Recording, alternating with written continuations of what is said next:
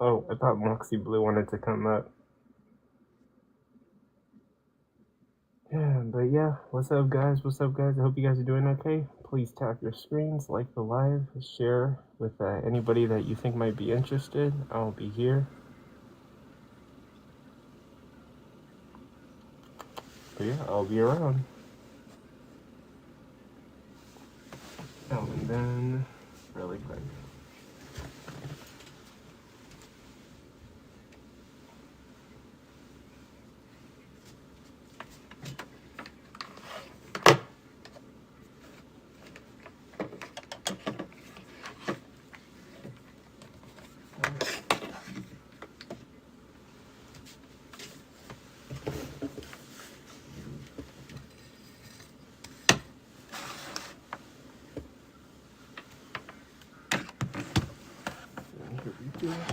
Sitting it.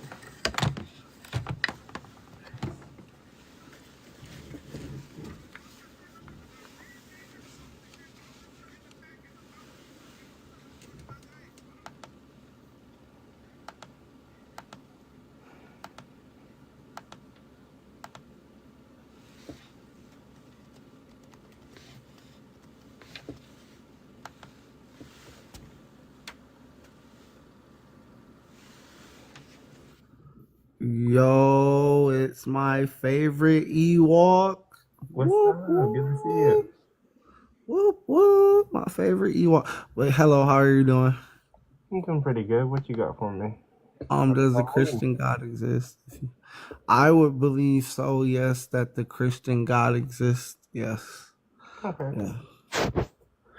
Why do you I believe can't in the Christian explain God it like exists? scientifically or as great as some other theologians or however they like talk about God, but seeing that we are able to like testify of God and He's able to personify Himself and be recognized as a person, that the Christian God has to exist.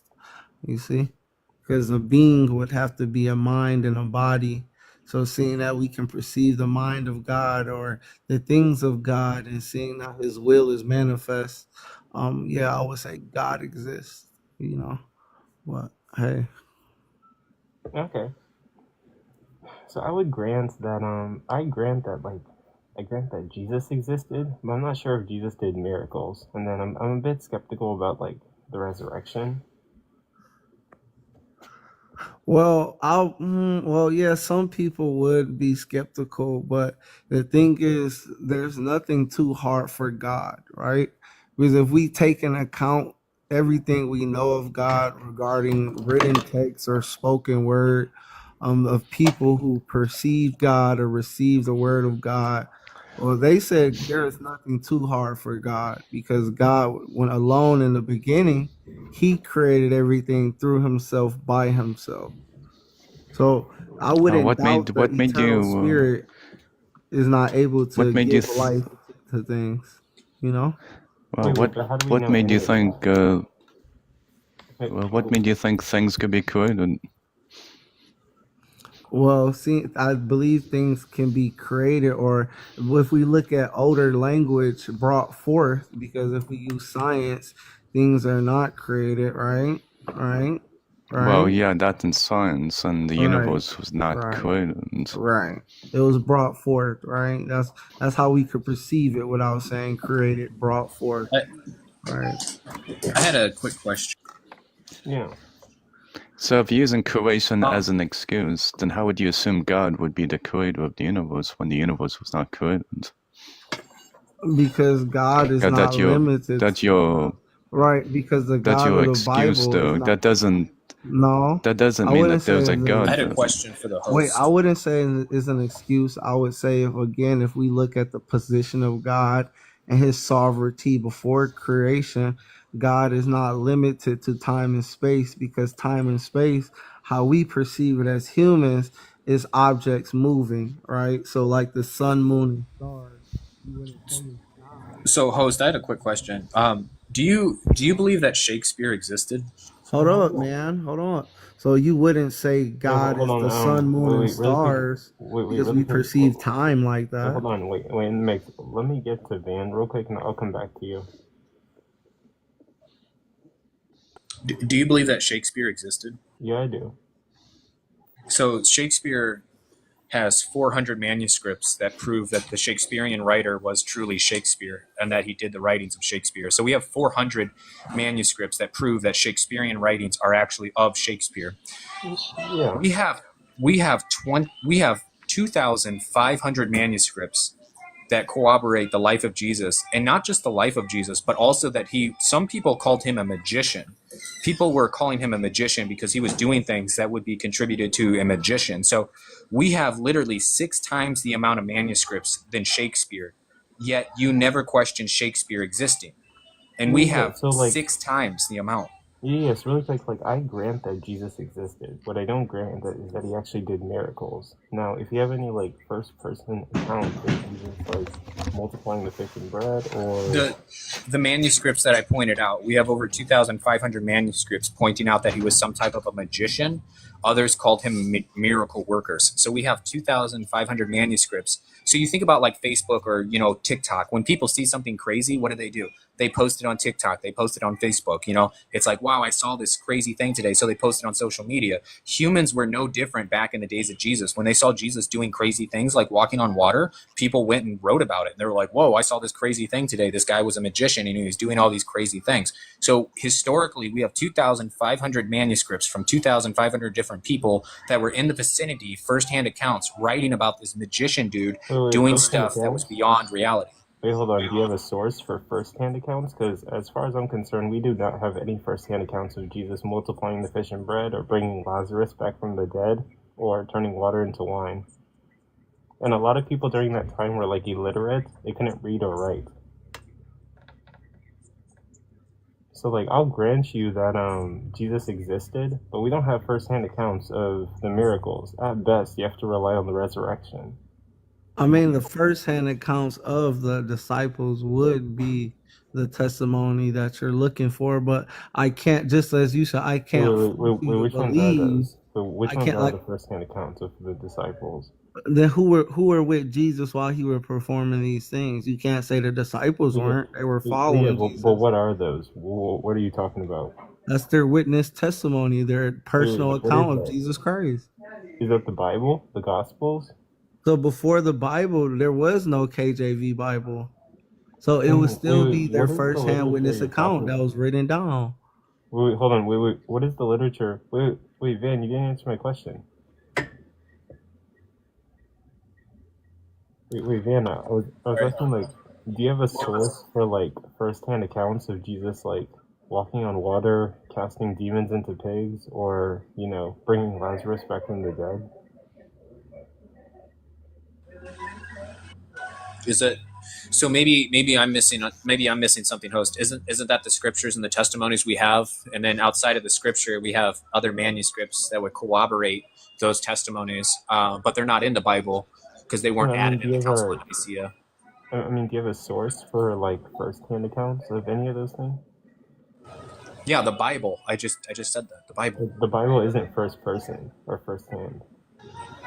Some of it is Matthew. I know Matthew wasn't firsthand. He was writing what he heard from another individual, but John was a firsthand account. Mark, Writing Luke, and were about firsthand accounts, were they not? um, as far as I'm concerned, it's either second person or third person, but I can go check. I'll probably Well, do some Mark research on that Mark after the is stream. But I'm firsthand. pretty sure they weren't first hand accounts to Jesus walking on water or like casting demons into pigs. At best, you have to rely on the resurrection.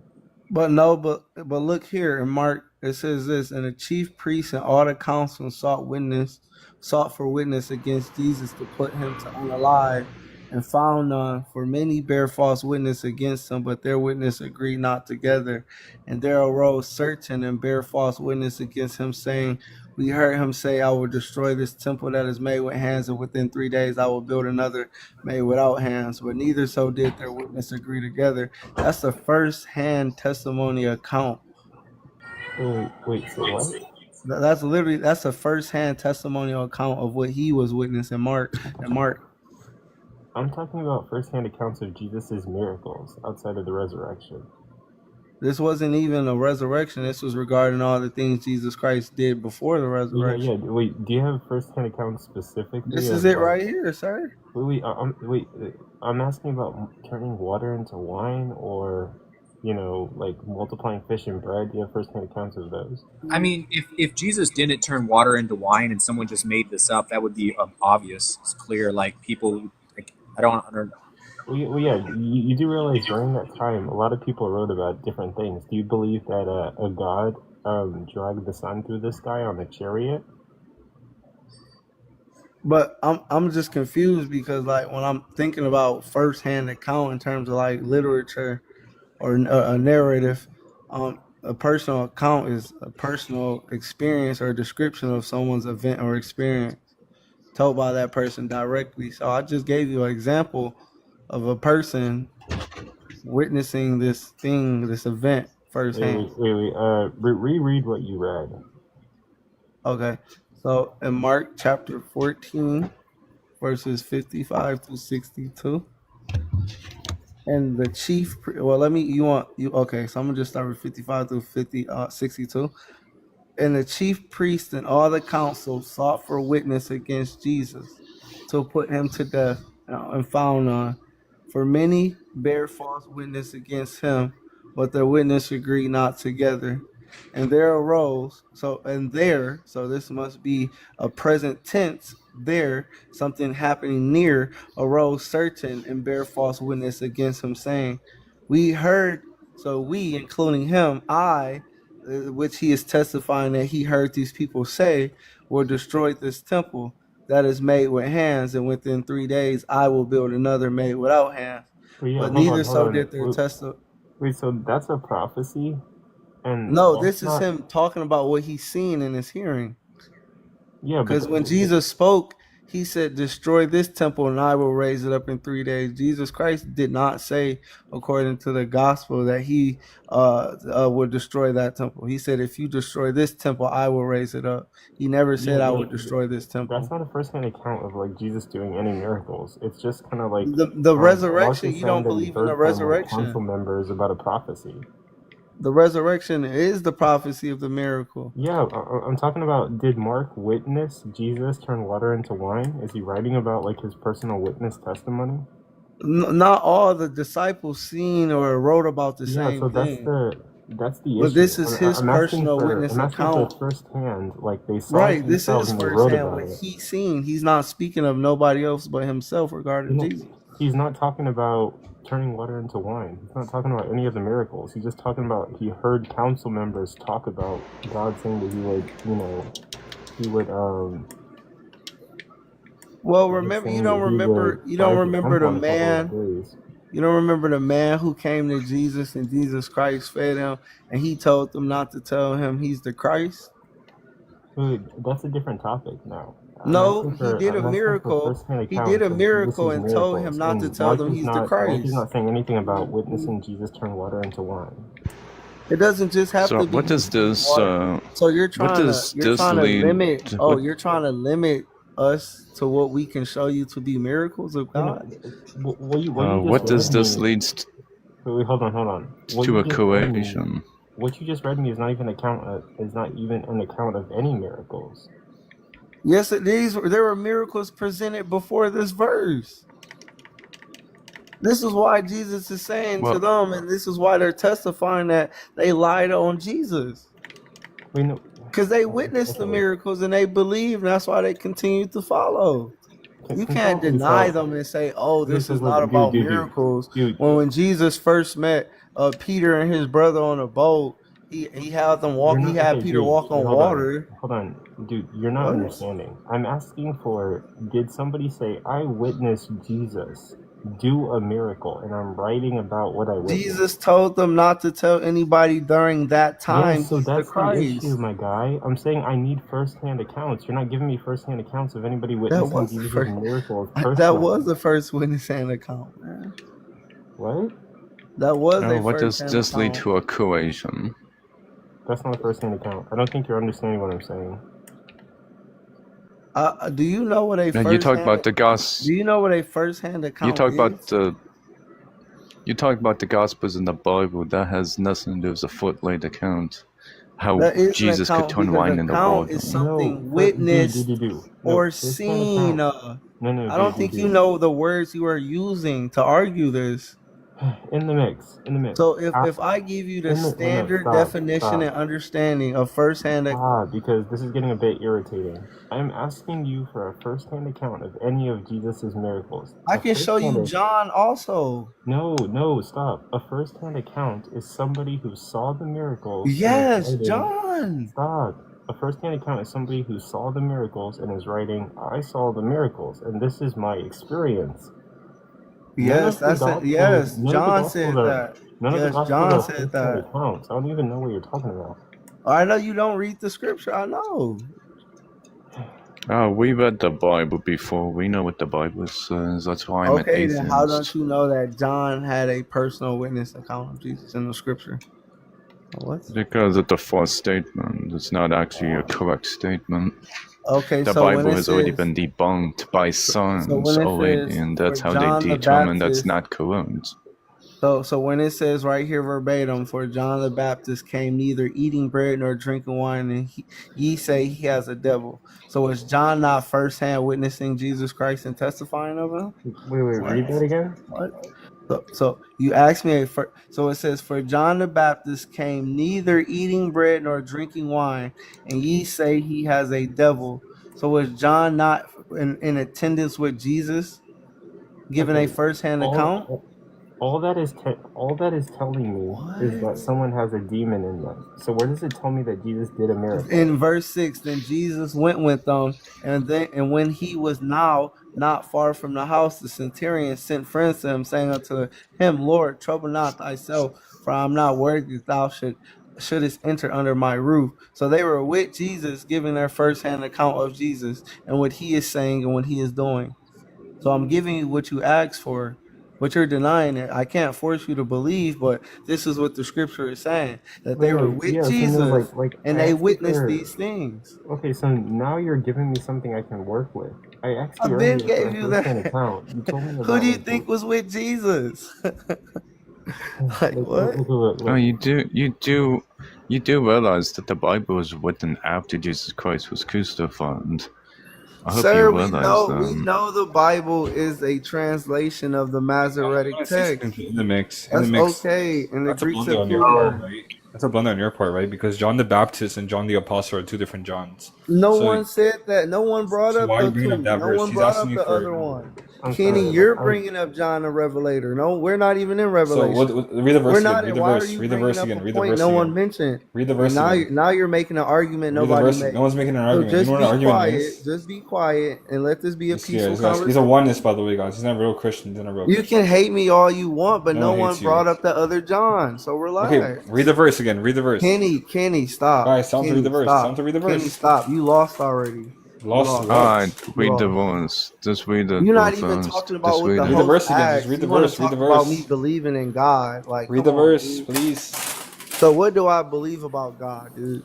Well, I'm host is you called me a oneness. I'm host is moderator, so you must read the Okay, guys, give me 1 sec. I couldn't read. But notice how we weren't even talking about read the verse again. He came up. Read it.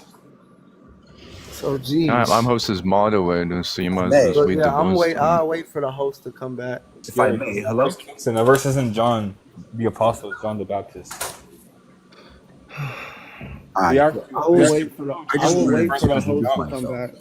If you read any church history, you know that John isn't the first witness account. No one said John was the first to testify of Jesus, bro. You did. Nobody said that. You're making arguments. There's a symmetry. There's a difference between. Listen, you're blundering so bad. You're blundering so bad. It's actually honestly sad. Nobody calls you a Christian. Arguments people never made. Do you know what arguments are? An argument is premise is a conclusion. Dude, right? Where's my first premise? Just be quiet. Okay, then, right? So you can't even bridle your tongue. Your ego is tongue. Yeah, right. So he told you prove that John is the first witness account. All you managed to do is show a verse about John the Baptist. He did not say prove John. He said show me a first-hand account. So you're Wait, you know what prove and show lying. are You're gonna not be? even Oh my listening, gosh, it's dude. another blunder. Just stop Yo, what's up, guys? talking, bro. You're not even Okay, listening. so read the verse again. Host, can you tell him to read the verse again, please? He said, show Yeah, me sir. a Read the first-hand verse again. account He said he just of told you to read the Jesus. verse. Read the verse again. He just told you. All I right, like that be shiesty, bro. quiet, Kenny. Jeez.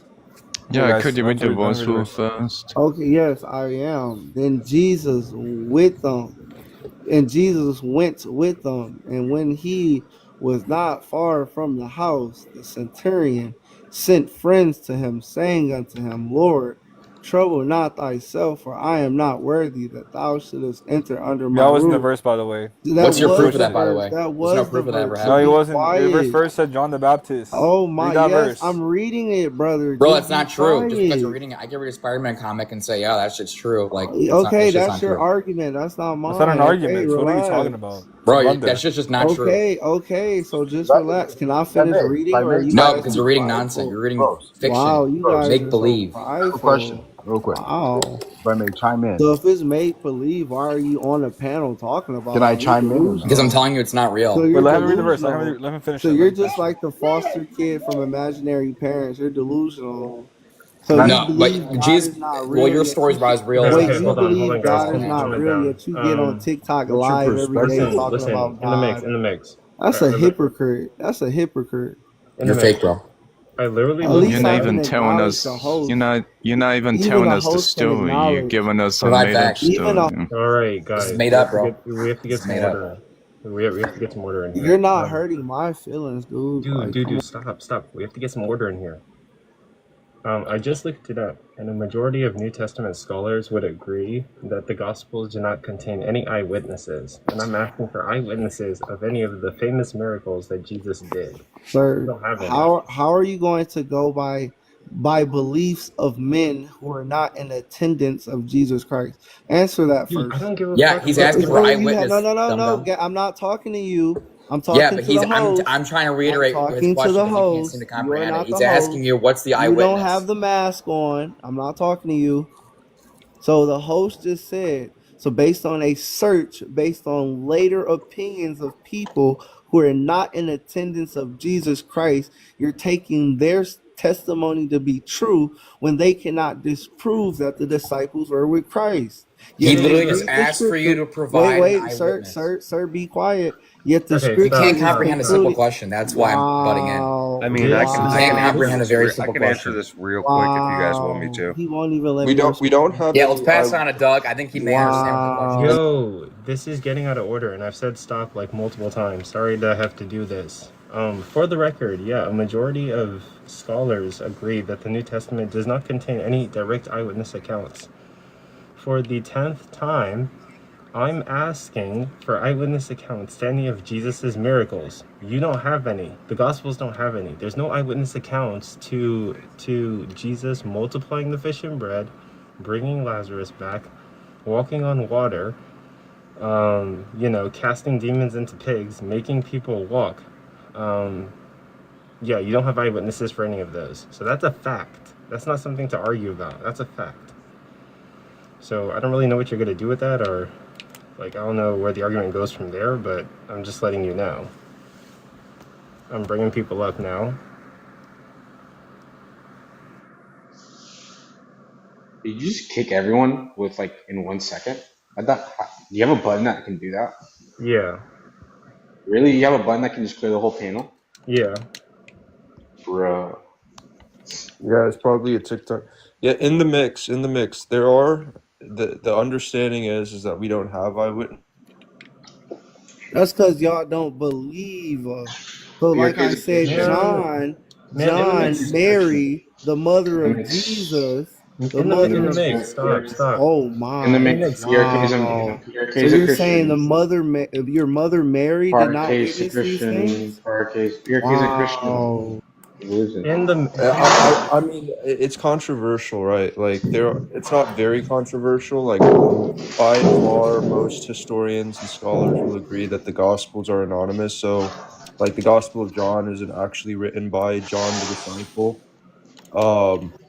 And some scholars say that it is written by the authors that they're attributed to. There are some scholars out there that say that, so I wouldn't be too quick to say it's a fact. But the evidence, we don't have enough evidence to conclude that these people wrote these books. I could agree with that. But yeah, the best we My have. claim wasn't that every person in the body of Christ wrote their own personal account. I never made that claim. Never made that claim. No. I'm not saying Wait, that. okay, wait, I'm wait, talking stop, about the stop, stop, guys. Gospels. Wait, hold on. So I'm asking you, was there any eyewitnesses to Jesus doing any of the miracles besides the resurrection? You're not giving me that. Yeah, so I brought up John. We can talk about Where is it? Read the verse. Cana, the wedding Read the at verse of the Cana. We can read talk the about the verse. wedding at Cana, where that was a first-hand witness account of Jesus Christ, but you are What's denying the that and say it's verse? not Read the verse. substantiated. Read the verse. Like, geez, man, I don't know how to keep explaining Read the verse. these I'm asking you to read the verses verse. to you, and you don't believe. It's in Dude, John chapter 2. last time. It's in John chapter 2. Stop the meta. Read the verse. Not just one verse, is John. It's 21 verses. Read it. John chapter 2, verses 1 through 21. Are you ready? What do you think I'm asking you to do? Okay. And the third day, there was a marriage in Cana of Galilee, and the mother of Jesus was there. And both Jesus was called and his disciples to the marriage. And when they wanted wine, the mother of Jesus says unto him, they have no wine. Who is this narrating? I should ask you. What book is it in? This is John chapter 2, verses 1 through 22. So already in the beginning of these verses, we see that the narrator is speaking of something he witnessed, right? Yeah. All right, okay, let's keep going. So his mother saith unto the servants, because you can only hear or see someone doing these things if you're present, whatsoever he say unto you, do it, right? So he's listening to Jesus say this to a woman to do these things. And there were set there 6 water pots. He's now giving you descriptive things he's visually witnessing. Can you read it? Yes. What does it say? Just read the gospel. After the manner of the purifying of the Jews, containing 2 or 3 firkins apiece. Jesus saith unto them, fill the water pots with water, and they filled them up to the brim. And he saith unto them, draw out now, and they bear unto the governor of the feast, and they bear it. When the ruler of the feast had tasted the water that was made wine, and knew not whence it was, but the servants which drew the water knew, the governor of the feast called the bridegroom, and said unto him, every man at the beginning doth set for good wine, and when men have well drunk, then that which is worse, but thou hast kept the good wine until now.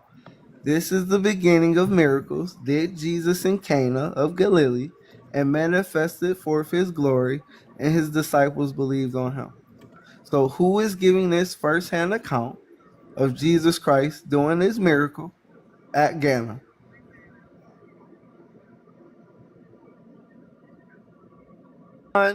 John. Okay, I guess. Because Luke tells us that it was John there witnessing. So, hey, that's all I can say. Okay, I probably have to. That's one, I guess, first you asked for faith of a mustard seed, brother. Now it's time for you to do your own study, and that's all I can say. I can't force you to believe.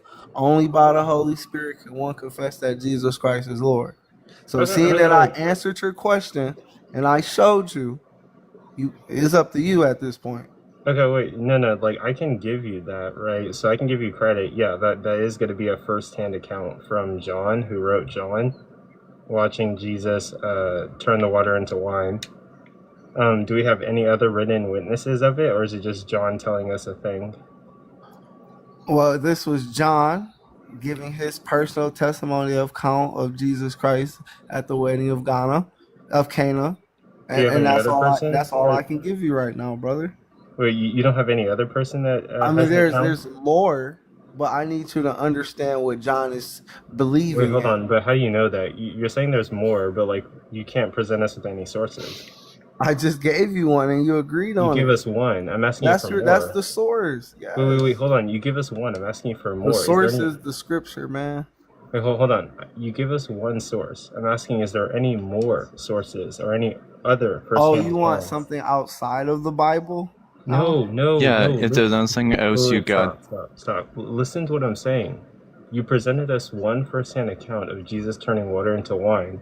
Do we have any more? That's what I'm asking. Yeah, we can go to I think it's in Timothy also. Yeah. Okay, get that for us. Yeah. Because I mean, like, it would be one. So Timothy is testified. It says, and without controversy, great is the mystery of godliness. God was manifest in the flesh, justified in the spirit, seen of the angels, preached unto the Gentiles, believed unto the world, received up into glory. So those are two personal testimony accounts of what Jesus Christ did in the flesh. That's not.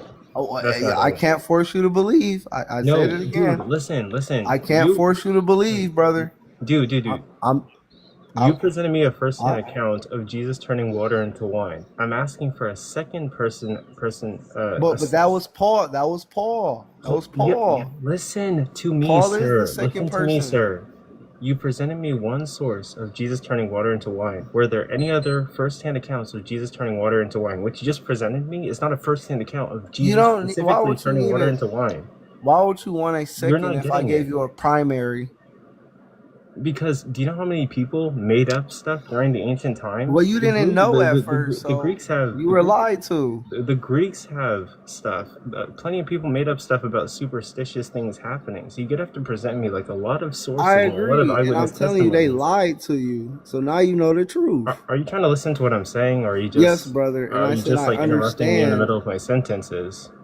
Oh man, y'all make this hard to communicate. Yeah, like are you trying to listen to what I'm saying, or are you just gonna interrupt me in the middle of my sentences? Yes, brother. And when I read to you Timothy, that was a second-hand account of the miracle. It's not. It's not. It's not telling me anything about him witnessing Jesus turn water into wine.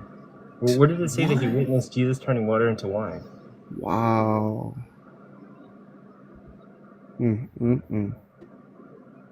Well, is there any other stories you got about Jesus been turning water into wine? Is there anything else you got besides that? Is what he's asking you. Well, yeah, I don't think you understand the question or comprehending. Yeah, I know the question, brother. That's why I said that's the best one I can give you, sir, regarding the water. Then why don't you? If you can't accept that, then I can't force you. Sir, I'm asking you for first-hand accounts of people who were there at the wedding. You asked for one. They personally saw Jesus. You asked for one. Yeah, I did. You gave me one. I accepted it. And I'm asking for more, and you can't present me with more. Well, and I told you that's the only one I have right now. Okay, well, that's one person saying a thing. So okay, then you either take it as truth or you don't. Why should I believe it? You don't have to. I didn't say you have to believe it. I can't force you to do nothing. What's the point of, are you trying, the topic is, does the Christian God exist? And you haven't presented me with anything that convinces me that the Christian God exists. Because you just confessed it out your own mouth, host. You said the Catholics and all these other people are making up lies and heresies and all these things.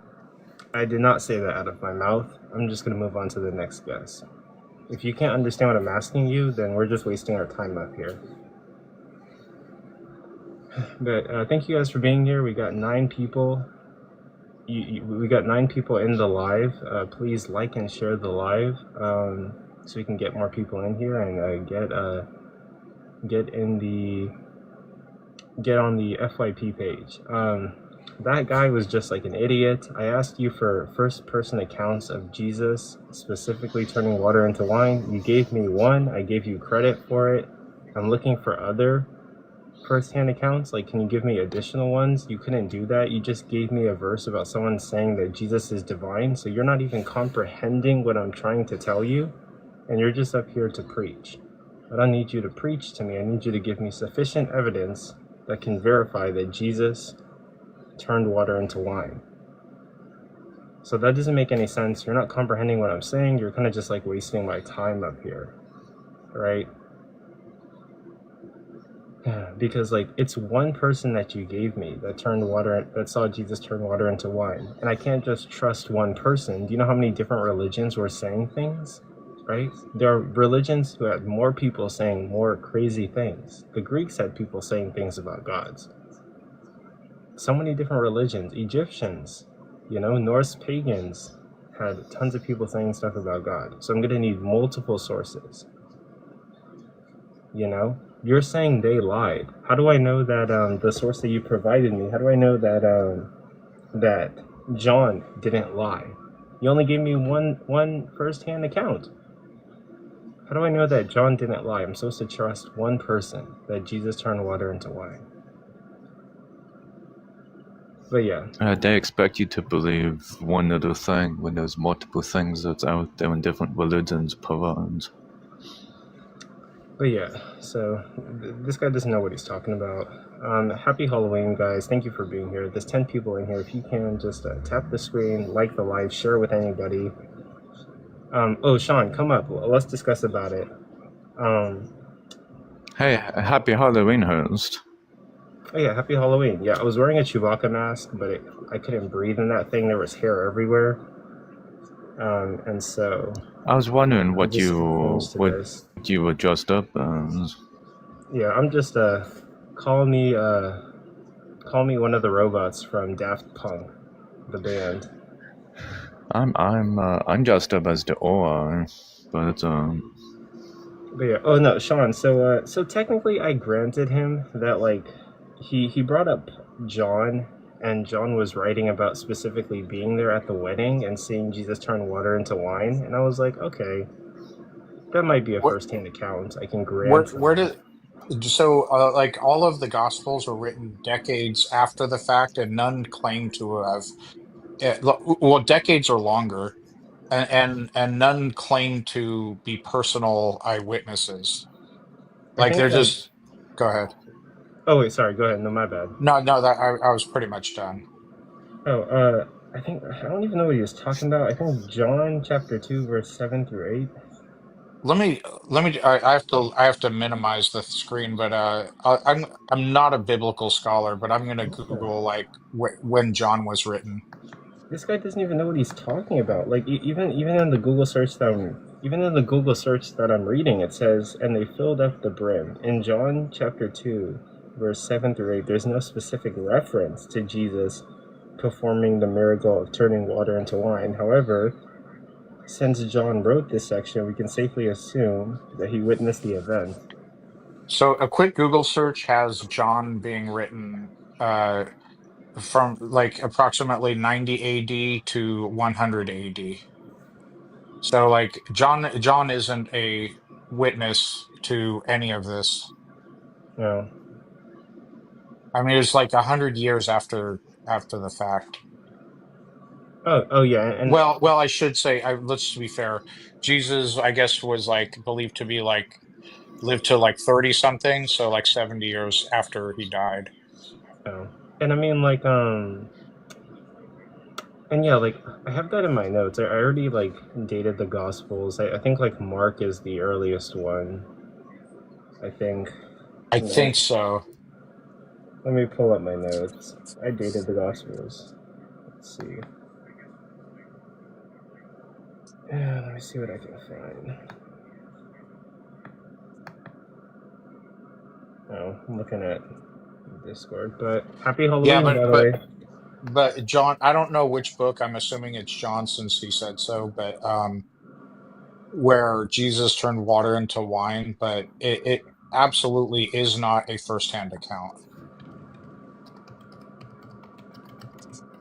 And even if it were, like we have first-hand accounts today, we have videos that seem to show like aliens or you know what I'm saying? Like when you have such a fantastical claim, even if I have multiple people saying it in today's world, like that I can actually talk to, I'm not going to just go off of like someone said so for something that's like defies the laws of like science and physics.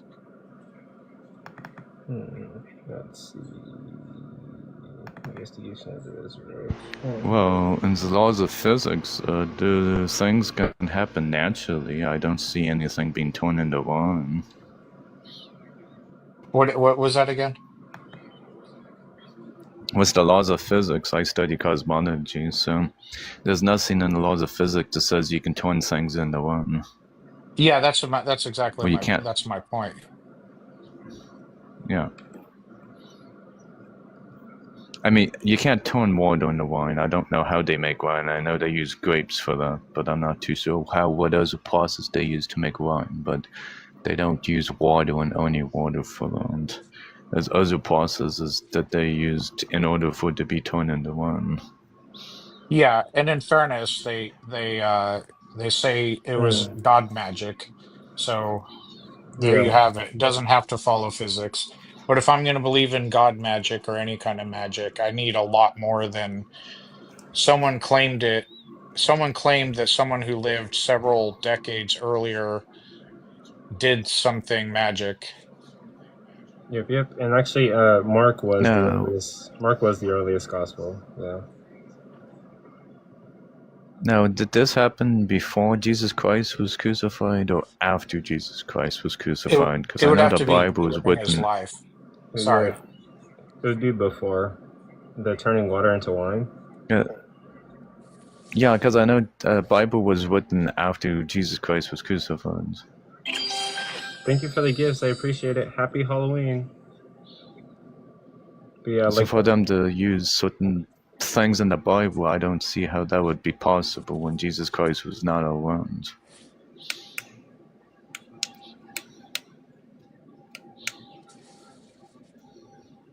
Love the costumes, by the way. Oh, thanks. I was wearing a Chewbacca mask earlier, but hair was getting in my eyes and my mouth, so I just switched to like a Daft Punk band member. Okay. So this will work, I guess, for Halloween. I might put the Chewbacca mask on later, but I mean, if you guys really want me to, I can put it on right now. But nah, I'm good with that one. Actually, I think the Chewbacca one was muffling your voice a little bit more. Okay. But yeah, we're looking for ops. If you guys can, tap the screen. Let's get to 1,000 likes. Tap your screens. Let's get to 1,000. And yeah, I could even change the topic. This might draw more people in. Let me see. I mean, we know how the universe occurred, so we don't know how God leads to that. I mean, it was the laws of physics that you were saying, how some things in physics, how energy and matter can't be created or destroyed, and the laws of physics demonstrates that, because we can't actually create energy and we can't actually create matter and dark energy, and dark matter is not being created, it's actually being formed or converted. That they call vacuum energy is what dark energy is, but it's a type of vacuum. And dark matter is a type of, it's what they call an acagon, so a type of particle. They call it, what's the name of that particle dark matter is? Axigons or whatever. Yeah. Thank you, Doctor. I appreciate you. Thank you so much. Oh, he achieved my goal. Thank you for helping me achieve my gift goal.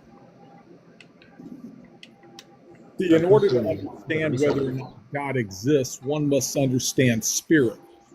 Okay, and that's the biggest problem with the equations. And in order to understand spirit, one has to come on God's terms. You can't come into five sense knowledge because God and spirit cannot be measured in the five senses. So in order to do that, one must come to the Bible.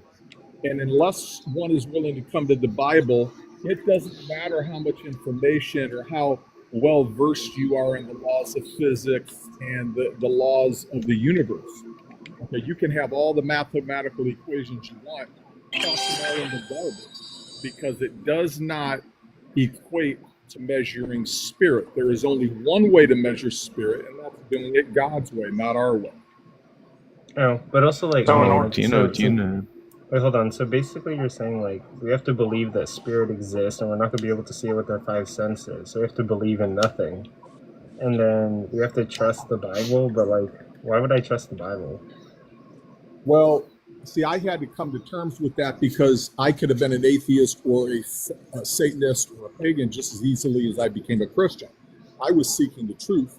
And in order to give God a fair shot, I did. I had to humble myself and say, if I'm going to give God a fair shot, I've got to come on his terms. God is not going to come on my terms. When I came to that realization that God was not going to come on my terms, but if I'm going to prove or disprove him, I had to come on his terms. So I did. So what's the reason that you believe that God exists? Like, what exactly changed, or what did you witness? When I came on his terms, What does that mean? a revelation that was manifest in the physical realm to the extent that I believed that. What does that mean to come on his terms? So right now, I'm not convinced, and you're not offering like evidence or logic or anything. So what does it mean to come on his terms? Okay, to come on his terms, there's one book that the Judaic Abrahamic God requires, and that's to read his Torah, the book, the law, and the New Testament, the Bible. So I did. I read it as objectively as I could.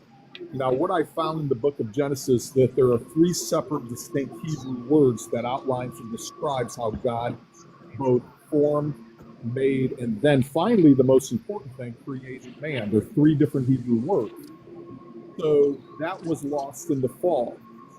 It was regained through Christ's death, burial, and resurrection. So Christ Well, I said, know what the book says. okay. Yeah, so why should we trust that book? You got to prove that equation. So in John 3:3, Equation. well, here it is. I'm going to tell it to you. John 3:3, Jesus was fellowshipping with Nicodemus. And out of the blue, Christ in the conversation said, Nicodemus, unless one become born again, he cannot enter the kingdom of God. Okay, so that's the pinnacle. That's the most important verse out of the entire Bible. Hold on. Oh, wait, can you say that again? Unless what? One becomes born again.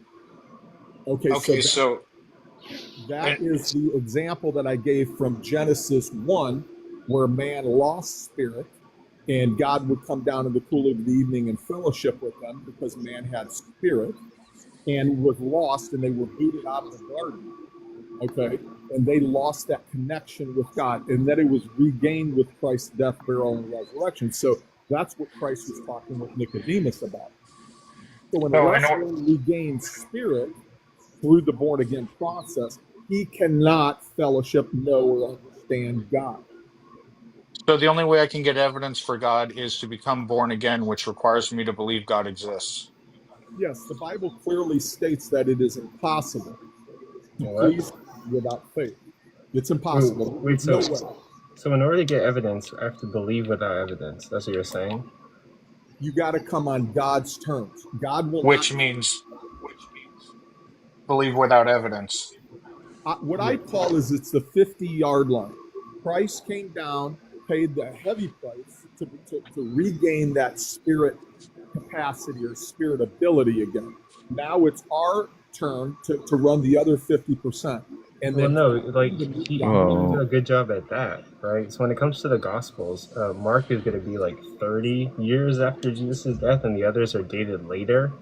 Right. And also, like, those Gospels that are talking about all these miraculous claims, they're written in a time where people are making a bunch of miraculous claims about different religions. We had Greek gods, we had Egyptian gods, we had so many different religions. So God didn't even do a good job at leaving us something that's even, like, relatively believable, right? Right. And the thing that I had to wrap my mind around regarding that, and I had to do this prior to agreeing to come on his terms, is the fact that it's his sandbox. If I didn't create the game, I can't not write the rules and then make believe that God is supposed to play in my sandbox that I created. It's God's sandbox. He wrote the rules.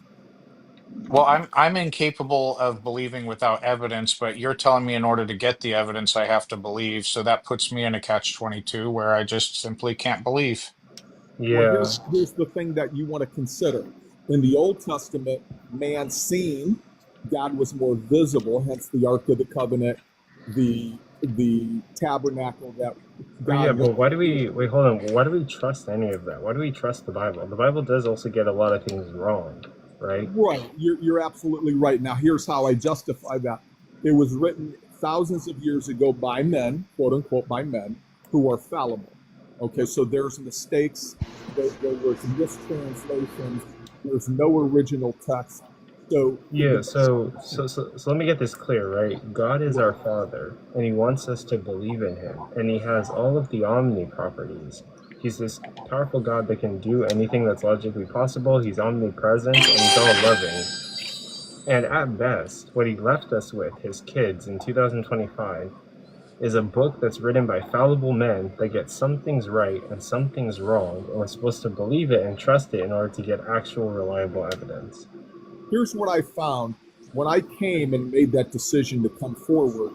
I dropped all religious pre-thought. I didn't go to any church. I began studying the Bible in light of the original languages, the Oriental customs, and figures Thank of you for the speech. gifts. Continue, sorry. And the figures of So speech. if you know the Bible was written by man, then how do you assume that was God if man wrote the Bible then?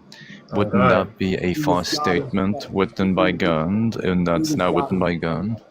We have a lot of religions with books written by men about miraculous claims. It was God inspired. Holy men of God wrote as they were moved by the Holy Ghost. But why should we trust that? It was God inspired, but it gets things wrong. So why should we even trust that? Here's what I did. I had to leave all that behind. I can't bring that into the equation. What I did is I decided in order to either know or not know whether God existed, I had to leave behind all my biases, all my opinions, all my frustrations, all my anger. And I said, if the Bible is true and if God exists, He's a standalone and the Bible is a standalone. It doesn't need my defense. So that's why I was telling you is that I studied the Bible in light of the original languages, the Oriental customs, and figures of speech. Most importantly, the figures of speech, because it was written in a different culture and time and geographical location. So they had ways of saying things that isn't prevalent in our culture now over here in the West. So when I studied in light of that, in that era and time, as well as the geographical location, it began to make a lot more sense. Why doesn't God just make it so we all know He exists? Yeah, he could, like, Jesus literally came down and did miracles for people. He can't come down now and like talk to his kids or be there for the people he loves and the people he's trying to save from going to hell. I don't know if you're married or have children, but if you do, you probably held your baby up as it was ready to start walking, and you got to turn the baby loose. He did a lot of work, but then he turned the baby loose, and then the mother's on the other side clapping and holding out her arms for the baby to walk. Sometimes you cannot learn to walk unless you walk on your own. Wait, hold on, Well, hold on. if God I'm didn't even... omnipotent, my kid would, and I wanted my kid to be able to walk, I could make him so he's able to walk. God could just miracle the knowledge into our heads. Yeah, or like God didn't even do that. God's like such a bad father. He didn't show up for anybody. Like he gave us a half-baked book written by men who don't even know like where the sun went at night, and it's God inspired, but it gets some things right and some things wrong, and it's dated. We don't even have the original copies. You're right. And It then is. today we have so much confusion. We have like a bunch of different denominations and Bible translations, and God's not coming up to clear any of that up. God is the dad, like God is the dad that never showed up and didn't write us or leave us a letter. At best, he left us a letter written by a bunch of confused men and sheep herders and fishermen. Right, but what I found is there is enough there to validate and justify. What is that? Oh gosh. I mean, we'd have to sit face to face and sit and read it Genesis to Revelation, and then I can show you. I mean, I agree that there are apparent Bible contradictions and anomalies. I agree. A lot of them, though, can be cleared up by understanding the original text as best as possible of what we got. And I think that's 140 AD. And when you go back and really look at it, and it as close as the original languages as we got, the Septuagint and the Hebrew and some Aramaic, a lot of it gets cleared up there. But most importantly, I found in going to the Holy Land is understanding it in their culture through the Orientalisms and figures of speech. They said things in ways that isn't in our culture now. So when I learned a lot of things and why they said certain things, it cleared up a lot of misconceptions. Did it clear them all up? No. And I believe that that's due to the fallacies of man, as well as the amount of time and the translations. Some things got lost in that. But I believe there's enough there. There was enough there to clear my mind as to whether or not God existed. Well, So like, maybe yours, but not mine. And less than if Jesus is God, less than 1% of people living in countries like Iran will know that Jesus is Lord and Savior. And then maybe over 90% if they're living in the Bible Belt USA or other places. So, like, if God is all powerful, he can make it so everyone knows he exists, and geography wouldn't play such a critical role, right? I yeah, and agree. also like, why should we trust a book that is supposed to be written by God, but like some of it's wrong and some of it's right? Like, it kind of like if the Bible is getting like some things wrong, then why should we trust any of it? And God didn't have to use men to write the Bible. God could literally speak into existence a perfect book, right? That would have everything correct. So like God is like intentionally creating all this confusion. And doesn't the Bible say that God isn't the God of confusion? The author of the confusion. Yeah. God is not the author of confusion according to the Bible, but God is creating a bunch of confusion according to his actions, and clearly what is demonstrable here. Oh, he left. Or he left. I mean, I don't really see any reason to trust the Bible. I don't really see like how it's a holy book. It's men writing stuff and getting some stuff wrong and some stuff right, so how can I trust any of it? And I don't know, it's just God intentionally creates a religion in a faulty way that seems just about as faulty as every other religion that came from ancient times. Egyptian culture, maybe Greek culture, or Greek mythology. Egyptian mythology, maybe Greek mythology, and whatever other mythologies you can think of. By the way, US how pagan mythology, you know? when you're in a live, is there a way, if I'm using the cell phone app, to invite other people to the live?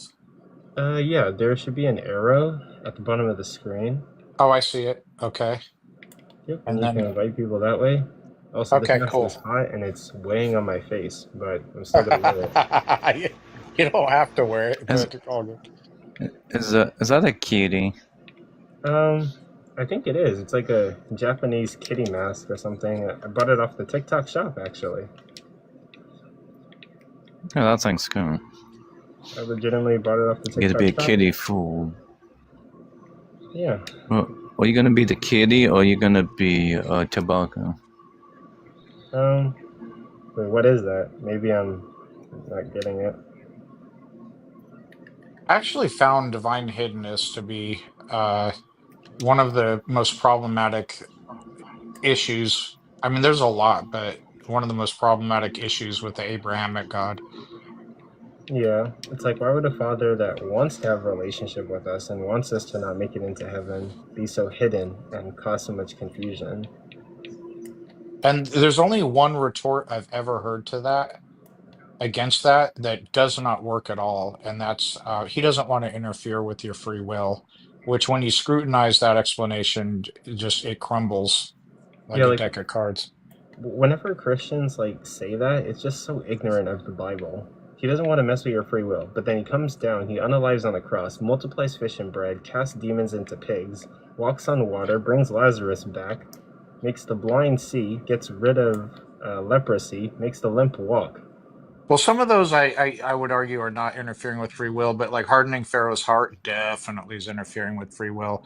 But moreover than that, belief isn't will. That's not like something you just decide. I can't choose to believe Superman exists in reality. Like, it's impossible for me to just decide to believe that and actually believe it. Yeah, and even Christians will omit that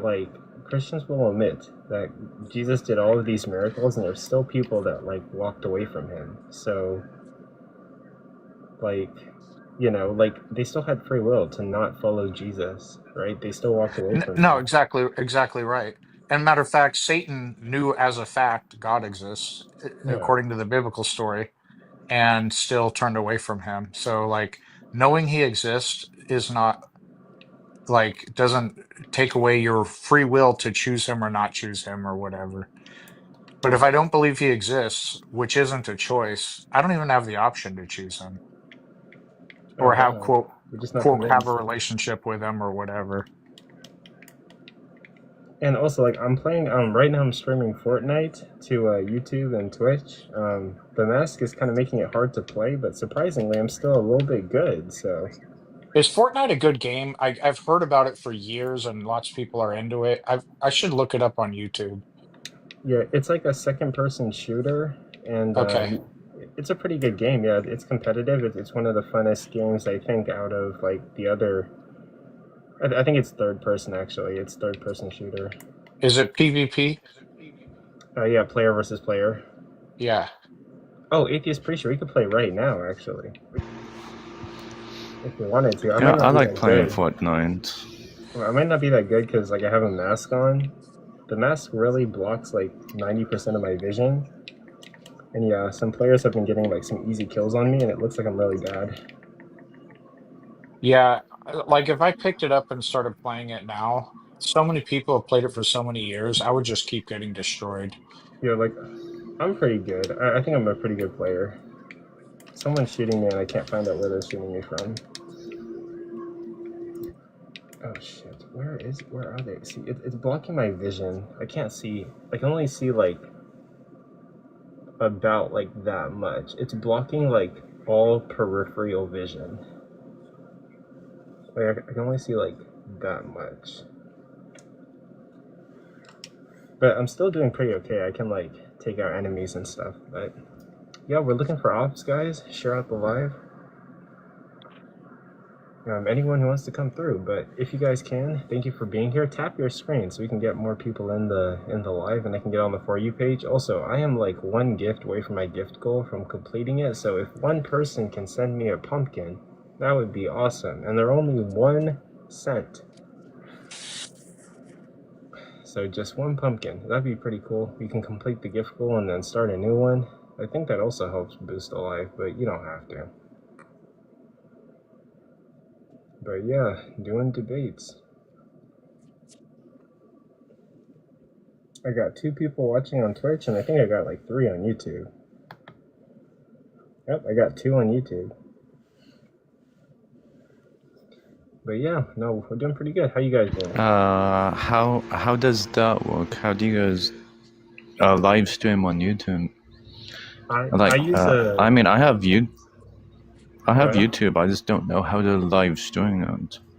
I had to innovate. My process is a bit like intricate, but basically I go live on my phone, and then I have the TikTok app on my computer, and then I pay for a program called Streamlabs to desktop capture that TikTok footage on my computer and then broadcast it to Twitch and YouTube. And then I can also adjust the layout to also capture my Fortnite stuff, and it captures the whole Fortnite screen. And I have a PC with 2 monitors, 2 screens.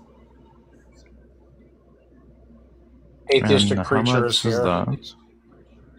How much is what? The PC? No, how much is the YouTube stream stuff? Oh, the Streamlabs thing. I think I pay $149 for a whole year. $149 for 365 days. Oh, That's not too bad. That sounds fun. But actually, Atheist Preacher, if you want, you can give me your username on Fortnite. We are actually already friends on Epic. I just sent you a thing. Okay, let me check. I'll leave the match I'm in. Here, I can send you another one. Yeah, we did that. I think we traded names a while back. We just never got around to playing. So. Oh, God of Mania? Yeah. Oh, okay, I got you. What do you do, Zero build. That's what you play? Yeah. All right, cool. Cool. I'm pretty good at duos. Me and Herbivorous were playing, and we won 4 times back to back. That's been our record. It's We've actually done it. We've actually done it like twice. Like I was live streaming on 2 different days. We won 4 back to back, both days. well, that's exciting. Now I'll do my best right now, but I've been mostly playing Red Dead Redemption 2 online lately, so it's been a minute since I've been on Fortnite. I'm excited though. Okay, you bet. Let's run it. I'm not gonna be that great because I can only see like that much. My peripheral vision is like I have to bend my head. No, that's perfectly fine. Looks cool though. Yeah. I was wearing a Chewbacca mask, but the hair was getting in my eyes and my mouth, so like I just switched to Daft Punk band member.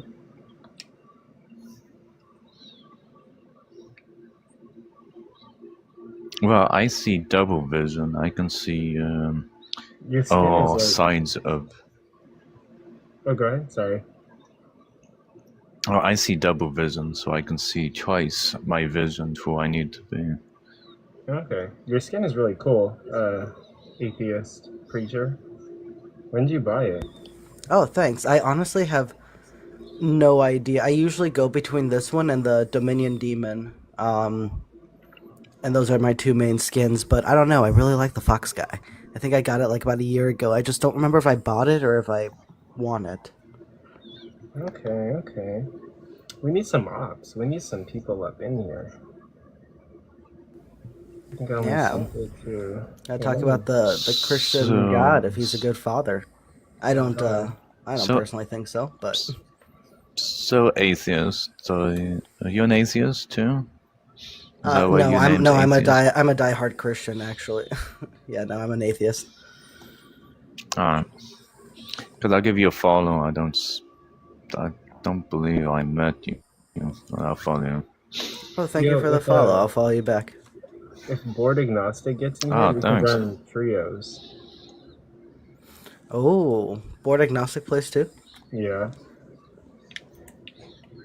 Okay, I'm an atheist. I actually study cosmology though.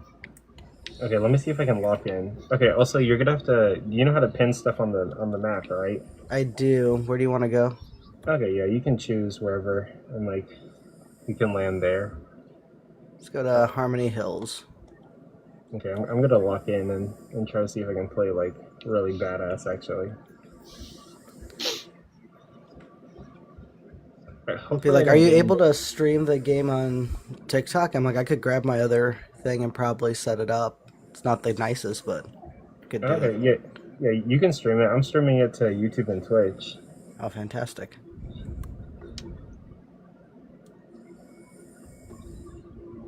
Let's see. Matthew, what's up? Should I flash my lights every single time someone comes in the live? Hold on. You got lights on that thing? Oh, look at that. Yes, obviously. Yeah. That's a lot cooler. But have you walked around in the dark with that? Is it good enough for you to see? The lights kind of worsen my vision actually. Oh, well then. But like I can still see, but like now I can't see right here.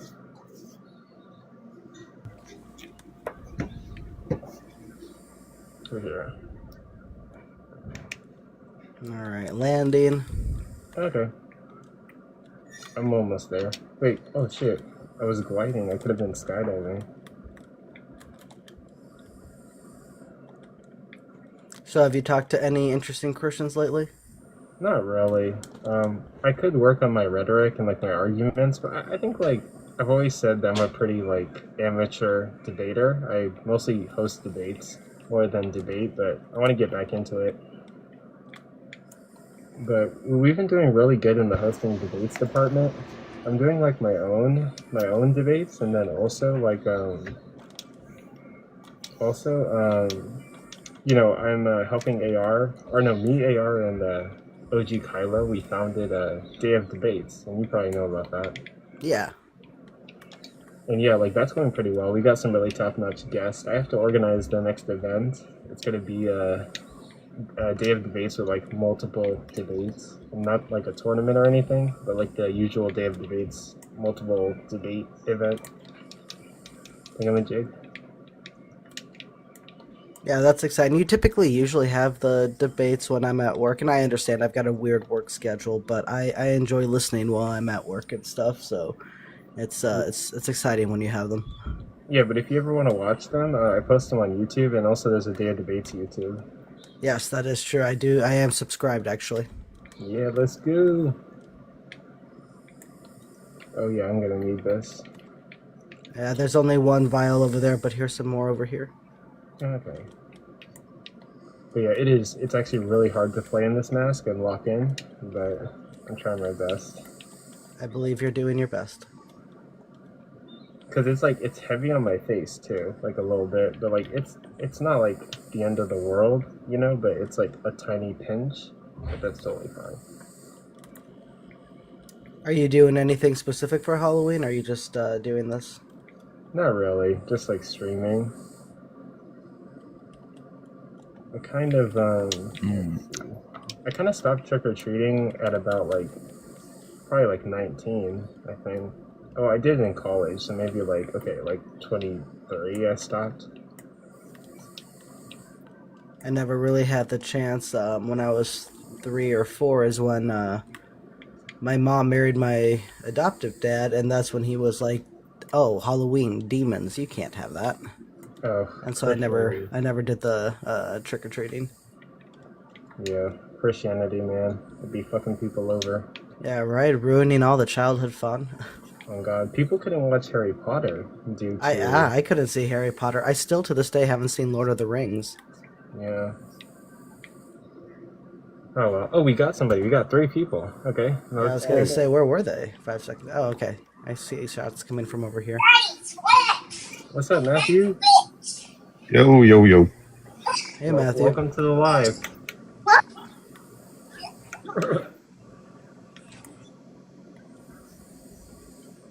I got bumped. Oh, they're all the way over there. I'm on my way. Ouch. I was talking to you guys and got bumped off accidentally. Oh, okay. Welcome back. Thank you. What you got for us in regards to like believing in the Christian God, or whether he's a good father or not? Well, I was speaking to you about my personal experience, how I looked at the Word of God and gave it the benefit of the doubt based on its authenticity, because we can't understand spirit using the 5 sense technologies. So if I was going to prove or disprove God, I had to come on his terms, and his terms is written in the Bible. And then we begin studying and understanding. Okay. Well, yeah, like for me, like I used to be Roman Catholic. I used to believe in God, and like I get the whole coming on his terms, but I don't find the evidence to be like convincing. Or like, and also like, I don't know, like I don't really find the evidence. I don't find the Bible to be convincing, and the Bible gets a lot of stuff wrong. And also like when it comes to anecdotes, it could be the case that like God is doing stuff for people, but it also could equally be the case that these things are possible within the realm of naturalism, so it's kind of hard to even know if God is actually doing stuff for people. Right, and I would agree with you 1,000%, with the exception that until one obtains spirit, the Bible is not going to make sense. Okay, but like, that's even kind of an issue. I think like if God sets the standard of we have to obtain spirit, it's an issue because like you can't really like people shouldn't derive like their meta ethics from like divine revelation, because like outside of you, right, nobody knows whether you're telling the truth or not. A lot of people claim to have spirit and interpret the Bible in different ways. So this method of like, you know, oh, we have to have spirit in order to interpret the Bible, like we don't even know who's correct and who's not correct, and we don't even know how to detect spirit, and it's just a confusion. There's only one person that is important in the decision as to whether or not it's correct, and that's you. Okay, so what I'm saying is for me, I had to abandon all religion, all other people's opinions, all theories, all philosophies out there. I had to say, look, if I stand before God, if the Bible's true and I stand before God, no one's going to stand with me to defend me. I will have to give an account for my life alone. So therefore, I'm not going to rely on anyone's others' experiences or their opinions or their philosophies. So I came to God as objective as I knew how, and wanted the truth. And that's what I found to be true, is the most important thing is one has to obtain spirit. Because God is spirit, you could go back to Genesis and test that theory. When God first created man, he came down in the cool of the evening and fellowshiped with them. When they lost spirit due to the fall, they were booted out of the garden and they lost that ability. The Hebrew word is toyom. The day that you eat of the fruit that I told you not to eat from, the day, toyom means that very day you will die. Physically, they lived hundreds of years later. What died in them was that spirit connection, that ability for them to communicate with God. It was regained in the death, burial, and resurrection of Christ. And God made it available. Now, he made it available. So, in other words, he came on the 50-yard line. What he wants man to do is meet him at that 50-yard line. Come the other 50%. And Nicodemus, when Christ was fellowshipping with him, Christ said to Nicodemus, "Lest the person become born again, he cannot enter the kingdom of heaven." So that's the regaining of spirit through the born again process. So you have. But like really quick, like if you're saying like you're the determiner of like what's true and like your interpretation is right, I mean, like what do you say when you come across somebody else who's like my interpretation is right and I have the right interpretation of the Bible and they're saying something that's different than you? I abandon all other opinions and theories because I work out my salvation with fear and trembling. If the Bible is true and if the consequences is true, if you get it wrong, it's like taking an exam, to get into college.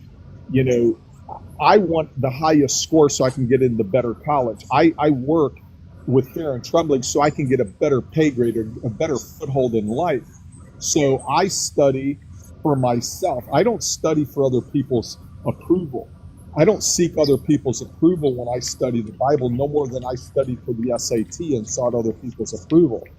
I did it for my personal reasons. Well, yeah, so that's just going to be Pascal's wager. So like, if I'm trying to find the truth,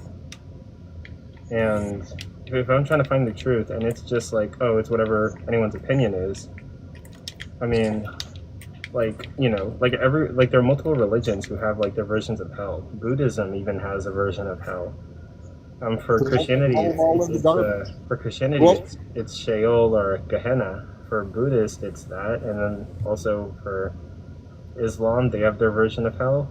I'm looking for the truth, and if you're just saying like all that matters is your interpretation, and everyone's got a different interpretation.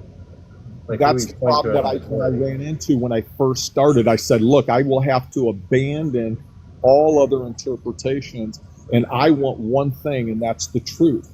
But Paul wrote Timothy and said, study to show yourself approved unto God, a workman that needs not to be ashamed, rightly dividing the word of truth. Now that phrase, rightly dividing, means right cutting. And when you study in the critical Greek text further, there's only one right cutting. And that's how precise God is. God doesn't double talk and triple talk and quadruple talk. He's singular in what he says, but he requires that you study. Study it for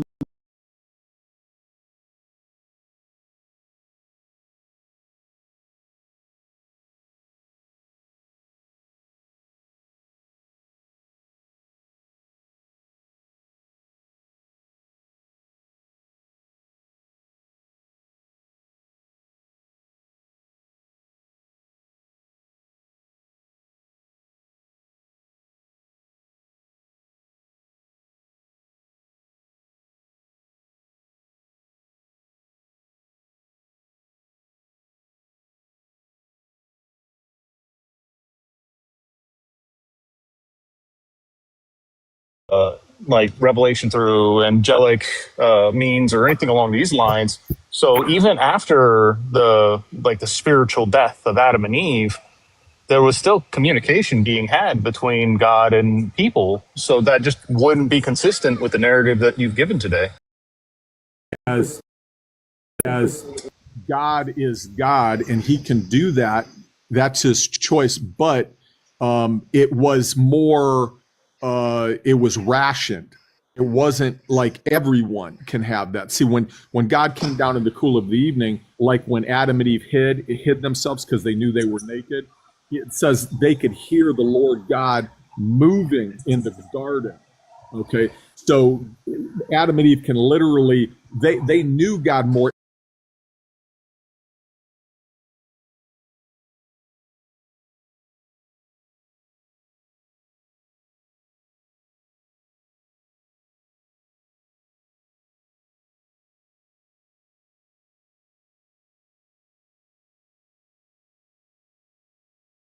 nature. See, it was a select group of people that God gave that ability to, but it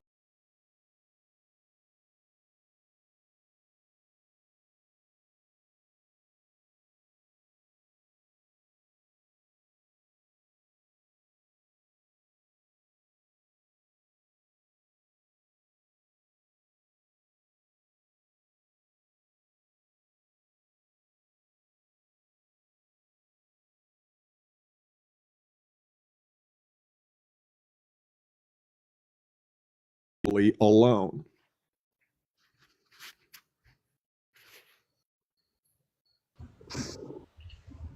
Oh, okay.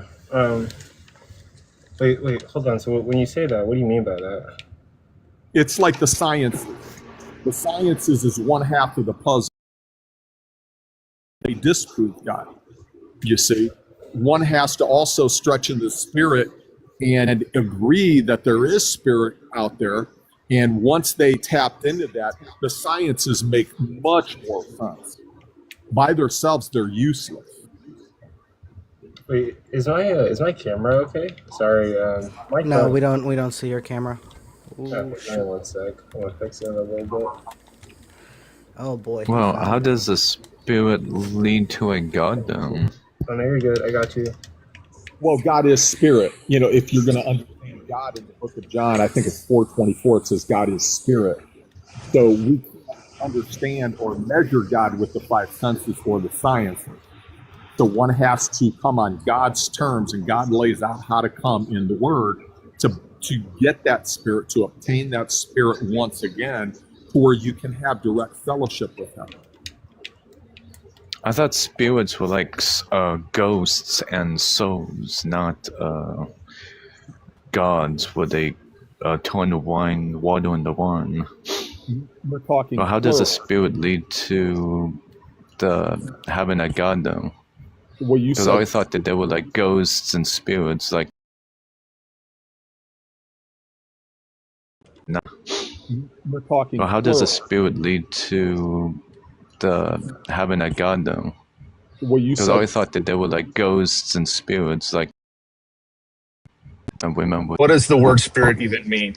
okay, spirit is above my pay grade because I'm not bigger than what spirit is. I can measure and intellectually understand all five sense matter. Anything that has matter, I can rationalize that, but I can't rationalize something I can't measure or understand. All I can say is it's a divine uh, piece of the puzzle that was taken away from man when man chose to fall. Okay, So that's man does not have spirit? man How does can not man have spirit in order to be able to come to God if man does not have spirit? because you have to reobtain it again. It was given. Yeah, where do you get it? Okay, so John 3:3, Christ said to Nicodemus, "Lest the man become born again, he cannot enter the kingdom of heaven." So it's in Yeah, the that's just going to be like flowery poetry, right? no. I'm gonna Being born explain it. again was not a literal like framing. It It had is. nothing to do with actually being birthed, Well, right? what you have If you can't know what a spirit is, and you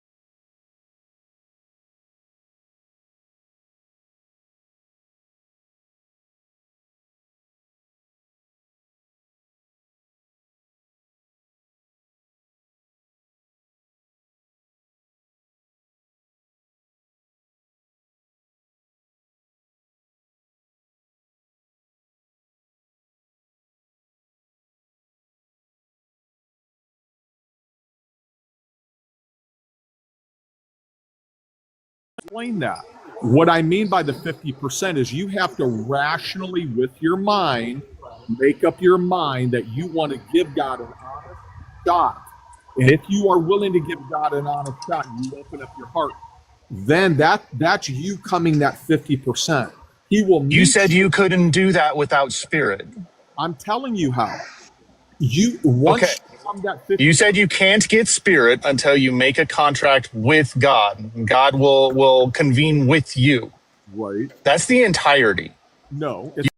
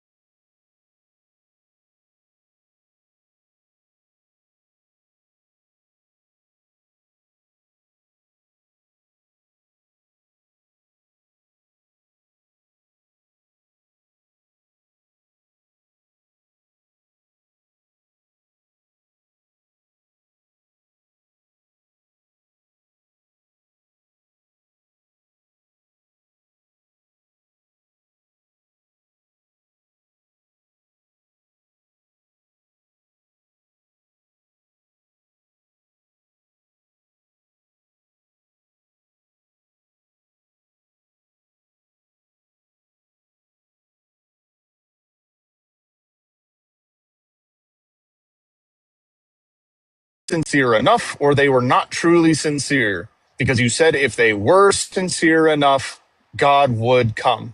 So if it's a problem with the sincerity, then it means they were not sincere enough. That's just going to be how the language works and how the logic flows. You do not get to tell a person that they were not sincere enough, therefore God didn't come to them.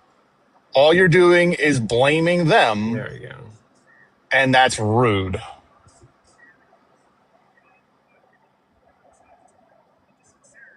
So when you come to us and you tell us, oh, the problem is you need to do your half, and we're telling you that we have, and now suddenly there's another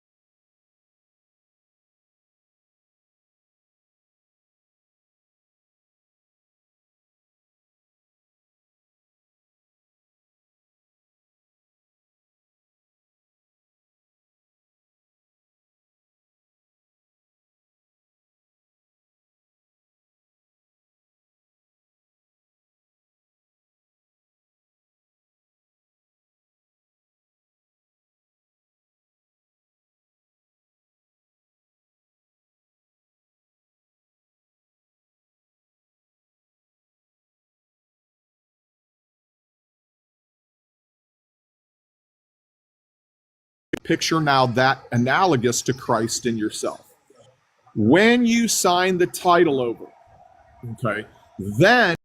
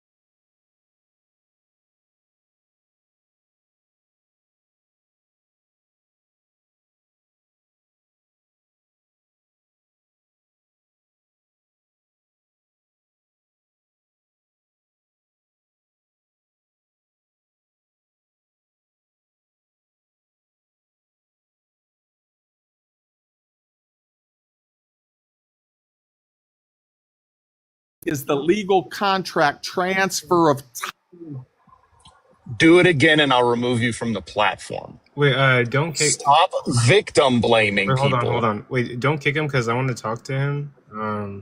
Oh, wait.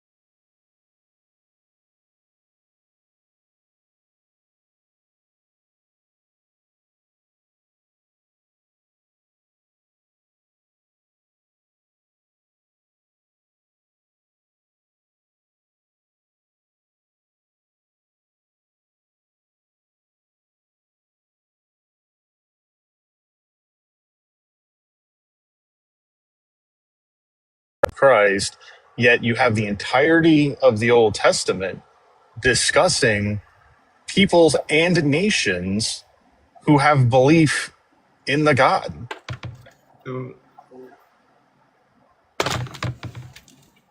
You have an entire list of prophets who have direct revelations from that God. Where's their spirit? But no, I think you guys did a good job. I agree. Yeah, no, I totally agree. I talked to that guy the other day a little bit, and I don't remember most of the conversation, but I know that he was saying that, sometimes you have to follow God because, you have that fear, and he tried to equate it to, the Scared Straight programs that, for kids and, going to prison or whatever. And I was like, I'm pretty sure that, those shows were found to be more psychologically damaging than they were helpful. And he's like, well, if it saves just one kid. And I'm like, no. One kid isn't worth all the others that you make worse. It's showing me that there's 2 atheist preachers on here.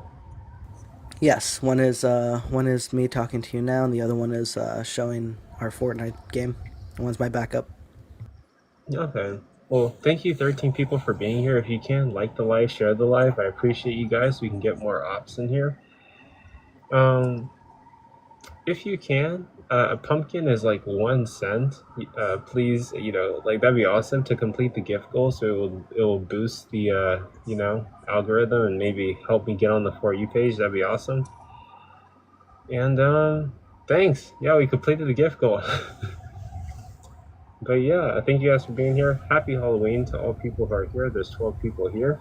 I had a Chewbacca mask on, but I kept getting hair in my eyes and my mouth. So I just switched to a Daft Punk band member. And that's what I'm being for Halloween. And also, it lights up. I got this mask off of the TikTok shop, so you can get it too if you really want it or like it. It has wings, it has a light, and a mask. And I'm also wearing a tuxedo, but it was supposed to be for the Chewbacca costume. It wasn't part of the Chewbacca costume, but I was wearing it to be like a suit Chewbacca. But yeah, we're looking for ops. We're looking for ops. We got 13 people in here. I'm playing Fortnite on Twitch and YouTube. My gameplay is probably going to be ass. But yeah. Because this mask really cuts off a lot of my vision. But let's see. We got. I might switch from Fortnite to GTA 5, but I'll be playing. Are you excited for GTA 6? Hell yeah. Only less than a year away now, finally. Oh god. Hopefully they don't move it again, but hopefully I didn't jinx anything. I was gonna say, why'd you say it out loud? Oh god, for real. They've moved it so many times. They're gonna postpone it till after the release of Half-Life 3. Yeah. They're gonna postpone it until AI becomes reliable. But yep. It'll be what it be.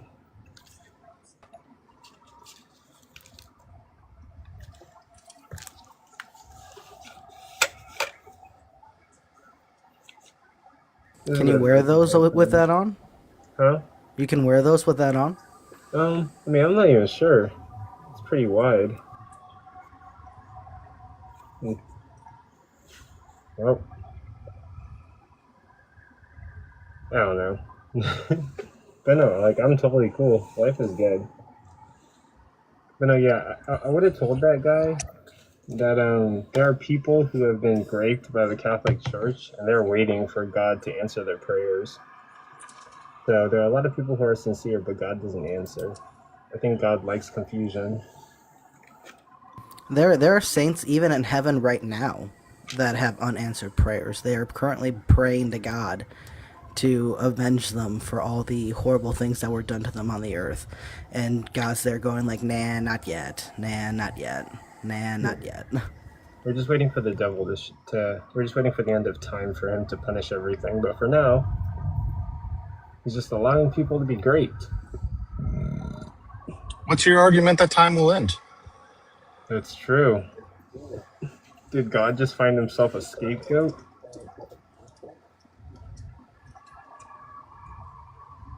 Okay, let me lock in. I'm gonna lock in and play this game. I'm gonna be really good. And where do you want to go? You can choose anywhere. Somewhere with a lot of resources. Outlaw Oasis? That sound right to you? Yeah. Alright, let's go there. Oh shoot, hold on. Switch screens.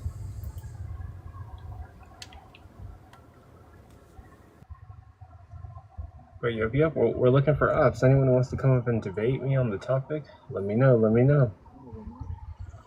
I think it's very strange when people make the analogy of God to a father. I know the Bible, tries to pull that comparison, but let's be honest, if we ever saw a father like that, we would intercede so fast.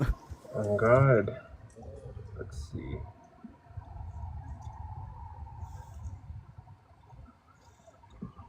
And then let me do.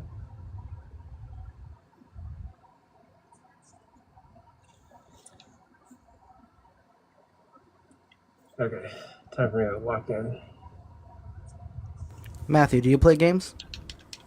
Oh yeah, I've been a gamer for decades. What do you like to play? Pretty much anything. I'm currently playing PoE 2 a lot.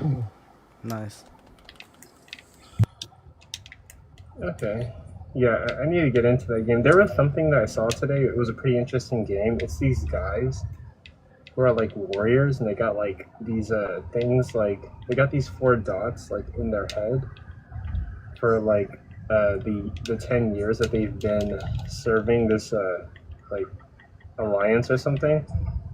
And so they're given a task to go and destroy this entire colony of like demon worshiper type things, and they're dragging a box attached to a chain with them, and they have like these suits. And yeah, like I don't know what game it is. Tell me if that sounds familiar to anybody.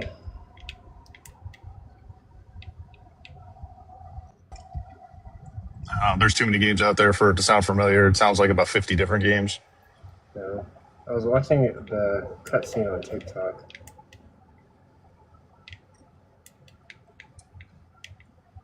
Let's see. Not really. I'm looking for like weapons. Thank you, C. C says the helmet is great. I appreciate it. I was wearing a Chewbacca helmet, but I got hair in my eyes and mouth, so I just switched helmets.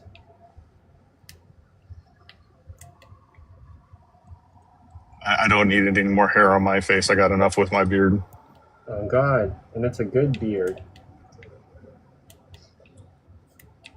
At best, I get patches on my face, so I just prefer to go clean shaven.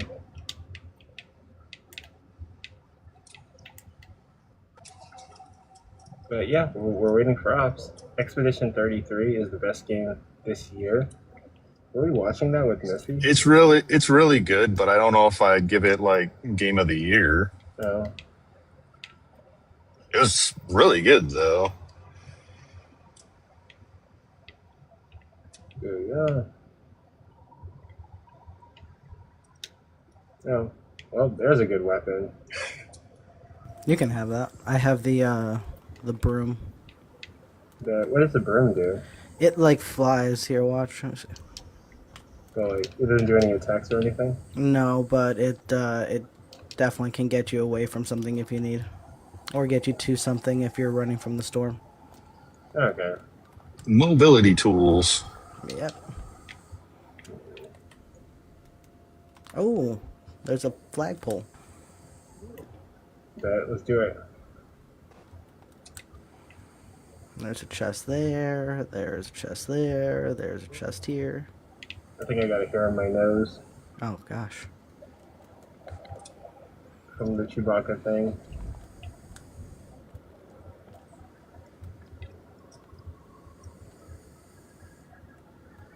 Nice. I've actually been playing a lot of like pre-release games recently. Okay.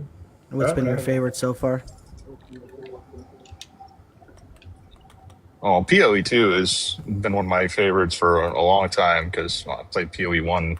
Like, I couldn't tell you how long I played PoE 1. But I've also played like Grounded 2 and a few other like pre-releases.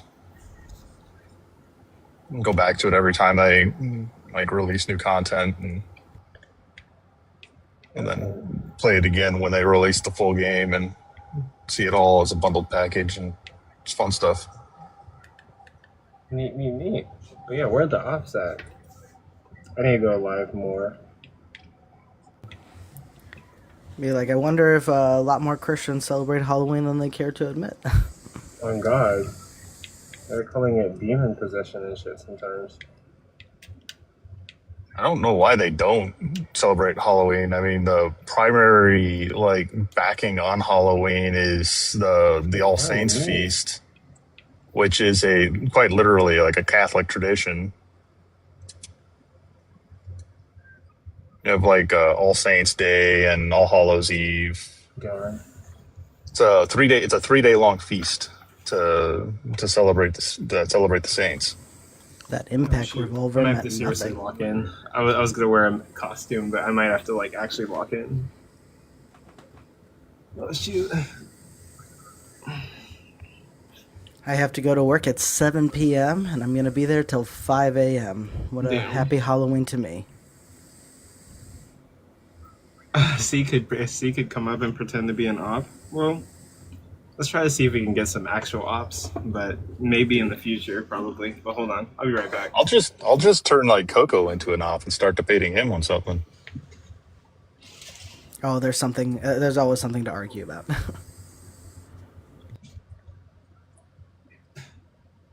He doesn't like to take my bait though. I try to bait him into arguments and he just kind of like, nah, I'm not gonna do that. And, oh well.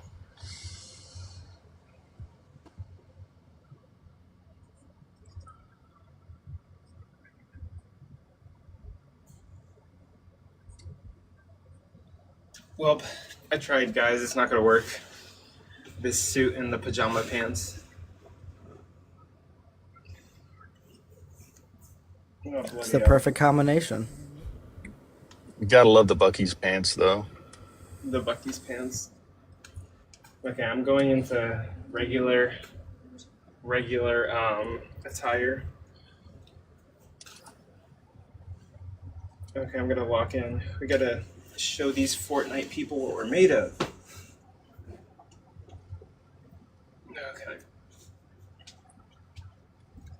Okay. Yeah, part of Halloween come from Samhain, but not all of it. Some of the spiritual aspects come from Samhain, but a couple of the traditions. But it's far more closely connected to like All Saints Day and the All Saints Feast. Oh yeah, don't you find it ironic how like a lot of Catholic holidays line up with like winter solstice and all these Norse holidays? It's not really too ironic. It's actually fairly like to be expected a lot because the celebration of like certain times of the year was very common. Like the celebrating the winter solstice would be celebrating the time of the year where the days start to get longer, and it's a celebration of the returning of the light and things like that. So it's pretty ubiquitous around the world that some sort of celebration would be had around that time of year. Less likely for it to happen closer to the equator, but more temperate areas, it's to be expected. Yeah. Oh shoot, now that the mask is off, I can actually see everything. When I was wearing that mask, I can only see like that much. You know what I mean? Like everything else was kind of like blocked. Do you guys know what chick tracks are? Wait, what? You're gonna have to repeat that. I probably missed it. Do you know what chick tracks are? Don't think so. They're a type of Bible track made very specifically by some guy named Chick. Hence, they're called chick tracks, and they're I think the most popular type of track. I work in food service, and I can't tell you how many of these I get. And they're just little like booklets of like how to be saved and stuff. But what the chick track likes to do is that they like to do little like comic strips. And I remember for Halloween being a kid and reading some Halloween themed ones that my dad picked out and wanted me as a kid to go give out to other kids. And there was one in particular called the Halloween Princess, and it was about this girl who was terminal in the hospital, and her like make-a-wish thing was to go out trick-or-treating one last time. So like a couple of her friends came over, and the doctors got her like an oxygen tank and stuff so that she could walk around. They gave her like a curfew of when she had to be back. And while she was out trick or treating, she got one of the little Jesus booklets. And it's a good thing because that's the only reason that she went to heaven. Because if she didn't get that little booklet and become saved, she would have gone to heaven because Halloween is a sin. Damn, And this little cancer-ridden child would have gone to hell if it wasn't for this person giving them a chick track. Oh shoot! You landed in a different place. I put a marker somewhere else. I'll catch up to you. Oh, did you not mean to put a marker here? Oh no, that's where I meant to put the marker. All right, that's where I'm going. Oh, okay. I was like, you jumped like far away. But yeah, they're filled with little stories like that, and they're all absolutely terrible. But like that one specifically was, because like this little girl couldn't have been like older than like 12, so they're making a pretty bold statement there that she would have not made it to heaven if not for this intervention. Damn. Like all the Bible treks are horrible. Honestly. You suck. And whoever decided to make Bible treks that looked like $5 bills, $10 bills, and then use those as tips, yeah, that person needs to be like taken out back and shot. People will do that. They'll be like, "Here, I got a tip for you guys. It's the best thing that I could give you." I've actually told people no thanks before, and they're like, "What?" Thanks. Like the offense that's on their faces when I tell them, "Oh no, thank you, I don't want it," and then they're like, "Well, maybe someone else in there wants it," and I'm like, "No, they don't." Yeah, it's like, please. And also Nobody has ever been happy to receive one of these. Mm-hmm. Also, like, they just have, like, really bad apologetics in it. It's not even good. Like, if I got a track that was like, oh, here's, like, some high-end, like, philosophy, like, it's always, like, some weak apologetics that I can, like, easily refute. Okay, now I'm actually doing way better with the mask off. Like, I literally just took out 2 people. And, like, I teabagged one of the guys that was crawling away. Because, like, he shot me when I didn't even have a weapon. So I'm like, I'm gonna put my balls in your face, bitch. Sorry. Okay, wait. Okay, sorry. When I play video games, I get way too aggressive. Okay. It happens. No, but, sorry. Okay. Oh my god, people are watching. Oh wait, I think I went too hard. Okay, my bad. Here, I have Nope, you're good. for You're you. good. We've heard worse.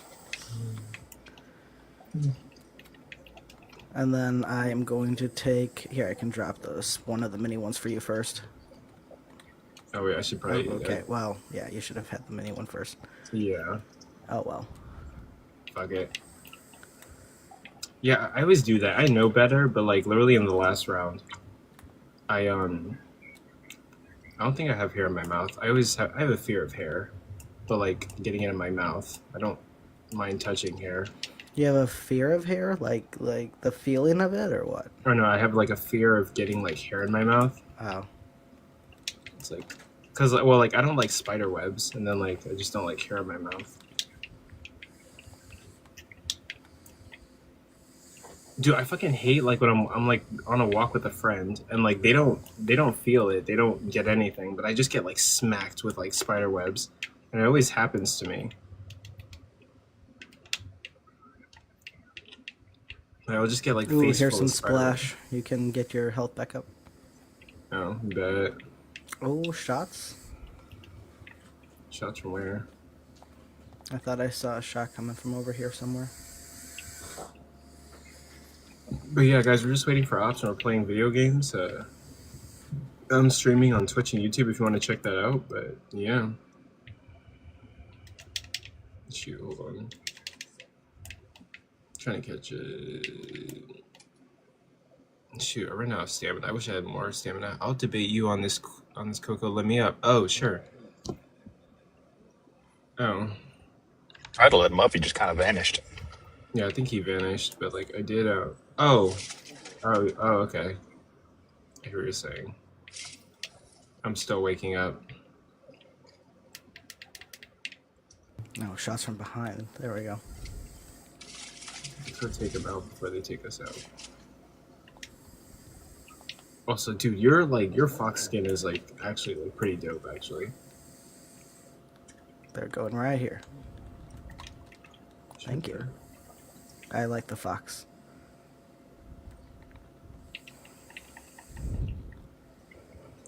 Damn, pussy. Oh, Like, very, very close.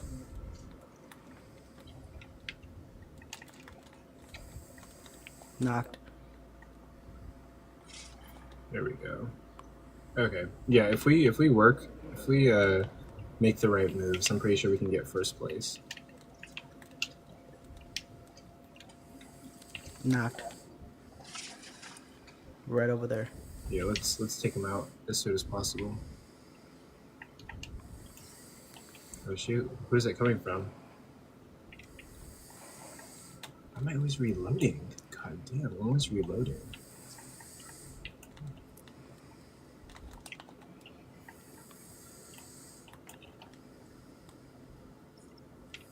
All right, all of them? Yeah, I think. Someone has like an arm cannon. I'm gonna scroll. Oh yeah, I we'll see got you rid later. of that. See. But yeah, we'll see you later. It's kind of not busy right now, but like later we'll be busy.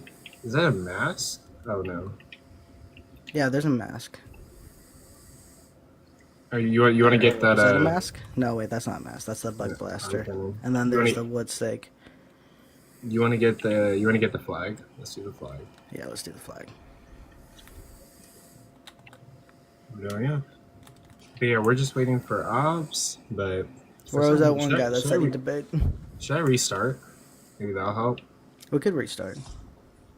We got like 1.4k likes, but like maybe I should restart. Okay, let me restart. Yeah, where's the?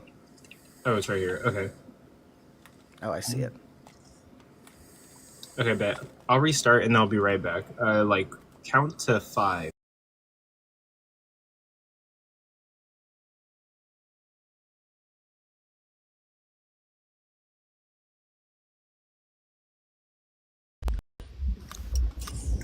Okay. Do you want to give your reasons why you believe that?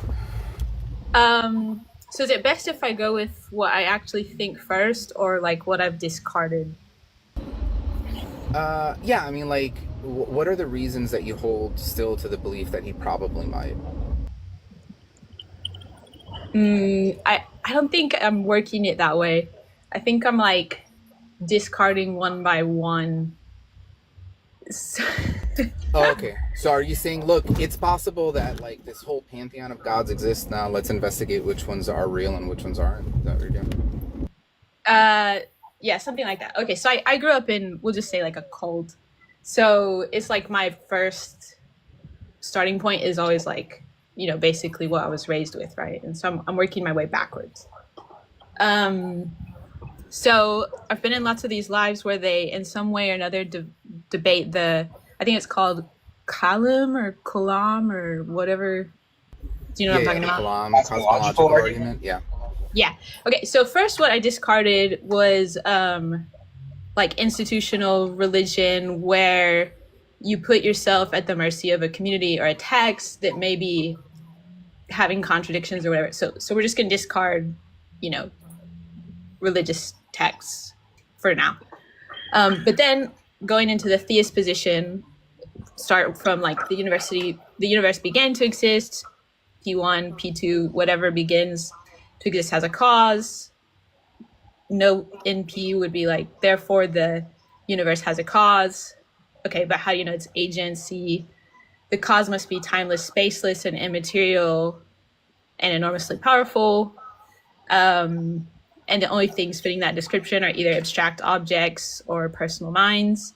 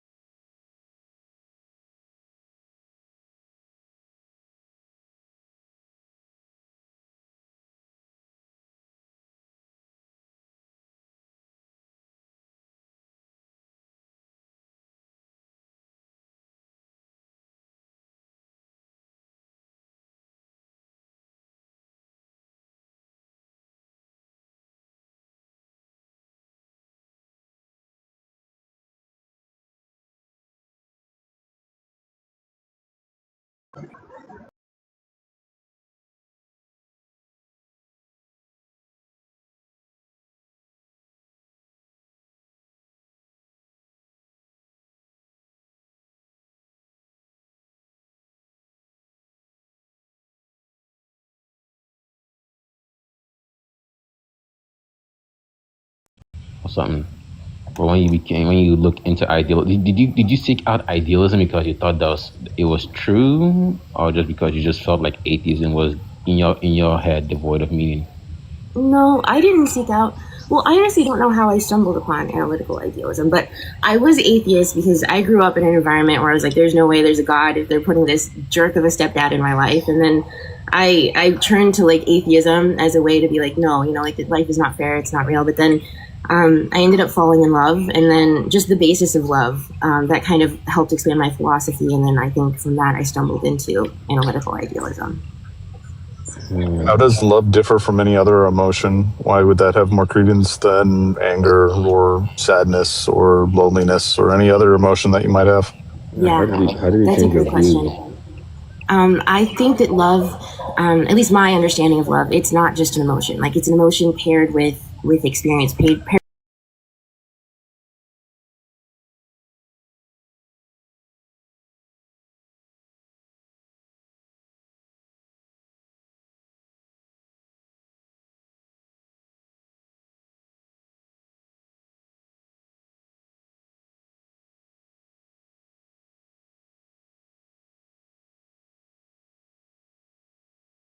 time and time again through different religions.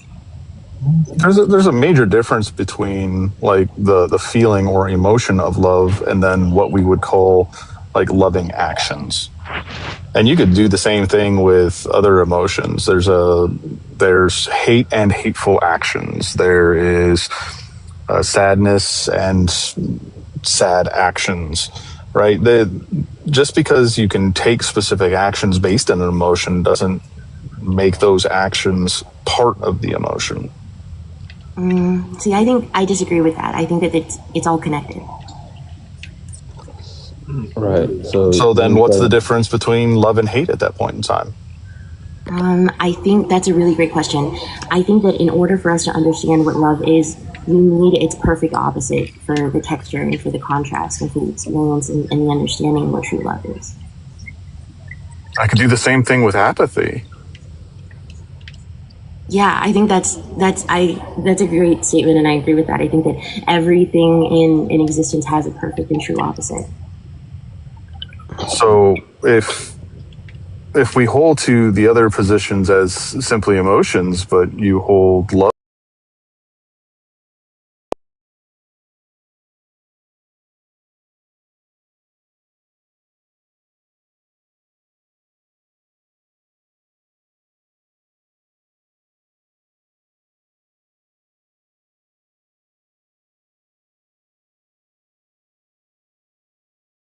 within us, and like we can act upon those emotions, but I don't know that they're separate from us. They're an extension of us. They're an expression of our being, and whether we act on it or internalize it, there is a physiological response. So you're saying that love, the existence of love is like evidence. You would say that it's like evidence for your case. I think so. Yeah. But the other emotions, like hate, would that be like counter evidence? I don't know, honestly. Like, I think that if we're all the universe trying to understand itself, then I think that every emotional state, every emotional undercurrent is a beautiful participation, a beautiful act of entropy. I think we could hold to a position where all these things could also be equally or even better explained by naturalistic causes. And at that point in time, the God hypothesis isn't required for them, right? What do you mean? I don't know if I understand your question. Well, Matthew, to be fair, not all idealists are theistic. There's atheistic idealists and the theistic idealists. No, sure. No, I understand that. I'm just saying we can hold to a naturalistic explanation for these emotions and actions within humans. And if that's the case, why would like the existence of these emotions lead towards a theistic position?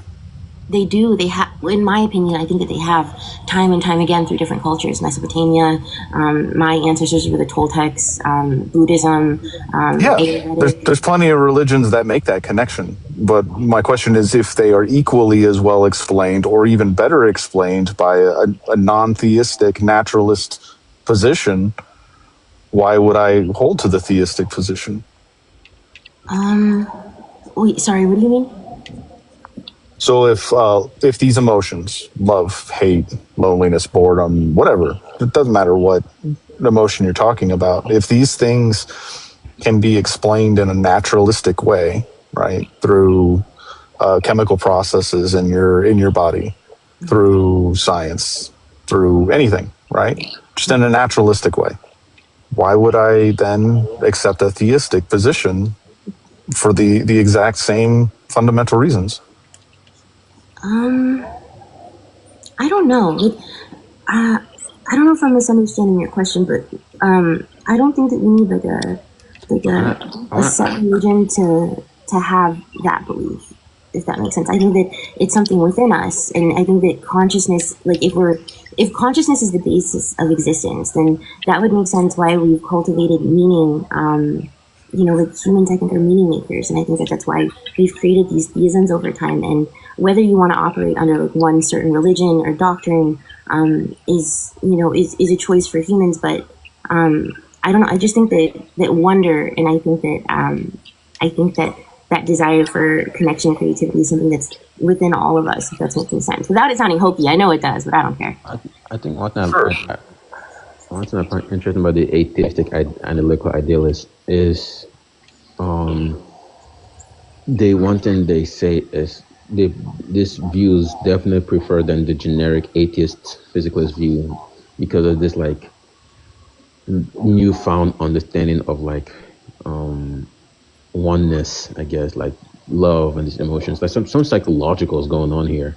Like what is it about being like some atheist physicalist that was so isolating or like nihilistic? Like then we became like the idealist is like, oh man, I now feel connected with everybody. Like what was going on there like prior to? For me, I don't know. I just from my own experience, I was experiencing cruelty at home, and I was like, if there is a God, there's no way. I don't believe it. He wouldn't put this schmuck in my life. And from there, I think that helped me gain some sense of control. I had a perfect, clear, concrete understanding of my world around me, and that gave me stability. But I think that was a fear response. Like we all want, what's it called? Neuro. I can't remember. There's a name for it. Humans crave homeostasis.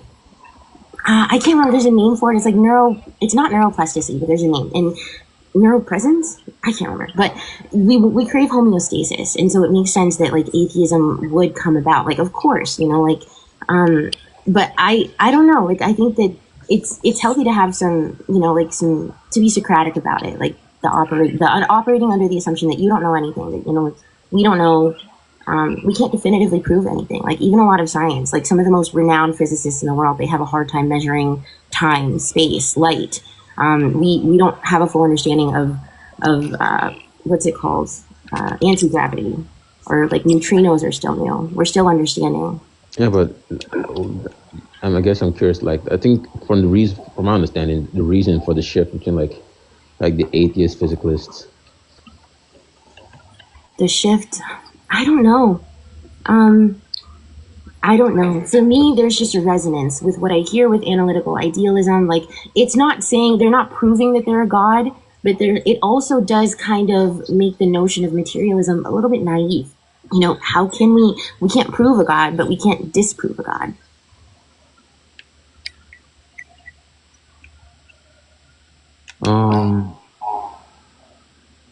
I mean, I think the idealist doesn't could be theistic or ideal, but I guess what I'm trying to like what maybe along the line of questioning is like when I talk to the atheistic idealist, there's definitely something about like they want to say something like the atheist physicalists, right? Like they're moral subjectivists, or like they're isolating, they're individualists. But once you move on to this, you have a new sense of understanding that, oh, I'm you, you're me, they're all connected somehow. Yes. So I'm wondering, it's like, I think probably that's like it's like some psychological appeal of feeling that, but I'm not too sure why they'll say that the atheists couldn't have such things as well. I think the atheists can have like the same understanding of oneness. I think something that's going on where you think like being an atheist means that you couldn't like have this moral oneness with others, but your physical is like you're like all alone. But like once you're an idealist, all of a sudden, you know, you're in this better place. I don't know. Like I can explain it. Like, am I making sense to anyone else? Okay, maybe it's like maybe there's like a sense of moral superiority that comes from like believing in wonder as opposed to like not believing in anything. Is that what it is? There's like an air of like moral righteousness. Yeah, because I think the generic atheist physicalists are probably some more subjectivists, right? They probably deconstructed. And what I call it is this: like you're raised Christian. A lot of these religions has hijacked goodwill and morals and purpose and meaning. They've hijacked it in the sense that you could only, like when you're born, you're taught that you can only have this things under some god model, someone looking at you, or some kind of like maybe weird view where everybody's all the same, right? So once you like deconstruct or whatever, and you're just an atheist, all of a sudden it's you want to because of how you're programmed, it makes you think everything is purposeless and meaningless, whatever that actually means. I'm not too sure what purpose means, even if God exists, right?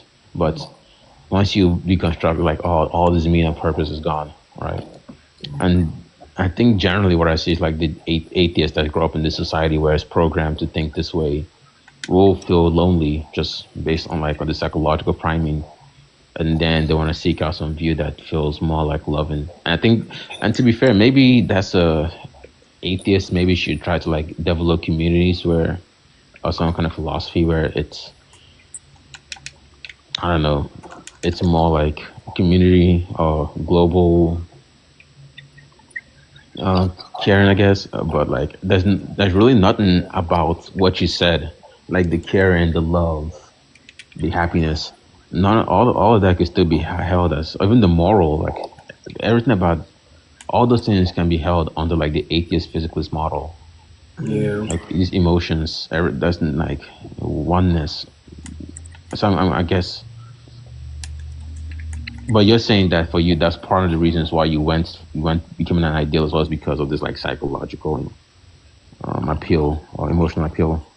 Also, like, me as a Catholic, as someone who, like, left Christianity, yeah, like, I thought, like, Christianity was the only way to account for, like, purpose and, like, being happy and stuff. And, yeah, you can find those things, like, without it. It's kind of just, like, really looking into. I hear that. Yeah, like, for me, I don't know, like, I can understand how maybe some, like, moral superiority or moral righteousness can come from that, but I also think that, like, the same can be true, at least in my experience with like some atheist circles. Like I think that like I can understand that there's like literal emotional trauma that comes from religion. Like if you're told, like there's just I could go on like a whole monologue about how problematic Christianity is. Truly problematic. But I also think that like whenever some people experience like the trauma and like the forced indoctrination, I don't know the word, the forced becoming a part of Christianity, then subconsciously they'll become the inverted version of that, where like they're so reliant on empirical evidence, and they're so like it becomes a dogma in and of itself. It's an anti-dogmatic dogma. Ironically, I think. Yeah, I want to be clear. I don't mean like that's a social moral thing. I'm saying that the psychological appeal. I'm saying that like I guess a lot of this faith has hijacked people's emotional intuition, I think. I think so. So when you deconstruct a lot of this stuff like meaning, purpose, morals seem to be just vague or lost because you're in a society where they think morals can only be in this way or values can only be in this way. So when you take upon that title atheism, like it's like, oh, where do you come from? What's your purpose? What's meaning? Like, because to me, none of this even makes sense. Like, I don't know if these things are any less derived even in the God model, right? There's no real. It's still equivalent. It's equivalent to me with the God model or the non-God model. Like when it comes to morals and purpose, you can still derive all these things. But for you, it seems like, at least judging on this conversation, that was something you felt atheism was isolating and nihilistic, Yes. right? And For me then personally, and I know that there's nuance, but I think that I think it's important to have the distinction, or like to have the belief in something, the belief in something beyond yourself, the belief in interconnectedness. Otherwise, I think if you are just operating under atheism, where like everything is inherently like devoid of meaning, and that yeah, but what that's not what what does meaning mean here? That's what I mean. Like, Yeah, what do you mean by meaning? What Like is all what is the atheism void? entails is like that you lack a belief in God, or you're claiming that God doesn't exist. Yeah, because that's what I'm saying. Religion has done a good job in hijacking this like people's emotional intuition. That I'm not even too sure what you mean when you say that atheism is devoid of this sense. Okay. I think what I mean, so like, from my understanding, and please correct me if I'm wrong, but my understanding of atheism is whenever you die, like nothing happens. That's it. You're just, your soul goes away, and that's it. You're done. You're in the dirt. Bada bing, bada boom. No mas. Well, what does that to do with? What does any of that have to do with meaning and purpose, though? I think that. I think. Are you? Wait, sorry. Let me put it another way. Actually, let's say God exists, right? And God said, "Hey, you only have 3 days to live. That's it. There's no afterlife. Just 3 days. Is there like is it more? Is this less better than if you had like if you're immortal and had like to live for a millennia? Yeah. And go on. I Like, think which so. Which one is better? I think so. I think that we need life and death. We need death to show us how precious life is. No. I'm not. No, I'm saying like, look. The question is, you have only God came down and told you, hey, you're only on earth for like some short term. But there's no problem. But God doesn't give you an afterlife, right? He only gives you this limited time, and that's it, right? And then, but then God says, hey, well, and then God promises you, or then there's another. God gives you like, well, let's say there's another hypothetical where God gives you like a millennia, like you live forever, right? So what more or less purpose between these two hypotheticals, or why is one less meaningful than the other? That's a great question. I think that the operating under the assumption of interconnectedness, or that there's something beyond us, I think gives everything inherent meaning, in my opinion. And I think that I don't know, like I just think that science, like there are theories in science that disprove the notion that once we die, nothing happens. Like what is it? The first or the second law of thermodynamics. Energy cannot be created or destroyed. And if we are essentially electrical components operating under a physiological meat sack, then that means that, like, if we are operating under electricity, and that in and of itself is energy, and energy cannot be created or destroyed, then that gives us inherent connection. I think that gives a scientific basis. I might be a little lost because I think at first Isn't it within a closed system? Wait, but I never because I guess I was asking is more so what you mean by the word meaning, because you said like, hey, one thing that's isolating about atheism, and she was trying to clarify, is that hey, if you unalive, right, once you die, there's no afterlife, something like that, and that's because of that you can tell something about lack of meaning because of this, right, in the atheist worldview. I think so. I think that makes your relationship with life extractive as opposed to interactive. But that's so. And I guess my question is, if God was to promise you just like, I don't know, 10 days to live, would is meaning now lost? Is there like less value here? I don't know, because I think like I see God differently. Like I think God is just a name for consciousness, and I don't think God is all knowing. I think that God is participating. I'm not saying I'm not like challenging your view on God. I'm challenging your view on this idea that meaning is tied to like some term that you're alive for. Because you're saying that the longer that you're alive, there's more meaning to that, right?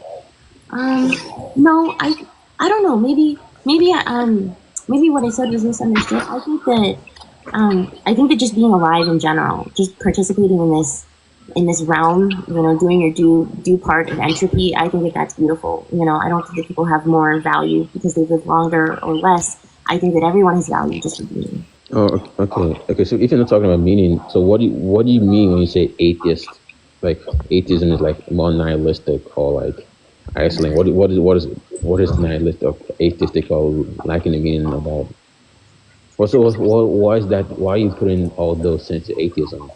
Yeah, that's a great question. Okay, so and like that's kind of like a simple understanding. I'm sure that there's nuance to atheism. I'm sure that like some people have said like you can apply meaning to whatever you want. Like you don't have to believe in a god to have a meaningful life. But in my opinion, at least with my experience with atheism, that was whenever I needed safety, and in order to cultivate that safety, I operated under the assumption that everything is definitive, everything is empirical, and everything is proven. And in that, I don't know, just operating. That's a weird entailment. Atheism doesn't tell any of that. I don't know. I don't know, like, because for me, I'm feeling conflicted right now because whenever I think of atheism, I think that atheism to me is like it's a philosophy. So it's similar like Christianity, it's similar like Catholicism. So I don't think that there's one clear, definitive understanding of atheism. I think that there's, like you said, like a multitude of understandings of atheism, and that's my understanding. That was my experience. Yeah, that's what I'm saying. Like, only entailment of atheism just used as lack belief in God. You could still have all this. You could still have, technically, you could still have an afterlife. You could still have a soul. You could still have like objective morality. You could still have oneness and connection. You can have all these things if you like willing to read up on the literature, right? These things are all there. Just like in the same way we read up on idealism, atheism have these toys to play with too. But I think society has done a good job. Again, in this religions, this faith have done such a good job in hijacking people's like emotional intuition that when someone goes into atheism, they just assume it entails like empiricism and loneliness and subjectivity and isolation or whatever, or no morals, or something comes from something comes from nothing. I don't know why they get all these things from. Like everything that you said idealism has, you could have in atheism. I don't know. The only thing that you can have in like maybe the only difference is the fact that I won't call it like the substance of reality consciousness. I may not call it that, but besides like that symmetry breaker of like the substance of the universe, you could have everything. To me, I think, I don't know, my interpretation, I think to believe in like a soul and to believe in some kind of afterlife for me is a little theistic, but maybe I just have like a rigid understanding of atheism, like you said. Atheistic Buddhists have some form of afterlife and they're dualistic in nature. To me, that sounds like oxymoronic, but that sounds curious. I'm curious to learn more. But I do. I don't know. Not all Buddhists. I know Buddhists is a huge school of thought with different factions, but like it's some. I think I'm speaking some Buddhists that are like that. I mean, to be fair, I think to be fair to you, I don't think there's anything wrong with idealism. I was more critiquing how like society has done a good job. It makes me seem like this is because what you really should be saying is, instead of saying like again, I talked to the atheistic idealist and they make this emotional appeal, and that's cool, but it doesn't do anything to me because I don't see how atheism could have these things. So there's no real symmetry breaker like between like moral values or whatever values or societal values. Atheism can have these things, but what I'm interested when I talk to the idealist is how they understand reality to be. Right. Now that's where I think the substantive conversation is. Like why do you believe reality is made of consciousness, and what does that entail, right? And but most, I think most of the time, why people seek out idealism is not because they have some understanding of reality, but more like, they did some LSD or DMT or whatever, and they just felt the oneness of everything, and like there was a psychological reason appeal to get to it rather than like, because as Matthew said, that's probably a more naturalistic and parsimonious explanation for a lot of these things, but they don't care about that aspect of it. They care more about the emotion. Wait, what did you say? I missed the last sentence. They don't care about I think the idealist to me doesn't so much care about parsimony when it comes to like what explains like reality. I mean, because there's no something to me. Sometimes there's not too much of a symmetry breaker between that and physicalism, but they definitely do. They definitely hammer down the emotional appeal of like being one. But again, none of you can still have that under the eight and as an atheist. You don't lose out on like um you don't lose out on like caring and love or meaning and purpose as an atheist. Yeah, that's true. I don't know. Like me, whenever I think of atheism, I'm just thinking from my experience, and I personally, just my thoughts. I think atheism is boring. But that's just me. I think that atheism is kind of tied to like nihilism, and I think that's kind of boring. You're just not informed then. That's all. I don't I think to say that like atheism is boring, it's like, well, yeah, it only answers one thing. Do you believe in a God? No. Yeah, That's but you it. still Like, get of course it's everything boring. else. Yeah, and to me, I It's think not that's a it's so not a boring. philosophy. It's not a religion. It's not anything more than one answer to one question. Yeah, but you still even that's the only answer. You still get like souls. I know atheists that believe in spirits. To me, that sounds like ironic and like oxymoronic. Why? What's the contradiction? What's the why can't you be an atheist and believe in spirits? To me, atheism and materialism are synonymous. They go a lot of Why? Well, that's no ideas atonement. There's no atonement about atheism also meaning that you have to be a materialist. I don't know. Like, look, what's going on is clearly you've been raised in a society where it makes its view, the view on atheism is that it's tied to these things, but that's not the entailment of any of that. Society has done a good job in hijacking purpose and meaning and all that stuff. Like you need gods for this things, but it's the minutes that you remove that, all of a sudden, like all this stuff is gone. But if you critically think about it, there's no reason that those things go away simply because God is not there. There's no entailment. It doesn't follow.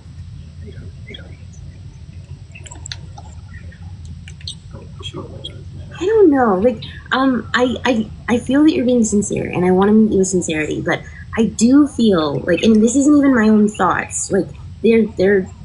That's not field where like materialism and atheism do coincide. They go in hand with a lot of their ideals. Matthew above me is a hard determinist, hard. I think he's mostly like an empiricist. I don't know. Like I don't think actually that doesn't allow for any existence of anything supernatural.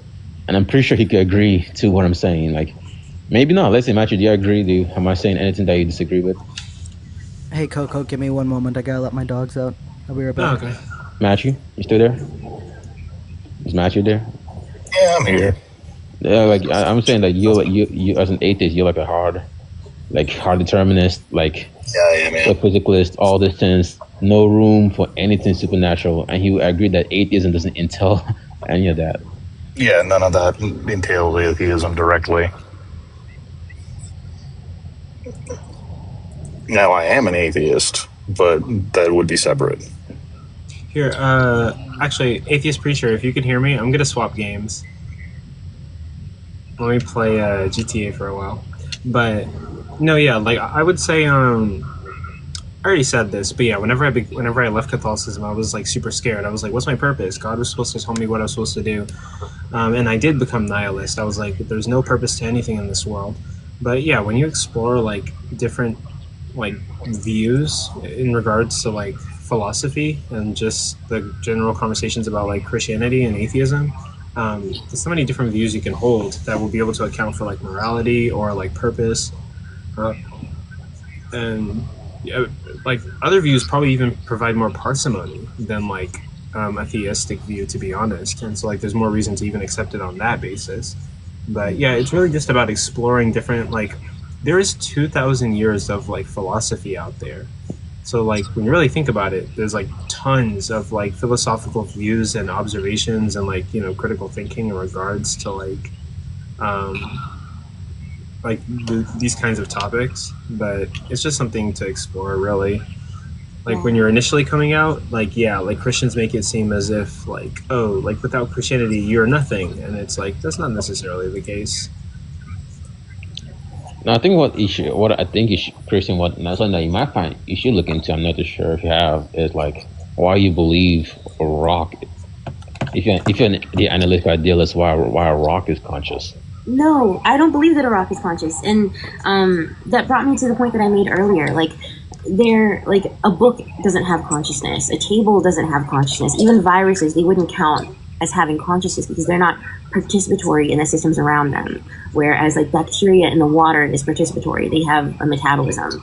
Like a deer would be participatory because they have metabolism. They can process information. But I think because whenever you talk to an idealist, I kind of have to adopt their way of like using language.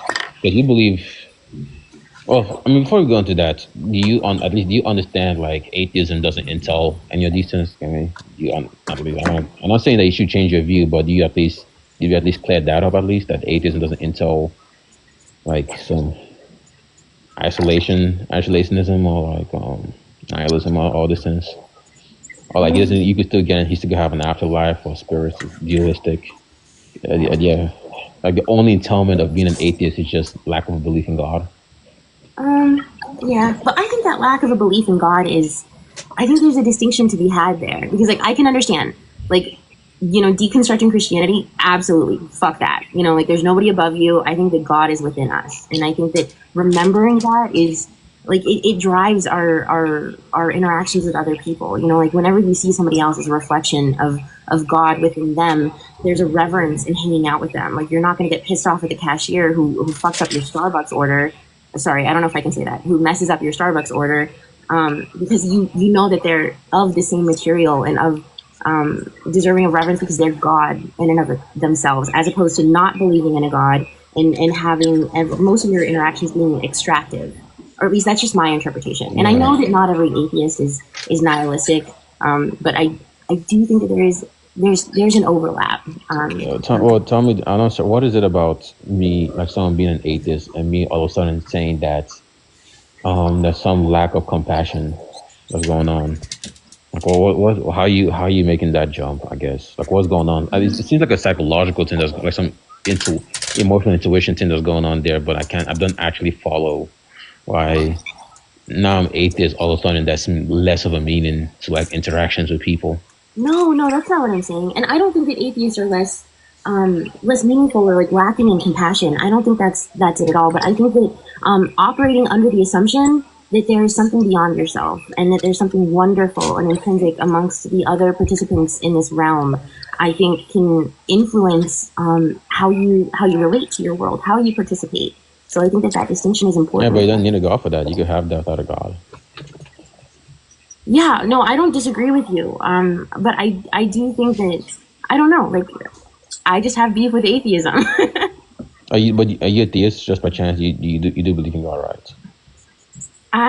Yes, I think under that assumption, I believe in a God, not one singular deity up in the sky, but like just the fact that like you are God and I am God and raindrops are God. So you don't, like, put it another way, like you hold like some definition that like you don't hold to the definition of a creator with a mind that decides to like create the universe.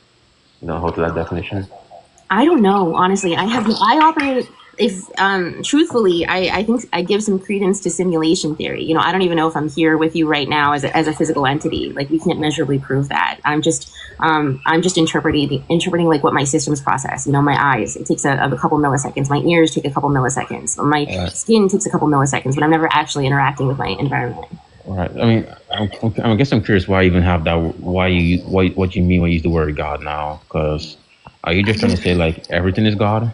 Yeah. I think that whenever I say God, I'm referring to consciousness. I think that consciousness and God is what gave the name to consciousness time and time again. And I think that different religions have given us playbooks on how to interact with our environment. They gave us playbooks on how it is that reality operates. And I think that over time, some white colonialists, came and added their thoughts. And I think that atheism is anti-colonial at the basis of it. And that's why it's not my favorite. Anti-colonial? Oh, I'm sorry. I think that atheism is colonial. I apologize. Oh, no. Atheism has nothing to do with colonialism. I disagree vehemently. Can you name one thing that a theist will have that an atheist cannot have other than a god? Well, I don't know. What do you mean by what does this have to do with colonialism? I'll just give one example of an atheist. You know, Charles Darwin was an atheist. No, that's an atheist. I'm saying, what can atheists not have that a theist has other than a god? Okay, wait. I don't know if I'm understanding that question. Yeah, when you're looking at worldviews of people, we can look at atheists and we can look at theists. Is there anything other than a god that an atheist cannot have within their worldview? I don't know, because like my understanding of theism and atheism, like for me, theism is like a belief in something beyond yourself, and then for me, atheism is a belief in empirical evidence. But yeah, that just wouldn't be accurate, though, right?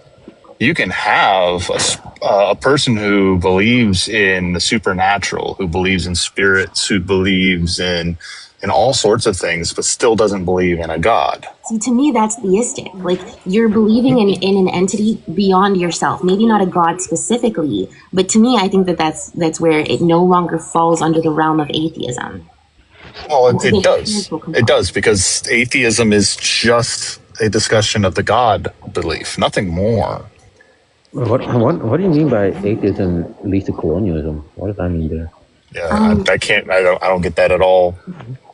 Yeah, so a lot of I don't know, like I have no idea. Whenever I think of atheism, I think of people going, or like just religions in general. You know, like a lot of indigenous cultures and religions, I think that they had the basis of understanding. They were teaching compassion, empathy, interconnectedness far before Christianity, Catholicism ever had. And I think that some scientists, some colonial scientists, they discredited it. They thought that it was hokey. They thought that it was like folksy. And so they believed that their ideals were more founded than those indigenous beliefs of collective consciousness and God. And I think that no, that's theists who did that. I think that both did that personally, and I think that there's evidence of that. And if you would like receipts, I can print something. There is no evidence of atheistic colonialism. Matthew, you can't definitively know that, and that's also not a true statement. I said there is no evidence of atheistic colonialism. Matthew, that is not a true statement. Then show me I am wrong. Provide me evidence of atheistic colonialism. I would love if you did your own research, but I promise you that no. Okay, that's not how that works. That is not how that works. When you say that atheism is synonymous with colonialism, with colonizing, yes, but the history of our world has colonization happening through religious means, through religious doctrine. Yes. There is no evidence that would suggest that atheism is a reason for colonization at all. Yeah, so and if you're going to say that is the that is the case, that there's evidence for atheism leading to colonization, I would need you to provide that. Yeah, we need the articles.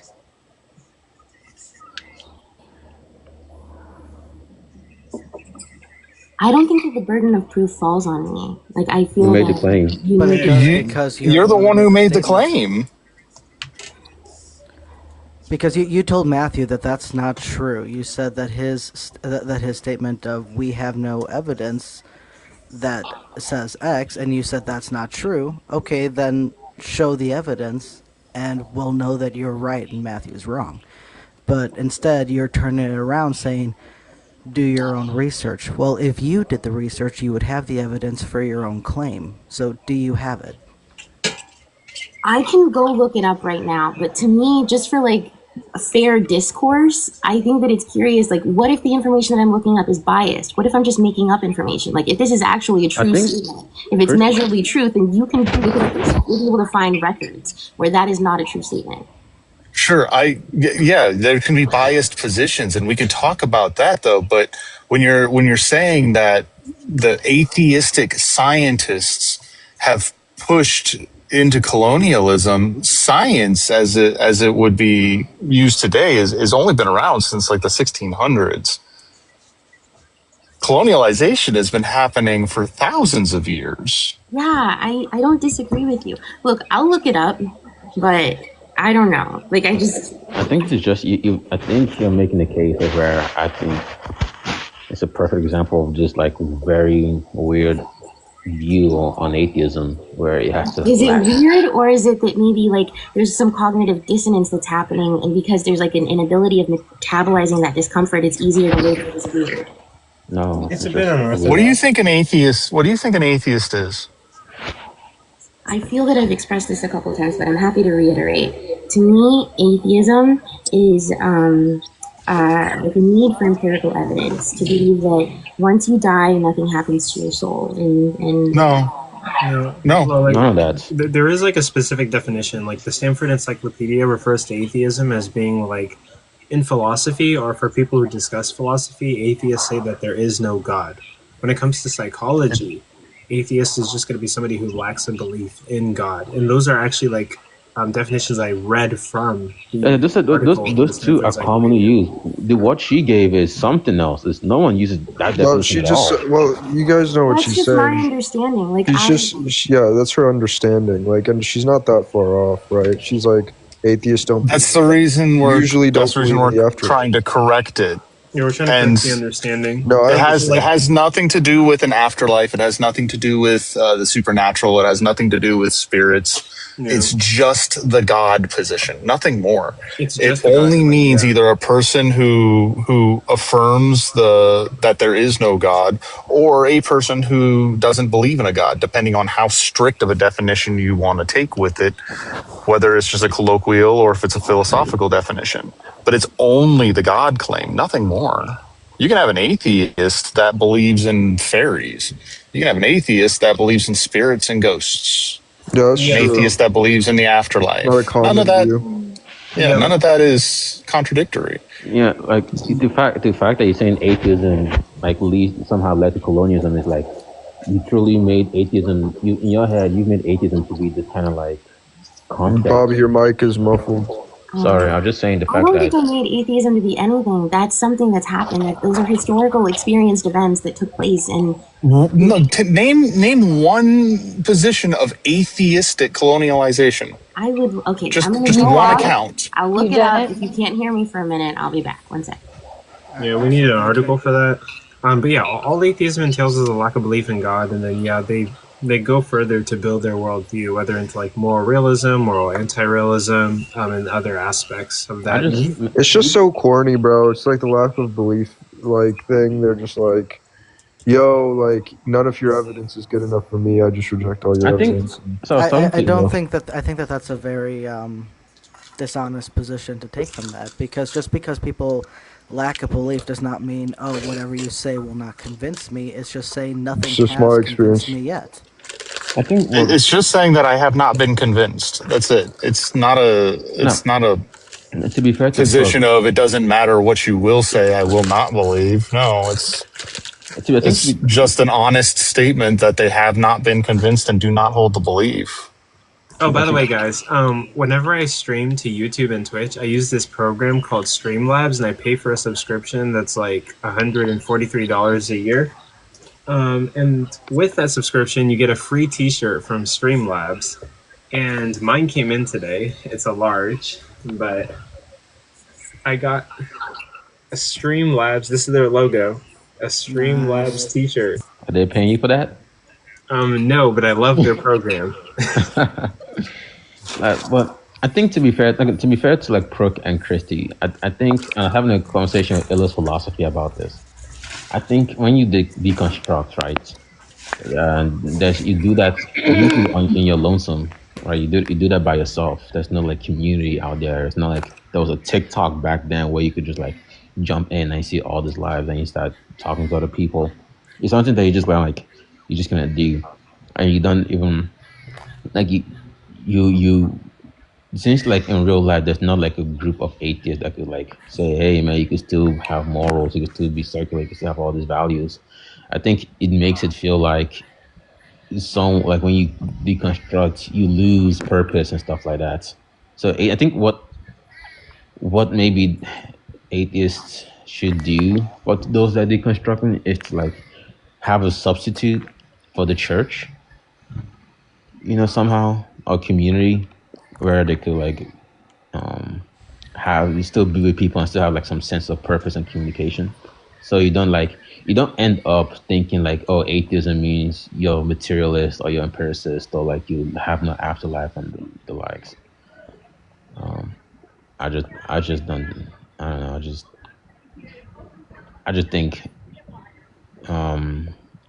religion and faith have just hijacked the concept of meaning and purpose, and it's weird to me. Yeah.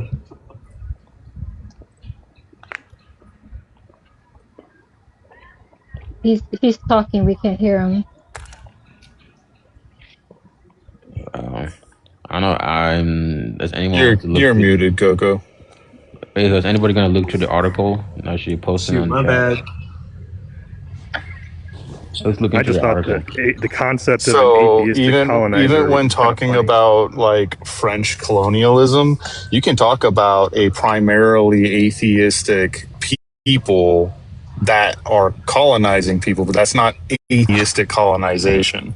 Atheistic Matthew, colonization that's is semantics. no, You no, literally it just is took a second no, it to is not. rephrase it. It's Yes, No, it it is. is You not. took that Christy, sentence, flipped could the you words not around. interrupt me in the middle of what I'm saying? You'll Because that's understand. untrue. You will understand what I'm saying No, as because it's I'm. illogical.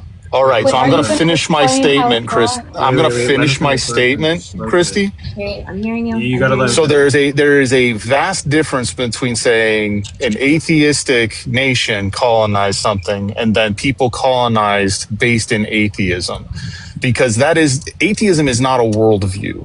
Atheism is just a lack of a position or a denial of something, but it doesn't actually entail any action in what they're doing. Their worldviews are not atheism. Their worldviews are different. French colonialism is different. And French colonialism was heavily influenced through Christianity. But when you talk about Christian colonialism, for example, you are talking about a people who use their worldview in Christianity as a reason for their colonialization of other places through things like some divine command to spread the word among other nations. Yeah, there was this is something that is based in what they believe. There was so But I many don't indigenous people and like Hispanic people who were literally persecuted in the name of like manifest destiny, or like God said we should have this land, or like and also like another thing, you can say that like, oh, there was like either people who are colonizers or leaders who are atheistic, but they didn't like colonize or treat people poorly in the name of atheism. And if we did that to Christianity, you guys would say like the same thing, right? Like if I started pointing at like Christian pastors who are scamming people, or Catholics who are like raping thousands of men, women, children, and boys and girls every year, you would say those are not Christians, and then we would have to do the no true Scotsman fallacy dance. To be fair, she's not a Christian. Oh yeah. But, It's not Christians doing. It's not because it's Christianity doing it. It's people who happen to be Christians doing it. And they're not Christians if they're doing those things, though. Yeah, but it's not like they are. Isn't like Oh my God. it isn't like Christian grape. Like it's just okay, but even the Bible says that that someone can claim to be a Christian and God will not accept them and doesn't claim them. Like that's a very distinct scripture I in the think Bible. you're saying the same thing. You're just saying that these people that happen to be Christian are doing it. They're not. It's not. They're not Christian. That's the bottom line. Because Christianity has a distinct. They are. No, they're not. What is the requirement to be a Christian? If you look up Matthew 7:22, you'll get the gist of what I'm saying. Jesus said that what is the requirement? To keep my commandments, and he says, he that says that he loves him and walks in darkness lies and does not the truth. That is a very distinct scripture that explains, well, all of First John entails what the godly requirement to be a Christian. It's not just a claim you can make; it's a lifestyle. So To with your believe in claim your heart and profess with your mouth and that keep the Christ commandments, is God, that Christ is Lord. Yeah. also So with your like claims so. that sorry, But I hold don't on. mean So to take like, over. the point I was trying to make, right, is like you're saying that like people who identified as atheists and did bad things, that's atheist colonization, and we're agreeing that like, or like we're saying that's not atheist colonization. So like when I look at Christianity and I see that people who said that they're Christian and are graping people, I wouldn't say that's like I guess Christian like grape or something. I would just say it's people who claim to be Christian that are graping people. But like when I look at the doctrine of Christianity, it doesn't say go grape people. When I look at the doctrine or when I look at the teachings of like atheism, it doesn't say go colonize people. So that's not like an atheist colonization or like a I'm kind of. Christian like thing that's It's going not. on. I'm kind of curious, Christy. Are you trying to? Are you trying to like? Generally, there's no. I mean, let's just say, yeah, I agree that there's some atheists that went and colonized.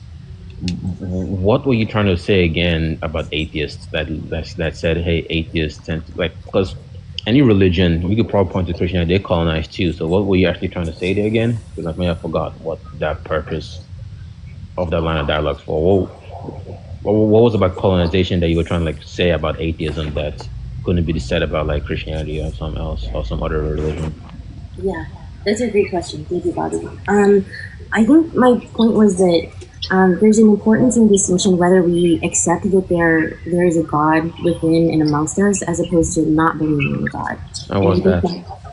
I think that distinction it helps carry our interactions with other people, and I think that any kind of dogma, whether it's atheistic, and I stand by what I said. Like I hear your thoughts, I hear them, I really do, but I stand by what I said. I'm confused. What is about atheism? What dogma does atheism have that like not takes away compassion? No such thing as atheistic dogma.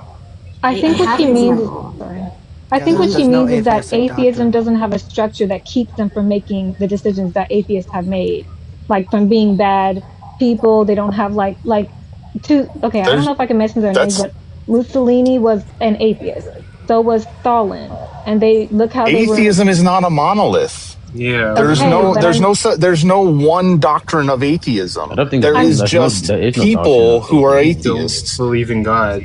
There's no doctrine people who don't believe in God or say God doesn't exist. The atheists can have justifications. Atheists can have reasonings. Atheists can have other beliefs that influence their actions. And yes, but when is you draw the line between right and wrong? Because they make it all up as they go.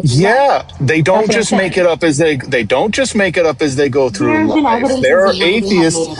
There are atheists. I don't know. I don't know why I can't finish a statement. Yeah, hold on. There are atheists.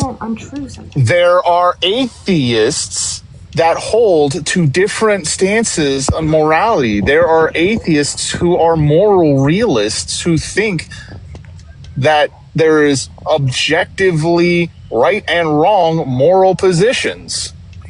Matthew, that means the opposite is also true, that there are atheists who shared dangerous rhetoric under the assumption of evolution. I'll give you any view, though. There are dangerous people under every worldview. That's what I'm saying. The same thing can be said about theistic. So it has no matter whether they're atheists or they're theists.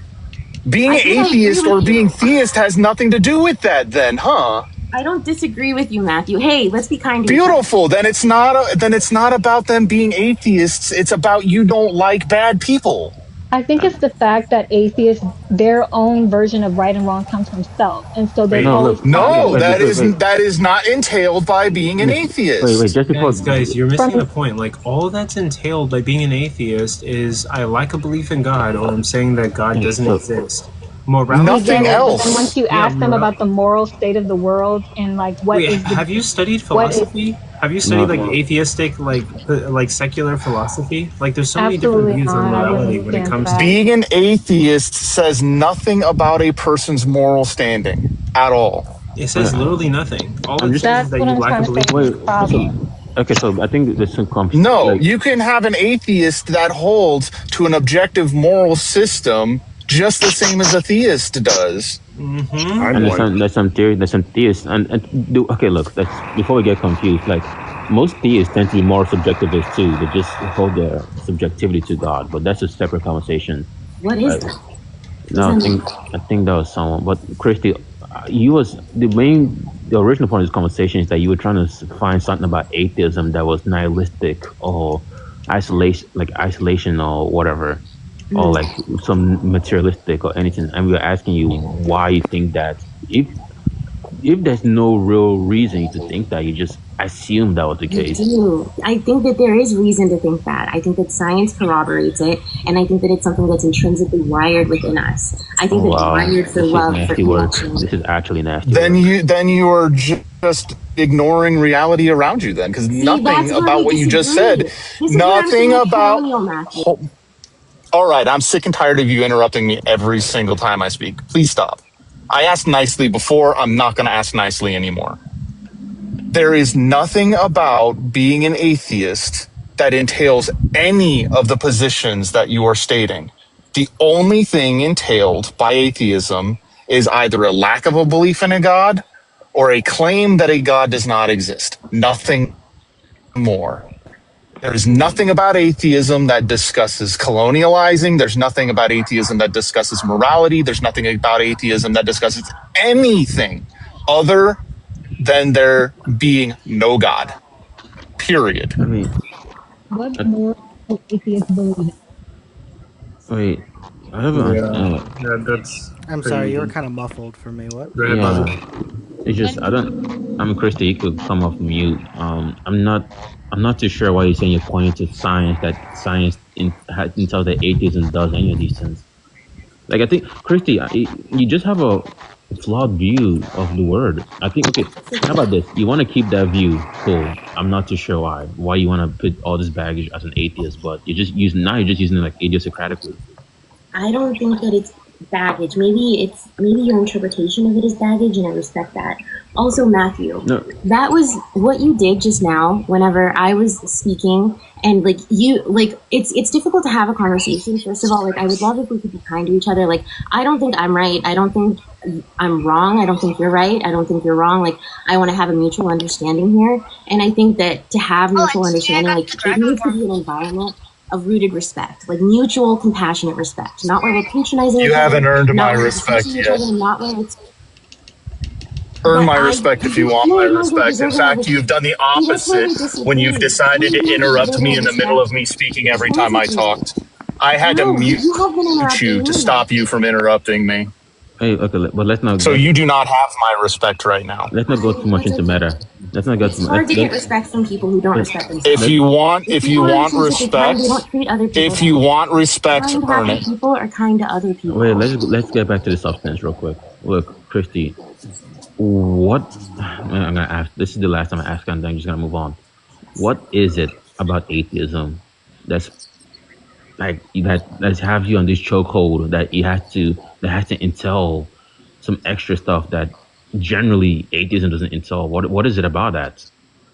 Because I don't know what, to me, you're just a case of what I think society has done very well in thinking that you need to have like nihilism and all this is lost as soon as you become an atheist. But I'm not too sure. It's just it's like a psychological brainwashing, and it's like I'm not like I'm trying to undo it with you. I don't care to undo it, but I'm just fascinated. What is it that is making psychologically making you think that atheism entails these things? What is it?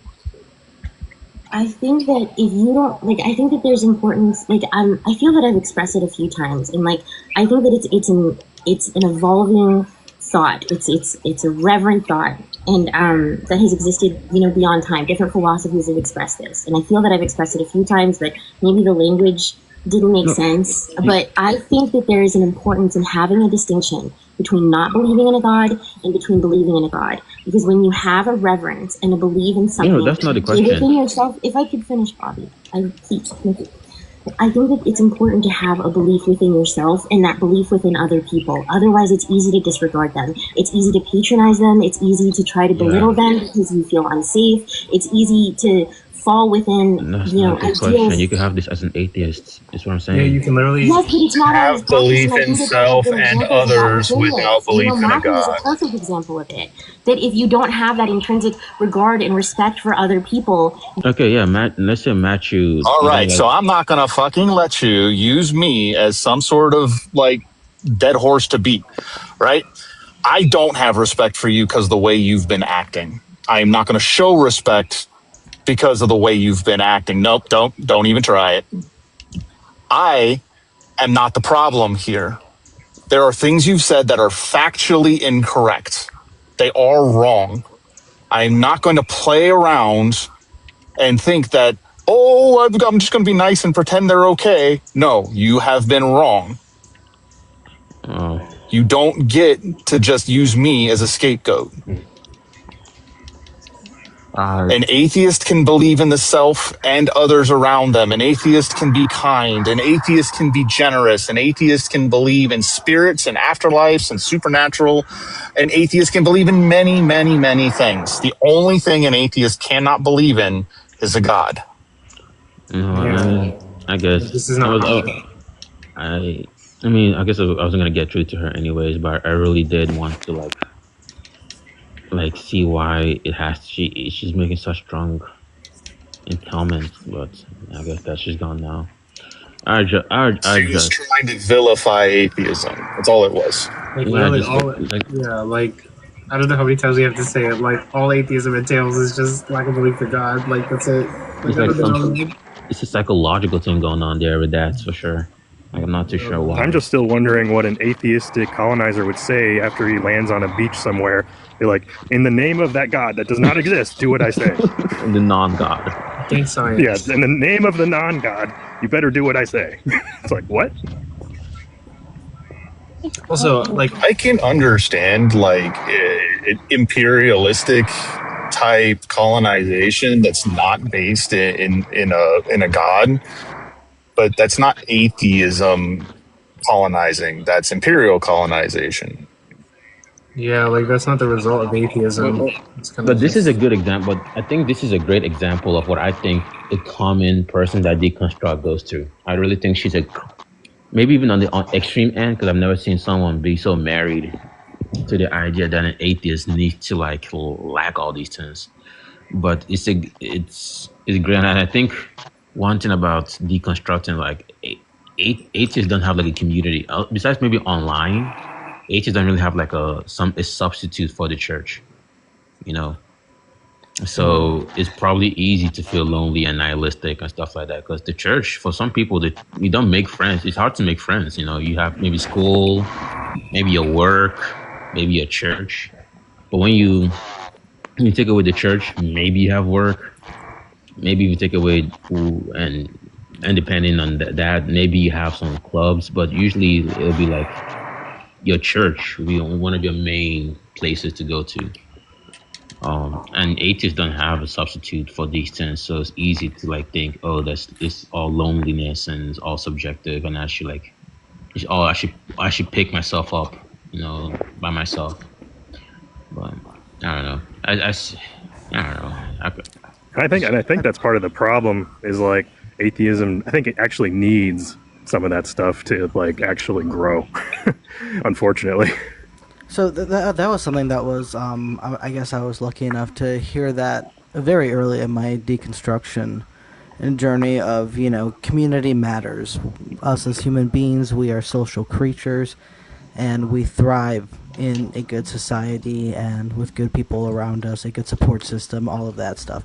So I think that it is really important for us to, you know, create these kind of communities, you know, and the difference between, you know, us and, you know, all the other religions is we don't have that structured doctrine or dogma that we have to hold to. And I think showing people that, no, you can just be a part of that community. Because imagine she had a community, right? As an atheist, I had some atheists. She could say, talk, hey, where do morals come from? Is it really, is there no meaning? Is there no purpose? And they could say, hey, no, there's plenty of meaning. As us, we believe that you could do this and undo this, and that's maybe like you say there's some natural telos to the world, you know, some kind of that kind of philosophy. and stuff like that. It's like, oh yeah, like this is maybe some atheistic Buddhists could come here and give us some concept of actual afterlife. Now, to be honest with you, I don't actually care. I think she's harmless. I don't think she's like her views are like. I think she's a good person. I think her views are not like toxic. She doesn't seem like a toxic person. I just thought the reasoning was wrong. That's Yeah. all. I used to be there, like literally, like what we just went through with that girl. Like, bro, you should have seen the conversations I had with like the atheists that like deconverted me from Christianity. They were like teaching me a bunch of stuff, and I was saying some like hateful, ignorant ass shit. But then like now I'm like super liberal. I got tattoos and smoke and shit. Smoking shit. Sure. But like, think about it. When you drive through, at least through the center of the U.S., what do you see? What do you hear? You see church, chapel, synagogue, church, chapel, synagogue. And when you turn on the radio, what do you hear? Christian radio station. All this is just being bombarded constantly. So yeah, the billboards almost everywhere too. Yeah, the billboards. So I will say one thing about theism and like Christianity in particular, they are great at marketing. Great at it. Yeah, definitely marketing and hijacking like the word purpose and meaning. Yep, exactly. Well, So we in a brought way, up like I think the little tracks earlier, how people will give them to their servers and stuff like that in place of tips. It's always like, here, take this. This is what will give your life what you've been missing. This is going to fill that God-shaped hole in your heart. This is all the answers to your problems. And they give it out like it's the greatest thing that they could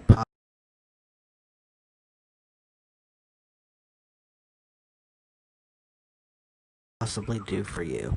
And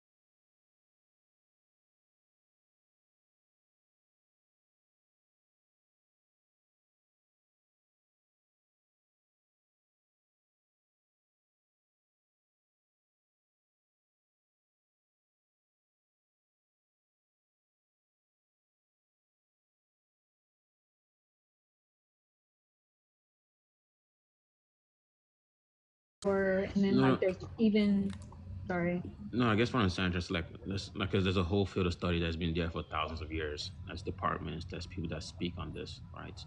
Like, it's like me trying to talk about quantum mechanics and like not known, not like not being like a physicist, like professors that maybe I said that the wrong way, but like in the same morals have this deep layer of understanding and like rigor that have been gone into that kind of study in the same way like physicists do with quantum mechanics, right?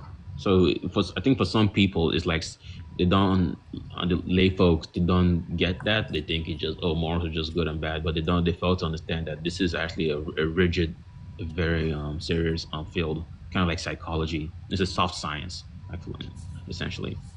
Yeah. So where when there's three branches. There's going to be meta ethics, it's going to be normative, and there's going to be applied ethics, right?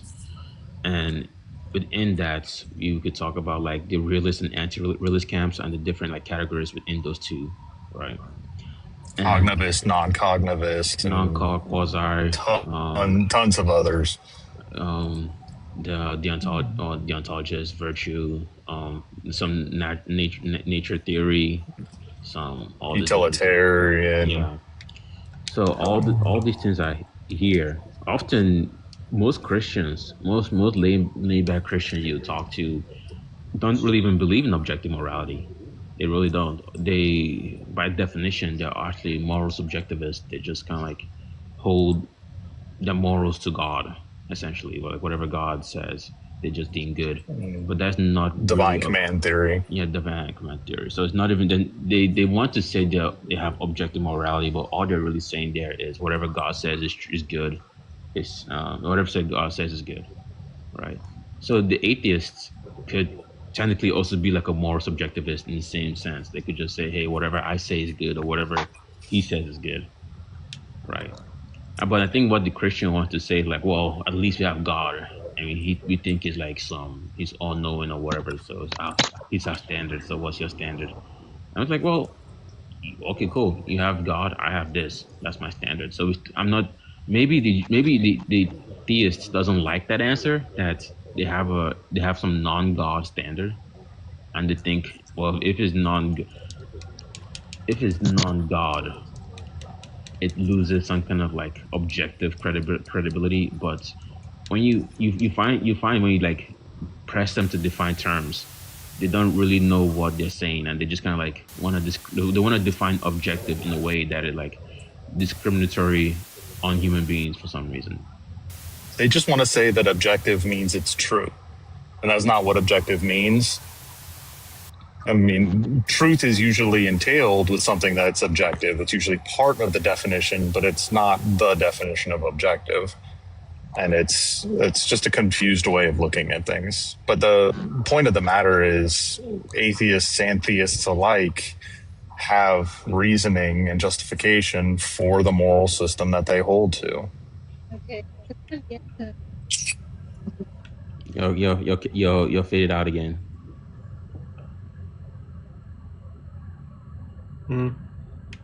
I have yet to see a moral system that like atheists justify because they don't have any structure like in Christianity. What structure? What about secular humanism? Oh God, I borrowed that from Matthew. By the way, I added that to my worldview. Secular humanism. It's a structured that discusses moral claims through a secular methodology, which means without a God view or without a religious context, and can be justified through the reasoning and rationality. Even I think divinity. Sorry. I mean, that's one. I think divinity argues for like what's it called? Ego. What's that Randian view that divinity argue against Cage? But divinity is an atheist, and he also like what was Cage? Coco. What was that view that last debate with Cage and divinity?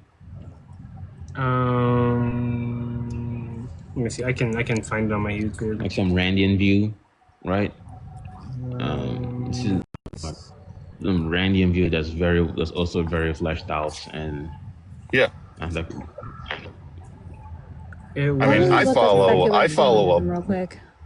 I follow a modified version of secular humanism, but it's only small ethical egoism. ethical egoism. Yeah, that I've heard of that before. Yeah, but I modify secular humanism just slightly. Secular humanism is a secular methodology of determining what should or should not be done in regards to actions based in the flourishing of societies.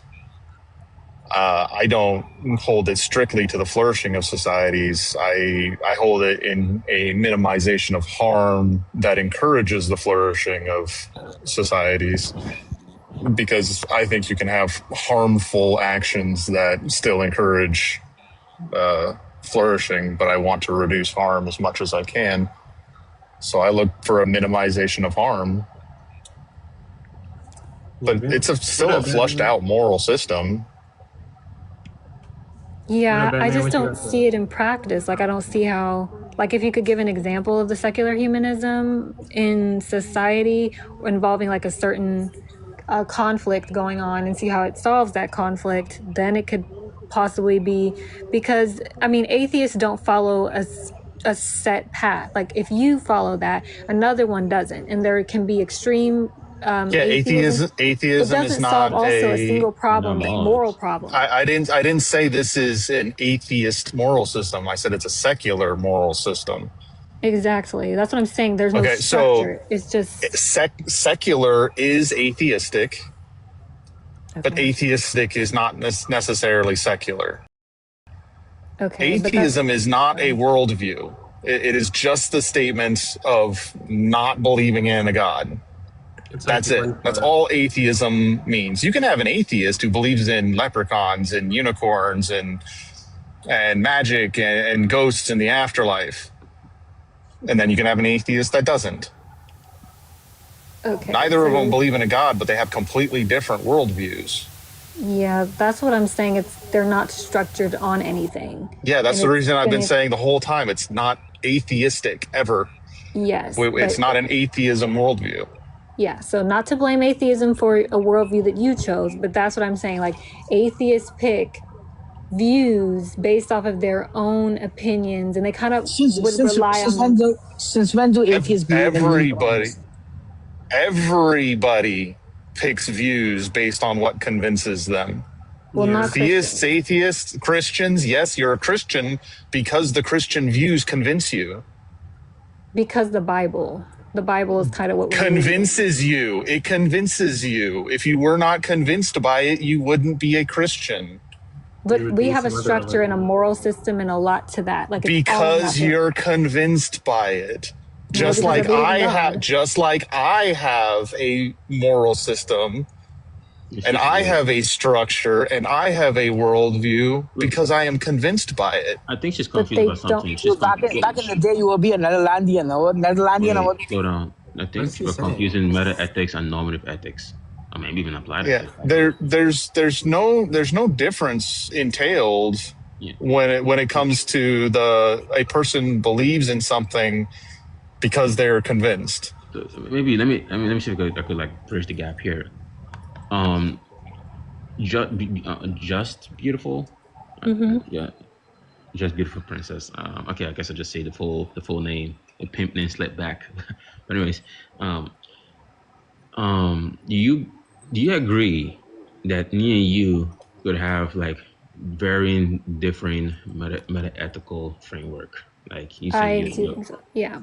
You could disagree. We could disagree on like our meta ethical framework. Like you say, like yours is coming from God, mine's coming from some nature theory or whatever.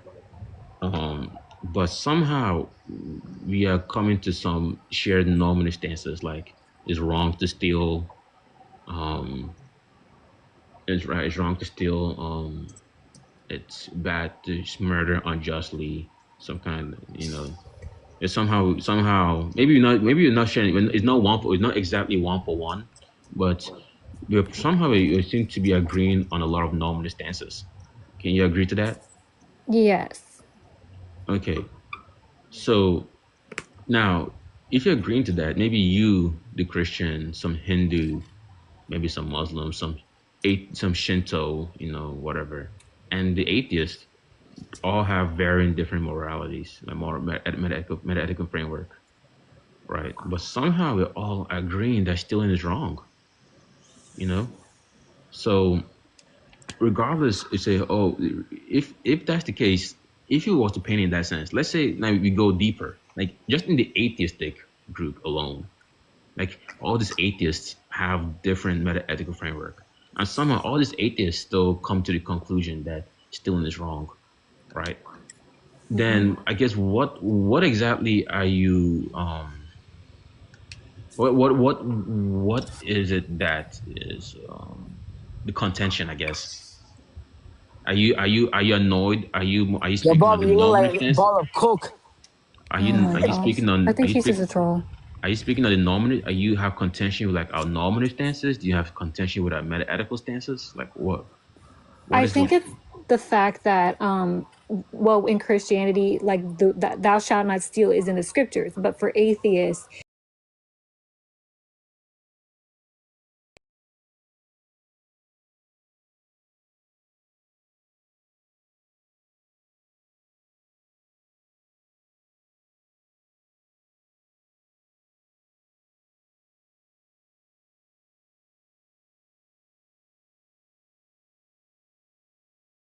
And say stealing is bad is because God said it was. no, it's because God knows. There's no justification behind it. Okay, well, let me make the justification. It's because God calls sin stealing. Stealing is a sin. God said so it's bad. Yeah. No, it's because it's a only sin. reason because God said so. It's only a sin because it's against God's command. I think that's just your perspective since you're atheist. No, sin is defined as going against the will of God. It's doing wrong. It's sin. It's going against the will of God. Yeah, The will of what's right. Who says what sin is? God. It's only a sin because God says it's a sin. Is stealing wrong? Is he right or is he wrong? Is stealing wrong? It's not wrong. Actually, no. Yes, it is. Stealing is wrong sometimes. So why do they arrest people who steal? It's like the contention. Because we have ethical systems put in place that we call laws that specify what actions are and what can and cannot be done within a society. That's why people get arrested for stealing. And they very well match stealing the Bible. no, they don't actually. Yes, they do. Thou shalt not steal. That's in the Bible. They don't. Yeah, that did not come from the Bible. Yes, it did. Where did it come from? Yeah, stealing has existed a lot longer than the Bible's existed. I hate to tell you. But the point I'm, can you stop interrupting me, please? I'm speaking. The reason I'm sitting here telling you that no, stealing is not always wrong is because stealing is not one type of thing. There are multiple reasons people steal. There's multiple contexts for stealing, and some of them are just. Some of them are good. If a starving homeless child walks into a Walmart and steals a loaf of bread, I think the Walmart is at fault for not feeding them to begin with. Well, even Jesus. The child was fine. But the child stole. But the child, no, the Bible does not talk about like children stealing from Walmart. Not that particularly. The Bible doesn't talk for their need. And guess what?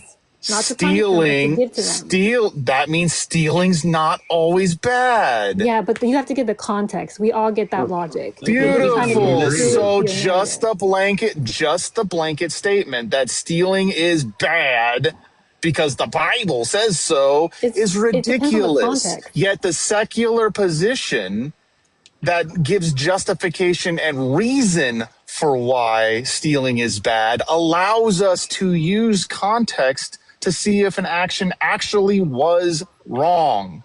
Okay, so two things to kind of refute you. Mind you, also the Bible mentions both type cases of stealing, and it does mention to give to the poor. Don't reprimand them, but to give to them because of their need. Give them that and more. But also, even in real world logic, there are real people who have been arrested regardless of their need, even when they stole. So yeah, and I don't agree with you just mentioned. You tried to. It's not a flawed logic. It's not a flawed logic. That's not flawed logic. I don't Well, you understand the mentioned it contention. as if Is the like the Bible had it flawed, contention. but even Wait, the is world your did it against contention what with he said. atheism that they can't make like they don't have normativity or something? I don't even understand what the contention is. No. My position was that having a system that gives reason for saying why something is wrong is more beneficial than having a system that doesn't. The Bible does say that, though. You just don't No, the have it Bible right. does not. The Bible does not give reasons for It why does. act. All right, are you going to keep interrupting me in the middle of my statements, or are you going to let me finish and then respond? Because you keep lying on the Bible. Before All right, we so I'm not lying about the Bible, and I'm going to finish my statement now. The Bible does not give reasons for why something is wrong. The Bible does give sometimes different context or examples of when you can make an exception to a rule, but the Bible simply states that the God commanded these things, and if you go against them, you are wrong. Not why you're wrong, just because it's against the commands given to you. So no, the Bible does not hold to justifications for why actions are wrong. So, yes, it does. It does mention why certain things are sins. For example, why he put a man and a woman together. It's because God created the woman for the man. That's a good example of why. No, it doesn't. Yes, it does. this might be besides. No, the Bible states that Eve was made because Adam was No, Second unable to. Corinthians. Sorry, go ahead. Shut your fucking mouth when I'm talking. This is getting to be fucking ridiculous. Sorry. Wait, hold on, guys. And it's getting to be ridiculous. Cracker, shut up. Hold on. Don't fucking call me a cracker. That's what you are, boy. Hold on. Before this turns into like a I'm gonna screaming- kick her the fuck out. But yeah, hold on. Like England. If she's gonna sit here and Go back call to me a England. fucking cracker, England. Before this kind of becomes a screaming match, like we could have just asked her. I don't put up with the racist bullshit. Guys, we literally could have asked her to just present the verses if she's gonna like defend the claim. It didn't have to turn into a screaming thing.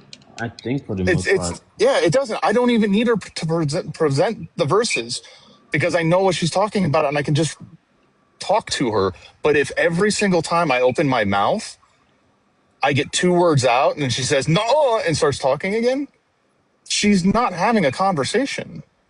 is it okay for me to have a conversation with her?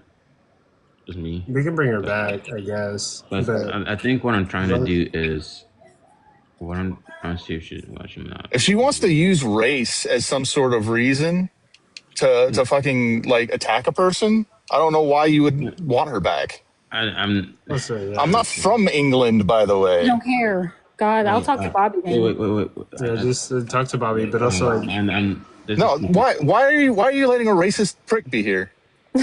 Seriously, why are you platforming a racist? Just Beautiful, Wait, can you hold on, did she apologize to say Matthew? Wait, Just Beautiful, can you just quickly apologize to Matthew before? Is it okay to platform a racist Matthew. after they apologize? Is saying I'm sorry like a reason to platform a racist? well, I mean, like, we shouldn't be platforming racism, but also like I do want to have a conversation. Exactly. Yeah, like just don't be racist, but like fix your shit. I want to have like a conversation with her, you know, because there's nobody else. But go ahead. Okay, so did you want me to present? Sorry. Jeez. Okay, this is. Yeah, I always say Give me- sorry give me- because give me- I'll give- start talking and then I say Look. sorry. Look, it gets heated, right? Sensitive topics. Understand? Let's just keep it cordial for the most part. I'm not sure if you're racist or not, but yeah, that cracker was out of term. I hope if you could apologize to Matthew. I'm not sure you're racist yet, but if you apologize about that term, because Matthew Okay, is not, sorry Matthew is about not the cracker racist. word. Matthew is not racist, so Mm-hmm. I want to move kind of past that somehow. All right. So what I'm trying to do here, right, is to say something like, I think you agreeing that we could have some shared normative stances, regardless of a meta-ethical framework, right? I think you have some contention, right, with the fact that ours didn't come from God. Was that your contention? Yeah, well, a bit of it, yes. Like a lot of the morals and the systems of the world are in this listed and named in the scriptures. Yeah, well, So, let me ask you a question, right? Let me ask you a question because mhm. Matthew was right in the fact that we're not using God, but we're using some level of justification reasoning to come here. But Mhm. let me now. This is I don't often like asking Christians this question, but let's see what you say. If God was to command you to unalive your child, would you do it? um, now that is in the Bible. I just a quick No, just context. yes. No, before I you. mean, No, no, yes, don't. I, it is in the Bible as no, well no, that no, he no. I just did. need a yes or no to that question. That's Yeah, I all. did say yes, but I also wanted to So add that pause it's. there. Just pause there. Oh, wait a minute. Okay. So if God, let's make sure we're clear here. If God told you to come, if God told you to come unalive your child, you would do it. Yes. Yeah. Awesome. Now let me do some further questioning. Right. So is when God says something is good, is it because like when God commands something, is it because it's good? Like God say, "Hey, this is good," and I command it because I know I said it's good, or um is God deriving His understanding of good from something else before He commands it? I'm sorry. So sorry. My thing cut out on the last end. You said, or is it something? What did you say? You said, Right. okay. When God commands, um, when God commands something, right? So He commands you to do something. Is it because He says is good, or is God deriving His understanding of good from something somewhere else when He commands you? I mean, I think it could be both, honestly. I think it's because it is good, and then there could be like a It reasoning can be behind it. both because I mean, because if it's both, well, it can be both because one, you're not talking about um he like if there's some framework that that's there, his God is deriving his art from that. So once you have that art, that's how it now becomes some normative notion. So it's not really an idea of both. It's just that hey, if it's coming from somewhere, God derives art from somewhere. Yeah, what Bobby's bringing up is called the Euthyphro dilemma. Is something good because God says it's good, or is God saying it's good because God already knows it's good? They're two separate and distinct reasonings. They can't be the same simultaneously. Okay. But I mean, like I was gonna say, there are verses in the Old Testament that did entail for the parents to kind of do that to their children, but it was under certain circumstances. So I think that's what like, yeah, he's never told somebody to just do that. Let's also keep that in account. Like he never He did has. that to Abraham. He did that to Abraham. Well, Abraham's son didn't unalive though. He stopped him. The reason I asked that second question is to have an understanding. Like if you're just saying that, yeah, it's just because God told you to do it. Like it's just some that like Matthew said, divine command, Mm-hmm. theorist, and just you're just saying, hey, God said to do it, therefore I do it. Yeah, it's no different if like your boss told you to come do a task, and just because your boss told you, you did that task. Well, okay, so I think it is different because there are times also in the Bible where the God's people were told to do something by someone other than God, and they didn't do it because of their morals. Like Shadrach, Meshach, and Abednego are good You see, examples. so remember we started this conversation because remember there's a whole field of philosophy that goes into detail on what morals are, metaethics, applied normative, like what is actually entailed in all these views, the realist and anti-realist. Again, most lay theists or Christian don't really even know what's being said when it comes to these views. They just most Christians just view morals to be good and bad. And in your case, I'm pretty sure if I could guess, just based on a line of questioning, oh, you're just trying to tell me as long as God tells you it's good, you just say it's good. So you're not even you're really a subjectivist. Mm, You just say it's moral, is determined on whatever God told you. yeah, but no, because God does go into explanation about his morals. Like I was gonna do, I was gonna present to you the argument that he has What distinctively put. what is it about that first question I asked you when I say, hey, if God told you to unalive your child, you would do it? Why was that a yes? because he has a reason for what he's telling me. It may not, like, that is a command in the Bible to unalive disobedient children. There was a reason for that. He's not just, like, for example, the way you're initiating the question, it seems as though you're saying he's just saying to do it just to do it. But no, even when he told Abraham to do it, he stopped him. He didn't want him to actually do it. Yeah, I mean, there's a promise of a reward. What if, like, and all that? Maybe he'll stop him. Maybe he won't. You know. Yes, but nowhere in the Bible. I do find it interesting, though. Yes, but is that reason internal or external to God? Huh? Is that reason internal or external to God? I don't know what you mean by that. I know she doesn't know what you mean. Is God telling you to take that action? Is his reason for telling you to take that action internal or external? Is it something that must be done because of an external reason, or is it something that he's commanded to be done due to an internal reason? I don't know. Are you still talking about the unaliving of our child, my child? Yes, like when he says for Abraham to unalive his son. Is it for an external or an internal reason? Why do I have to know that? Like, he just told him to do it because he wanted Abraham to show his faith. For the most part, Abraham assume it's internal, Matthew. I don't know. She won't know the difference right now. Yeah, I don't think I do. But, like, yeah, the story is pretty explanatory because he doesn't even unalive Isaac. Did Abraham know that was going to happen? He didn't have to. He had faith in God. Then there was no context to why Abraham would do that other than he was told to. In that particular instruction, but like we said, he doesn't stay consistent in that logic. He does explain his commands here and there. I mean, yes, in the Bible, like, I'm going to give an example. When I said he put man and woman together, that is explained in 2 Corinthians 11:8. He created the woman for the man to be the helper. And in Genesis, it says differently. Okay, what does it say in Genesis? In Genesis, it states that Eve was created for Adam because Adam was incapable of finding a partner from the other beasts of the garden. No, it does not say all that. So here's the logic where you think that the man was walking around being romantic towards animals. No. Partner. I didn't say anything about romance. I said a partner. He didn't have anybody out there. He was the only human, so he was just tending to the animals. He was tasked with naming the animals and finding a partner. No, he wasn't tasked with finding a partner. Where does it say he was tasked with finding a partner?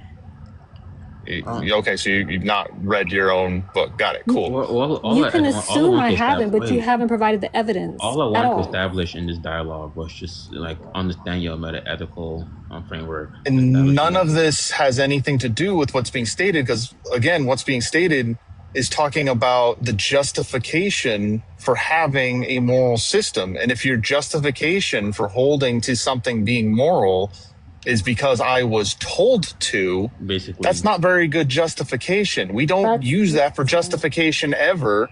We don't take it when a person says, well, why did you do that horrible thing in war where my boss told me to?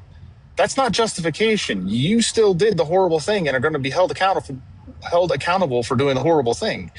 If somebody does a horrible thing, like taking the life of a child, and they say, well, God told me to, screw that. No, that's not justification. So, Just Beautiful, what exactly is your contention with the atheists and their morals? Because it seems I think you've established in this dialogue that we could have some differing meta-ethical framework to come to, like, maybe a lot of similar moral stances or normative stances. I mean, and that could be used for, like, applied ethics. Even if, let's say, God told you all these things, right? Like, that's how you're gonna. God told you that's how you know not to steal. Cool, right? I derive it's not to steal because of some robust justification, right? What is it about you saying the atheist? Like, what is it about atheists and their moral framework that I don't know how I'm trying to ask. What I'm trying to ask here. You're saying, like, what about the atheistic moral framework that you find that you're trying to discredit? What is lacking from an atheistic moral framework when it's using justification for its position? What I'm saying is that they don't have any structure. Like, they don't. They do. That's the justification. No, they don't. Structure. So when the justification is the structure. No, okay, but everybody's justification is going to look different. There's atheists who have, who are cruel, don't think that everybody's a human. And what I'm saying is, where does their moral standpoint lie when it comes to these extremist kind of like ugly You can views? say the same thing about a theist. You have a different justification than I have. That doesn't make me wrong and you right. It doesn't make you wrong and me right. But when we're talking about a moral system like divine command theory that's based in the orders given by a deity, and they are right because they are the orders given by a deity, that is not justification. That's your take on it? If a system is if a system's atheistic but does give justification, they're not just saying I'm following orders. They're giving the reasons and the rationales for why they hold it to be a moral system. You might not agree with them, but that doesn't mean they have no structure. It doesn't mean they don't have justification. Okay, but you're It just listening means to you one don't side. agree with them. And then again, you've summarized Christianity. Y'all always do that. You summarize it like, oh, because God said so. God gives his reasons in the Bible. No, You I still summarize divine doctrine. See how you cut me I off? summarize divine command theory. Maybe we can't cut her off. We have to let her It's finish. okay. He can just let Alvin go. Like, I'll just wait a minute. Anyway, I just want to know, like, I just corrected one thing. it's okay. You can just let Alvin go because y'all. I mean, he's been waiting, so I just want to hear like somebody else if he's Christian or not, real quick, or something. Alvin, are you Christian? Yeah, I guess you could say that. I mean, I had an experience with the Lord about like 11 years ago that brought me to faith in Him. Maybe I was trying to like. Okay, I'm about to. I'm gonna make a call anyway, so I want to kind of wrap this one I'm trying to get with Justin. Just beautiful. Just beautiful. Do you know, like, even amongst Christianity, right? Clearly, you go though, because even y'all. To be fair, y'all. Not every Christian is a divine command theorist like you. Some people hold God's morals to exist in some other ontological sense, and just not like just what God says, right? Now, not to mention, not all Christians share in the same normative stances as well. You know, you agree to that?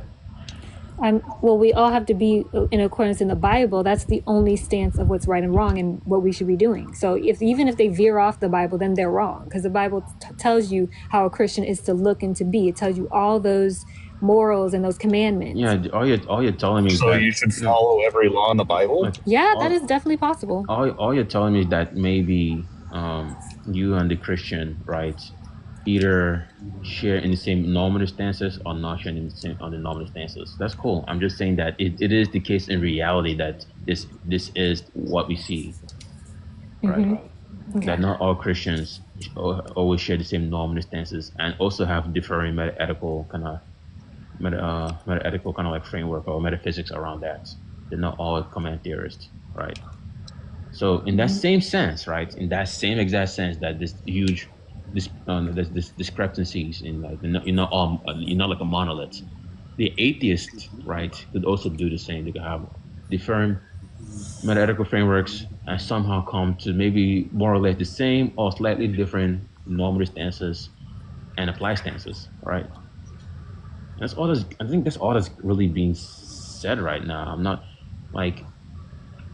I guess you're saying that the atheists don't have like a god or some kind of unifying stance, but I guess that's fair. I guess we don't have a god, but atheism's not unified, so of course it doesn't have a single unifying stance. Yeah, that's the problem, is what I'm saying. Because atheism isn't a like structure to have a unification under. But generally, it's just an answer to whether or not you believe in a god.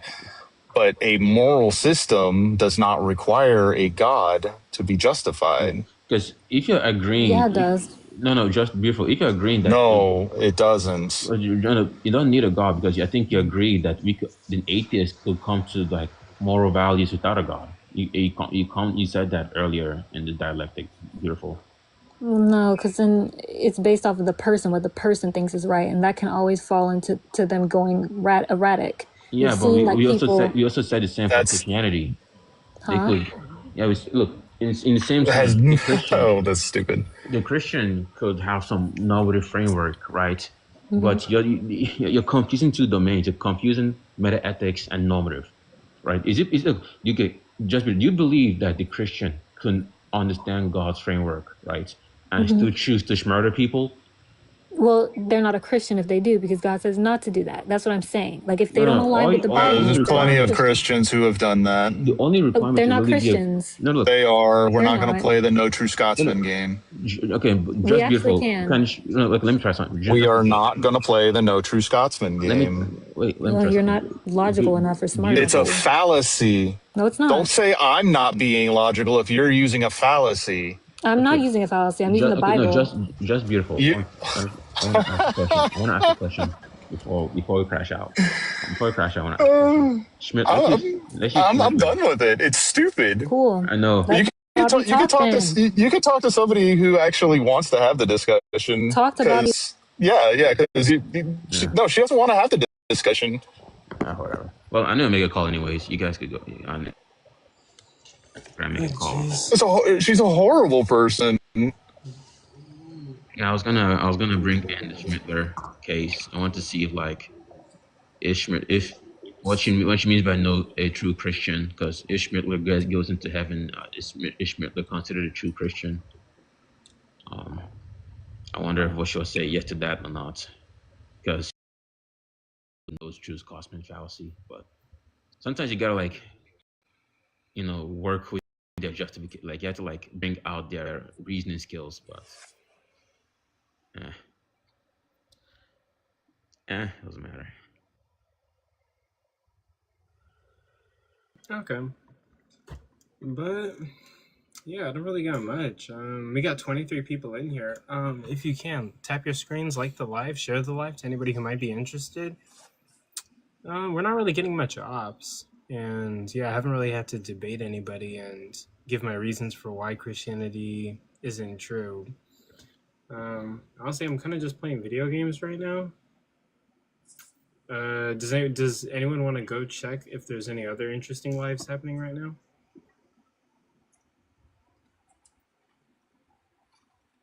But other than that, I don't really got anything.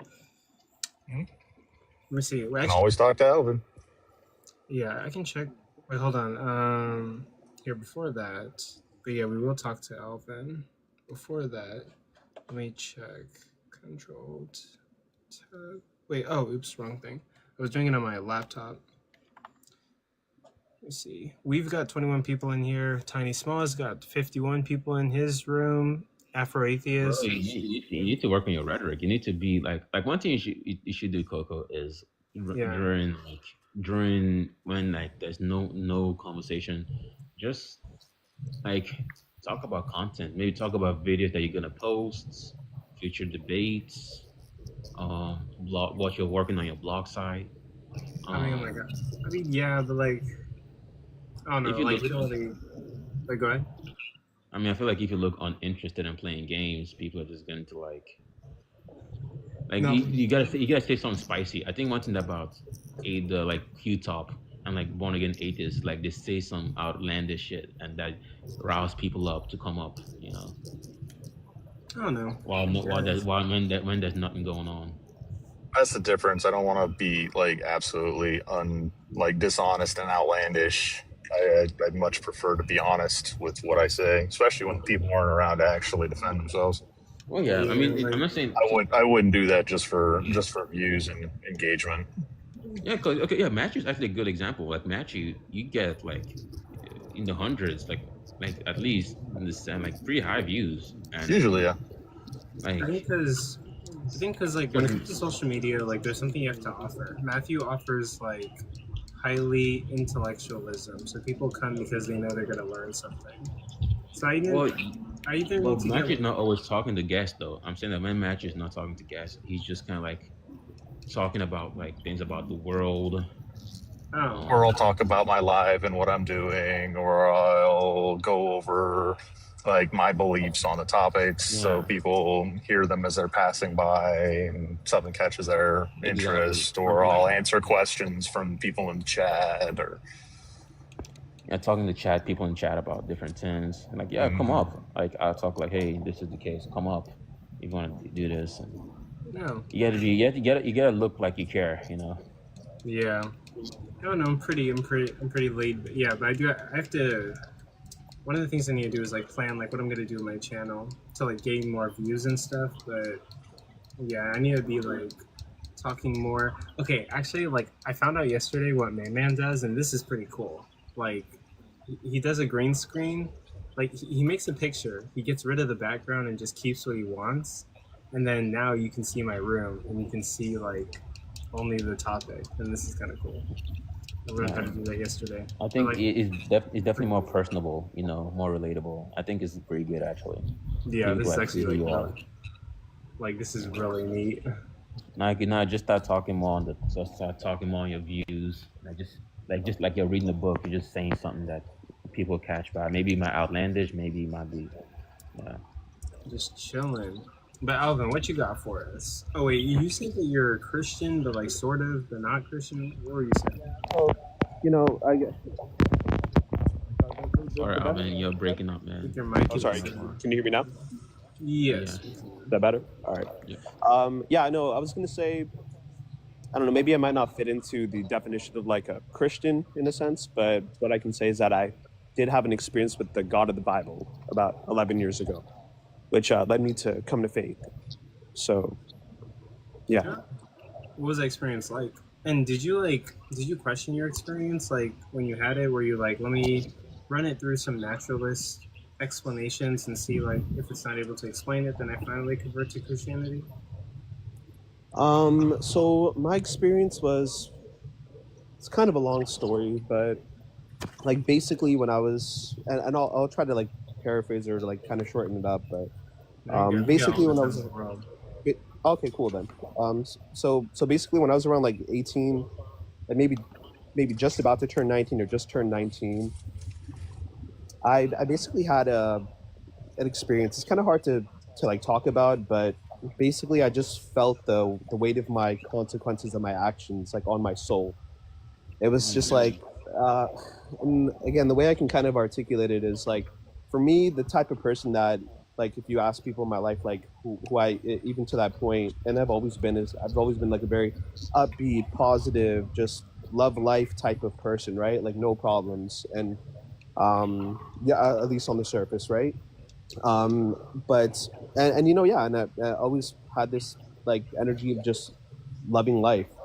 But you know, that was the first moment in my life where I just fell into this utter darkness and just this abyss of deadness. I can't even kind of explain it, but it felt like I was a living zombie, basically. Like it was just horrible. But the thing is that nobody around me could see that, right? They would just see, you know, normal me, just literally the happiest guy you could like ever know type of deal. So when I felt this weight, and I didn't know what sin was or anything like that. Like I was born inside of a Hindu family, so my family like practices Hinduism, right? And that's the religion I was raised under. Yeah. And you know, and for me, like I always had a personal conviction that there was a God in the world. But I never like put too much thought into it or anything like that. But yeah, anyway, so this was the first instance in my life where all of a sudden my own actions kind of came back and bit me in the ass, as far as like I just felt this immense pain inside of myself and who I was. And so that was around like 19, around there. And for 2 years, I was in this just dark, numb place. Again, unbeknownst to anybody else around me. But then during these 2 years, that's when the Lord started to work with me. And so he brought certain people into my life during this time. And the way I can explain it is that they planted little seeds of faith inside of me by his design. And when I was about 21 years old, I remember I was alone in my basement, right? And mind you, too, those 2 years, that's when I came to know about the Lord Jesus Christ, right? Through two people specifically that were placed in my life. One who never even really spoke about his faith or anything, but just the way that he carried himself and articulated himself with me, it just exuded someone who I could see that had faith in God. And then the other person was the first person who ever read scripture to me of any kind, and kind of showed me or presented me like the Lord Jesus Christ, right? And I never had any Christian friends or anything. Like I always like saw religion as like a divisive tool, and so I used to actually think that religion was like divided by race actually. So for example, like I would think that, oh, like white people are like Christians, and like, you know, like some brown people are like Muslims or Hindus, and like, so I always saw it as like kind of a divisive tool, like religion, right, that kind of divided people. And my philosophy used to be that there's truth inside of religion, all religions, but you have to like personally go do your investigation and study and piece it together, and then you'll see what the broader answer really is, right? So that was my philosophy before I came to the Lord. But yeah, so anyways, I was in my basement like at 21 years old, and and also too, I did explore a lot of different avenues of trying to find enlightenment or just even numbing out my pain, right? I remember like when I was 20, that was like the year that, man, I did so many drugs that year. Like every single thing that I could imagine, I tried. And just because I've always been a very open type of person too. Every single thing? Man, you know what? The only thing I didn't do was inject myself with like heroin. So like, like, you know, or like, or do fentanyl or some shit like that. But like, you're so close, huh? No, because you know what? I wasn't so stupid, I guess, in that sense of like wanting to put my life in that much risk, right? But you know, I mean, the place that I was in, I might as well have, because I was so broken. But no, it was and plus also I do have to credit that I have a lot of loving people in my life that would probably kill me before the drugs would if I was to ever do that type of shit. So there's that too that I do have to be thankful for as well, not just my own understanding. But yeah, so you know, I was 21 and just kind of alone, and I felt sick of myself. Like I was just like, and now I was aware of this personal sin that I had before God, and I was like, you know, like I keep on doing the same thing over and over again. I can't really beat this sinful nature of myself, and I'm just kind of disgusted with myself at this point. And then, you know, the Lord just kind of dropped this to me. Just I don't even remember if I said it audibly or if I just said it inside of my head. But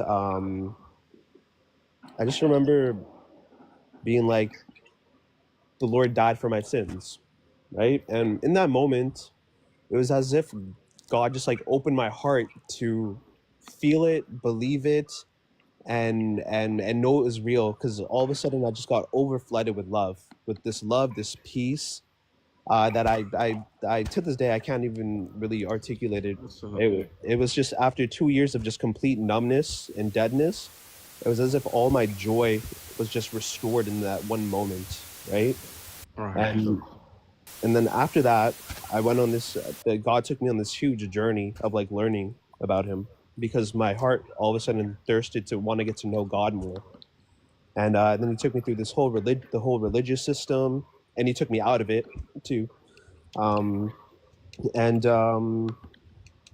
Yeah, man. So it's kind of how God kind of came into my life. That's all right. Did you ever explore? Okay. Mm-hmm. You go ahead.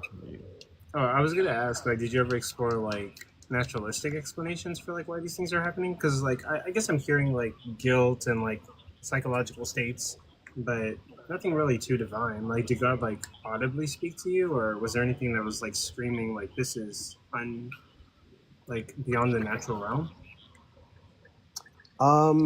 Well, for me that was like a supernatural experience, right? Because it was just 2 years of just complete numbness, and you know, nothing really did anything for me. And then it was just in one moment of God just opening my heart to believe Him, and everything was, I felt completely healed inside. Like just completely healed, unexplainably too. And it was just like I don't know, how do you know it's God? I guess. Yeah. How do you know it's? Yeah, exactly. That was the exact question I was gonna ask. Like, how do you know it's God? Or That's just a good not question. Like mental process. How do you know it's not? Yeah, How do you know it's not? Well, we're not Yeah. asking that right now. We're just asking how do you know it's God?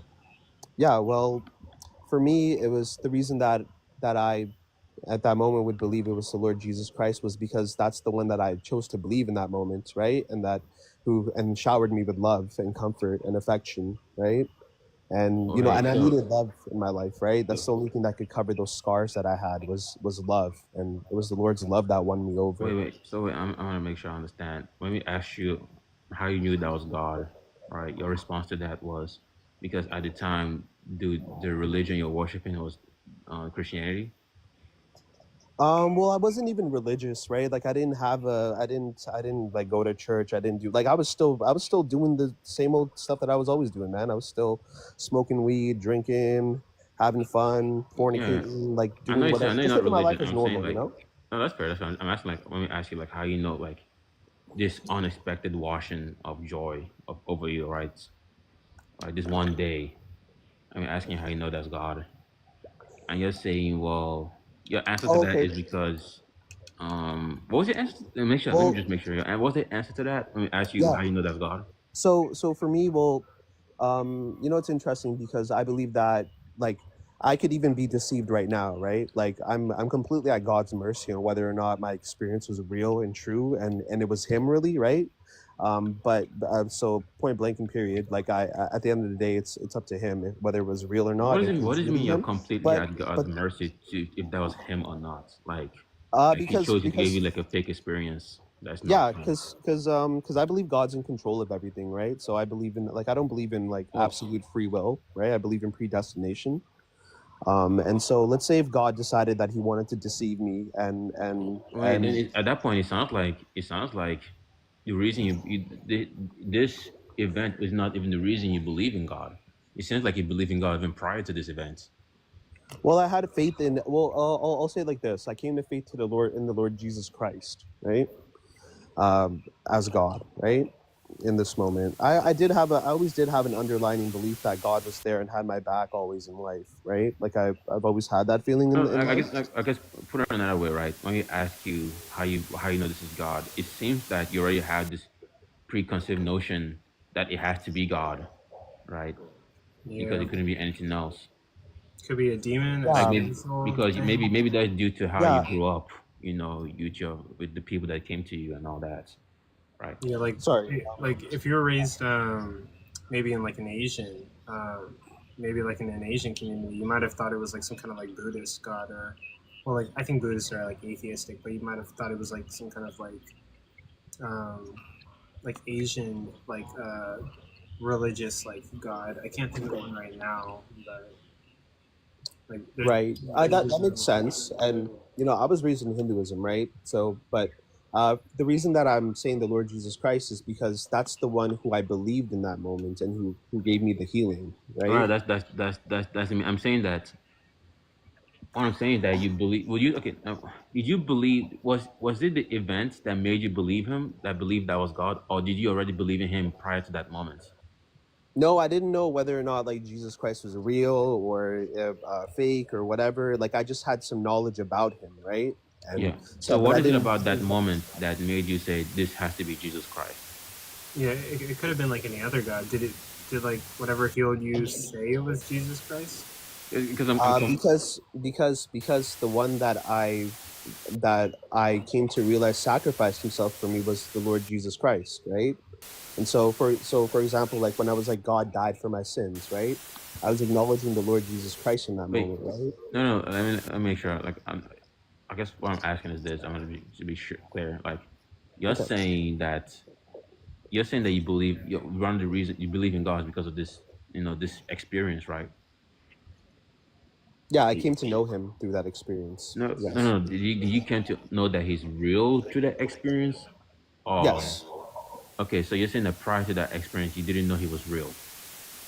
Yeah, I didn't really. I mean, I wasn't sure, right? Like, I wasn't like really sure. Oh, so you knew of him. I knew of him. I had some knowledge of him. I heard about him. All right. Okay, so was after this. So what is it about? Like, okay, you prior to this moment, you knew of him. Maybe some people came talk to you. You know, was steadily guiding you away from Hinduism towards Christianity, but you weren't taking it seriously. So what was it about this moment that said, yeah, this is God's work? Yeah. It was the overwhelming love that I received, right? So it was just after 2 years of just being again in complete numbness and darkness, and to have it all fade away in like one moment, right? I was compelled Well, to why are you believe pointing? that. I'm guessing why are you pointing it to God, to a Christian God rather than, like, your Hinduistic background, maybe some God from them. Why is that God getting the credit versus like some other God like your I think he Hinduistic answered background? that already. You're just because not paying because attention. Well, let him that's answer. the one that revealed himself to me, right? So that's the one that Yeah, healed me, it right? seems like a correlation causation fallacy, right? Yeah. You're correlating the experience with something rather than showing a connected causality.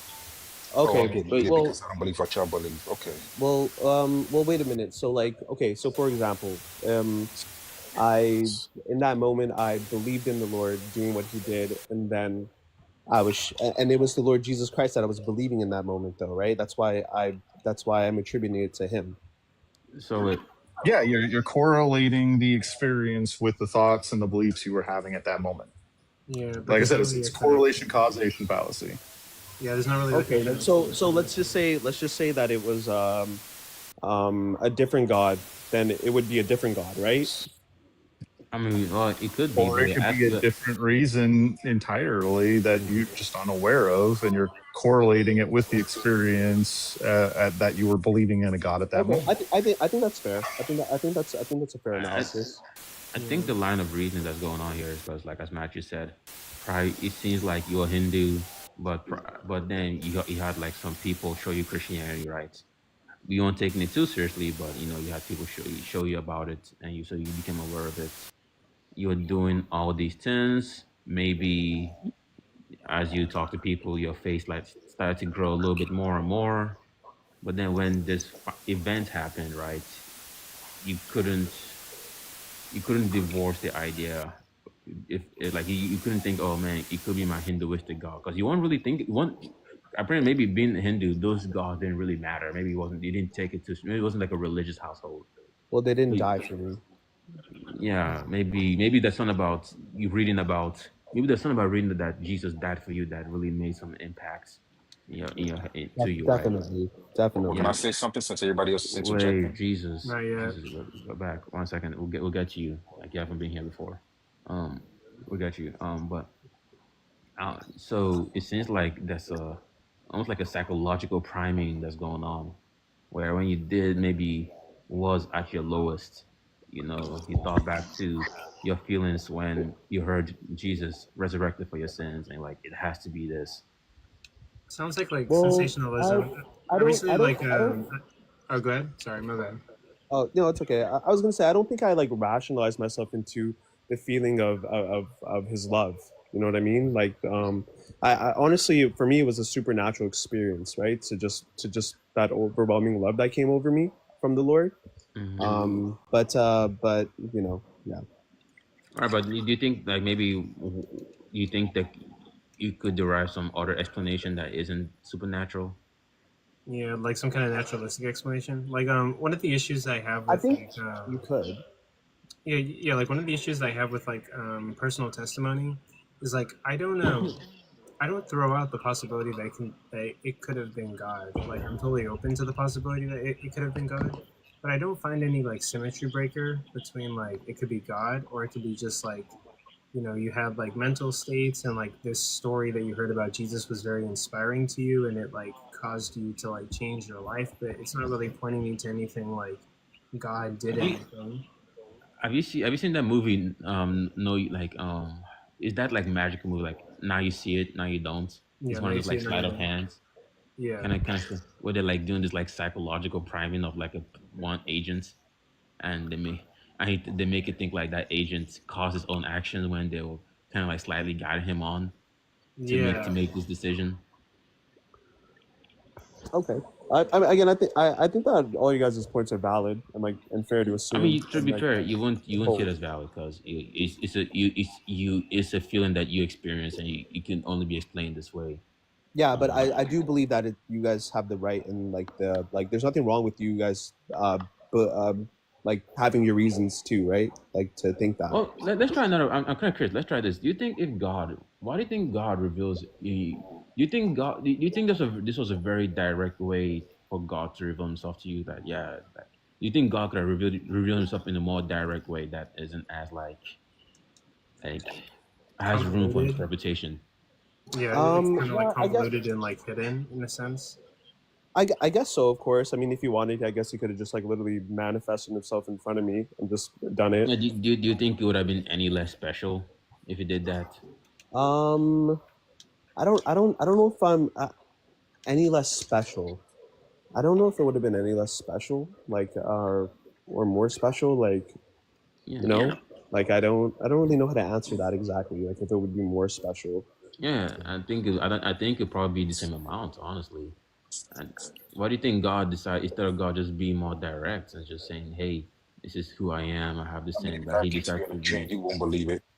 Well, Like, I think that you know after I had Believe that it. experience, instead of Bobby, him you wouldn't believe plainly showing himself in that sense, that experience actually sent me on a huge journey about wanting to get to know him better, and then I did get to know him better through that experience, right? So it was like he gave me a little piece, and then he's like, okay, now come and follow, and I'll reveal more to you as you come and follow, yeah, but right? do you think it's dangerous that God is not more direct with His message? It could be possible that God could send a message to somebody and they misinterpret it to do something really bad. Yeah, I Yeah, think that like, happens all the time. Yeah, yeah. Do you think God should be more direct with how He communicates to people? Do you think that should be the Well, case? I'm kind of at a I'm at a place in my life where I don't really I'm not too critical about what God does and doesn't do, right? Because for me, it's like I don't really have a beef with how God runs His creation, right? So I'm Really, you don't care you don't care what God does with His creation at all. I do, yeah, I don't have I don't have a like a demand on God to be like, So, oh, you need to be like this, or you need to do that, or like, are you aware of the story of Job? Oh shit. yes, very much. I love the Would you think in that sense? Do you think it would be cool like if God was to like do everything that happened to Job? Do you think that it should be okay that God does that same thing to you, right? Yeah, to be honest, I can really relate with Job's story actually, but as far No, no, as I'm like, saying no. I'm not saying relate. I'm saying if God was to do the exact same thing to you, right? Do you think that would I'm be saying okay? you should be fine with that. yeah, sure. The ending was beautiful, right? Right. Not I think really. that's The ending was beautiful. Not Yeah, he really at restored all. everything and blessed the latter half of his life more than the His former, right? children and wife were taken from him. You they can't went to replace heaven. that. Yeah, they Yeah, went to Oh heaven. god, They like went to heaven. I said psychological. just They went to heaven though. just to make it clear, I said the ending was beautiful, right? So how it all ended, right? Wait, hold on, No, hold on. no. It's there's no making up for what was done to So he him and gave up. his So family. he gave up Yeah. though. So He got really that. quick, like Job. Yeah, Job was a follower of God, and God just decided like randomly with the devil to like test Job, and he took away all of his animals, his wife, his children, and all that psychological trauma. And Job ended up passing the test, and at the end, he just gave him replacements. But still, this guy's traumatized with a whole new family that isn't his old family, and the memories are well, all gone and shit. When Joe on a life, where did he well, meet with his family? Did he meet? One second. I'll say this Meet with though. his family being on a Not life yet, though? not yet. Hang on, back. I'll say this though, right? Wait, back. So We'll get to you. We'll get to you. Relax, so man. I understand that Talk to me. They keep me on mute to the whole chat. No, So back. We'll get to they you. don't like Thanks. talking. We're gonna let you talk, but I'll let right you now's not talk. your turn. You don't have the strongest points, but we'll let you Ask talk. him so if he met with his family though. At the end. Wait, back. We'll get you, man. I don't want to drop you, bro. We'll get you. There's nothing beautiful about having your family ripped from you in a traumatic way. No, There's no way to make that ending beautiful. That's fair. That's fair. I'm asking. well What I'm curious about, Alvin. You okay with this happening to you? Right? You're gonna co-sign that because God could do whatever He I wants. mean, Matthew talk though. That's not yeah, Wait, well, Jesus, Yeah, back. because like Matthew's a mod. Chill out, or you're gonna get dropped. Last warning. Like we clearly took it to us, right? We know we don't think it's a good story, but cool. Maybe you're not Christians. I'm asking Alvin. You said earlier that you as far as you're concerned, you don't really care what God does with His creation. I'm asking, like, you don't care what God does with you, right? Yeah, and maybe care is not the right I can't word. hear what you're saying, I man. don't question. Man, Alvin, I can't You're hear what you're saying. muffled. Oh, sorry. I was gonna say maybe care isn't the right word, but maybe question is better. I don't really question what the Lord does with His creation, right? But I was gonna say, like just to use my own personal life, right? Like all the suffering and things that I went through, when the Lord decided to finally reveal Himself to me, all of that Even was if you wanna, gone. if you wanna use that word question, right? You shouldn't. I'm saying that you shouldn't question. The same way you shouldn't question what God does with you, right? Sure. Right. You should be. You should just take it with a smile.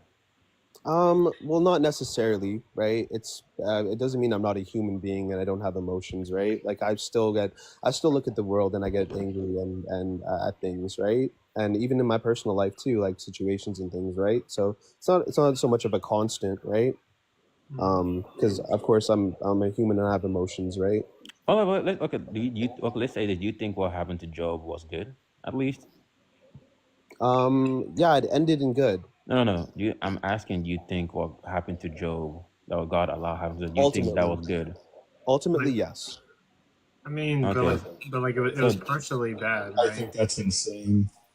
Yeah, like God did this to Job for like no reason. Like people say like he Well, was he did do testing it for a Job. God reason, is all actually. knowing. He knows the future, the present, and the past. So there's no reason to test him. And also Well, like literally like Job was one of God's like most loyal servants.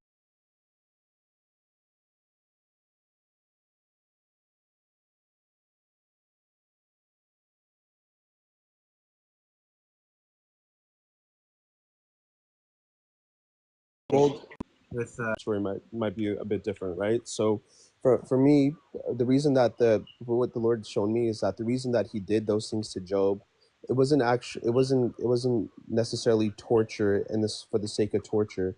It was actually to show Job that oh well, show Job his self righteousness, actually, right? So even though Job was doing everything right per se before God, and God did bless him for it, right?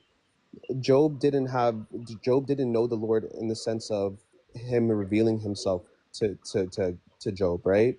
So Job had this self-righteousness, as in since he's done everything perfect, everything should be perfect, and everything was perfect for him, right? And then the minute that God decided, okay, you know what, I'm going to show Job that he doesn't really know me actually, right? And he sent It a wasn't a storm. lesson to Job.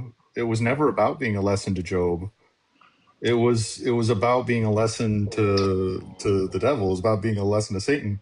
yeah, Job was Well, fine. here, Satan was so what? Matthew, think I'll say this, right? So this is what Job says, right? Job says that Job said after the Lord spoke to him, right? After everything, Job said that I've heard you from the hearing of my ears, right? But now I actually see you, right? And since I see you, I repent in dust and ashes, right? So before that instance, Job didn't see the Lord, right? He heard about him, he did what was right before him, but he didn't see him. He couldn't see him, right? That's why God had to intervene and actually show him himself, right? yeah, but No, the whole thing was about Job being his most loyal servant. That nothing the devil could do would pull Job away from the Lord. That's the But whole point of the story of Job, is that it didn't matter how many tortures were put upon Job, Job would always remain faithful. but That he was did the get whole pulled point away of the from the Lord. story. But Yeah, he God did was get trying to pulled prove away from something the to Lord. Satan. Job was like totally like fine, a good servant, and everything. like No, imagine, Alvin. Let's say he what you're did. saying is true, that God just wanted to show Himself. Like that's all He wanted to do, was just show Himself to Job. All God could do that without the torture. Don't you agree? Yeah, he could do that by communicating. Of course, the Lord could do it however He wanted. Yeah, I mean, you could probably do this. But at the same time, that was a necessary process for Job, right? Because in the end, he did Why was it necessary? come to see the Lord, right? Wait, how It was it was necessary? God could If, have you done know, it like any other if way. we agree that God could do it He was a without, loyal servant to the Lord before any of it happened. He already believed. He already held to everything. He was already loyal. He already followed every commandment. He did everything. yes, but He was already there. no, but he wasn't there. He didn't know the Lord yet. He He didn't, was the most loyal of the Lord and he in still all came of short. mankind. And he still came short. right? No, That's it the whole wasn't about point. him coming short. It was never It about him was. coming short. It was never about Job coming short. The No, whole thing was that the devil was stating that the only reason that they follow him is for what the Lord can give to them, for what they receive. And the Lord was like, no, it doesn't matter what happens to them. They will still remain faithful because they are faithful. That's the reason the devil was able to do all these things, was to show to the devil that his servants were loyal. It wasn't about I teaching Job anything. I get what you're saying, right? But again, if you look into the story, right, and then you I see, have looked into this story, and you sorry, fundamentally do not understand it. sorry. You know what? I'm not gonna. You can. You're in. It's okay for you to believe what you believe, okay? But I'm just gonna say what I've seen, okay? So if you do look at after what's happened to Job, right? After he goes through his whirlwind of events, right? And then you hear him speak, right? He actually does curse the Lord, right? He does turn from the Lord, actually, in that instance. His heart Number does and get verse, glassy please. and darkened. Yeah, No, he does. tell me the verse, No, because I don't think you Um, even know the story. well, I'm not gonna give you the verses, but he I'm just he Then don't does. fucking say you know it. Well, we need Don't a tell me. explain. Do not tell us that he's specific. No, don't tell me. Shut the fuck up. hey, No, shut You your see fucking what I'm saying, mouth. bro? You see what I'm saying? You shut your fucking mouth too. If you don't know what you're fucking talking about and you're questioned on something, then you tell me I'm wrong and you say that no, he denied the Lord. Show me where. Actually, I think he's right. He does deny the Lord. I think that's the part where the Lord does come down. People, So yeah, he actually people does. are. I think The whole fucking point of the story is not about teaching Job. It's that Job would remain loyal But given everything that happened to him. That's the point of the story of Job. I think Interesting. there was a point where his wife said, like, why not just like turn away from God? Because it seems as if he's cursing you. And like Job was like, God, why are you doing this to me? And then like Yeah, his God said, friends don't and you know wife. that like don't you know I rule the skies and everything? How dare you Yeah, question yeah, me? exactly. So yeah, so Job did eventually No, Job Job did so questions. Job doesn't turn away. not turn away, but Job did curse, I believe. Like he Or didn't turn away doubt. from God, but he did curse, and then that's when God came down, and because Job was just in distraught. Job was just wondering what's going on. Job He was didn't curse. He asking only why. asked questions. He asked why. He He was curse. asking why this was Talking happening about. and all that stuff, She and I said think that's curse. when She God trying to make it said, seem like Jesus Christ, right? And God came down at that point. But the funny thing about when God came down is the fact that God didn't never addresses Job's contention of why this is happening to him. He just says rocks. He just says I could command rocks to worship me, and I do what I want. Which is the interesting part about that, Alvin, because you're right. God does what He wants. God actually never addresses why this is happening to Job. When Job asks why this is happening, God just tells Job, "I could command rocks to worship me, and how dare you question me?" You know, I think it's always fascinating. And then from No, that you point have on, not been respectful, Alvin. have I been disrespectful? I think Alvin's been Yes, like you've Alvin's been been all right. disrespectful.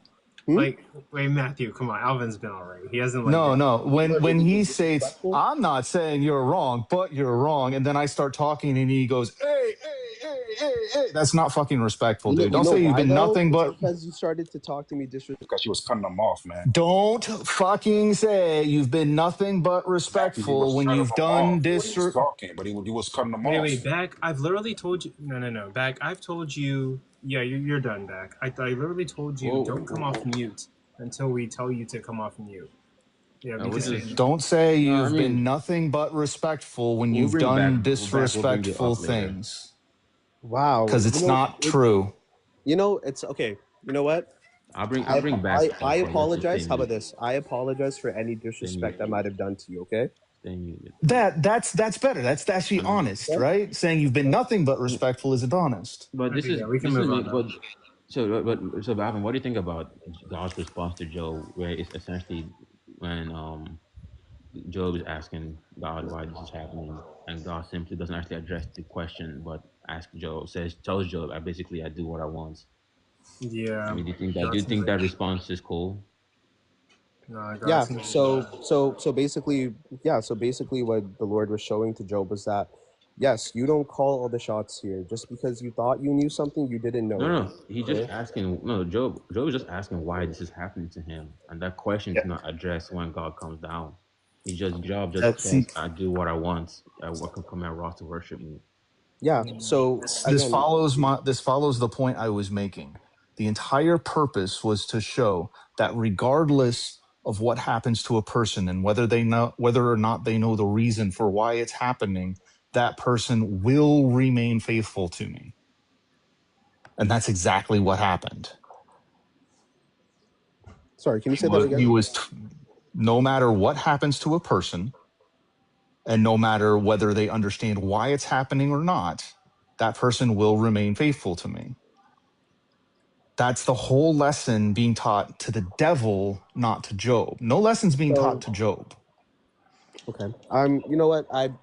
I want to tell you my thoughts, but at the same time, I don't want you to feel like what I think you think is wrong, because that might be disrespectful. So I don't know if you want my You could just talk. interpretation of it or You could not. just talk to me. You could Huh? you just tell me what you think, because I'm not curious about. All right, man. I'll tell you what I'm thinking. But again, I'm going to state this. Just because I say this, I'm not saying this to try to nullify you guys and be like, you guys are all wrong. I'm just saying this because this is what I believe. I've come to believe, right? So I just want to state that, okay? So before I say this, okay? All right. So,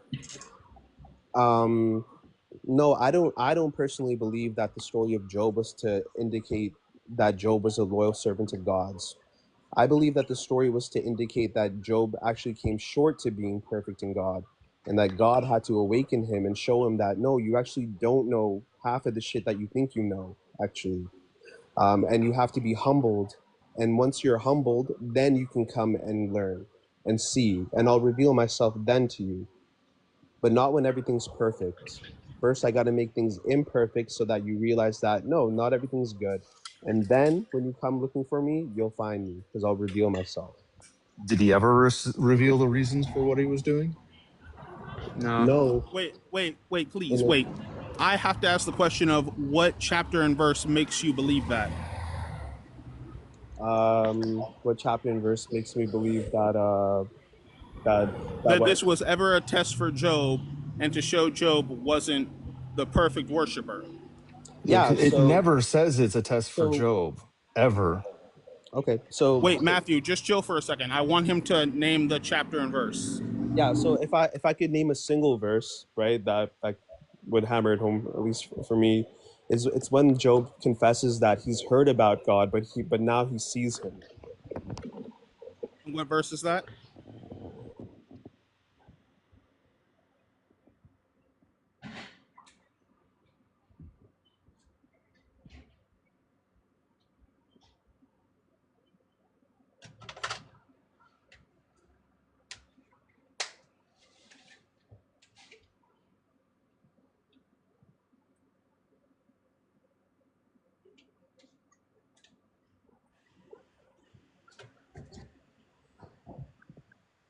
Yeah, I believe that's the verse.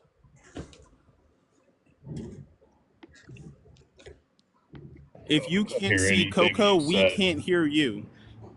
Yeah, we didn't hear anything you said. You weren't on the app. We can only hear you when you're on the app. Wait, you guys can't see me right now? No, he's talking to Alvin. No, he was reading something from the Bible, but he was outside of the app, so we couldn't hear him. Oh, sorry. Okay.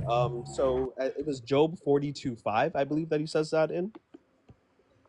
Coco, do you mind pulling that up on the screen?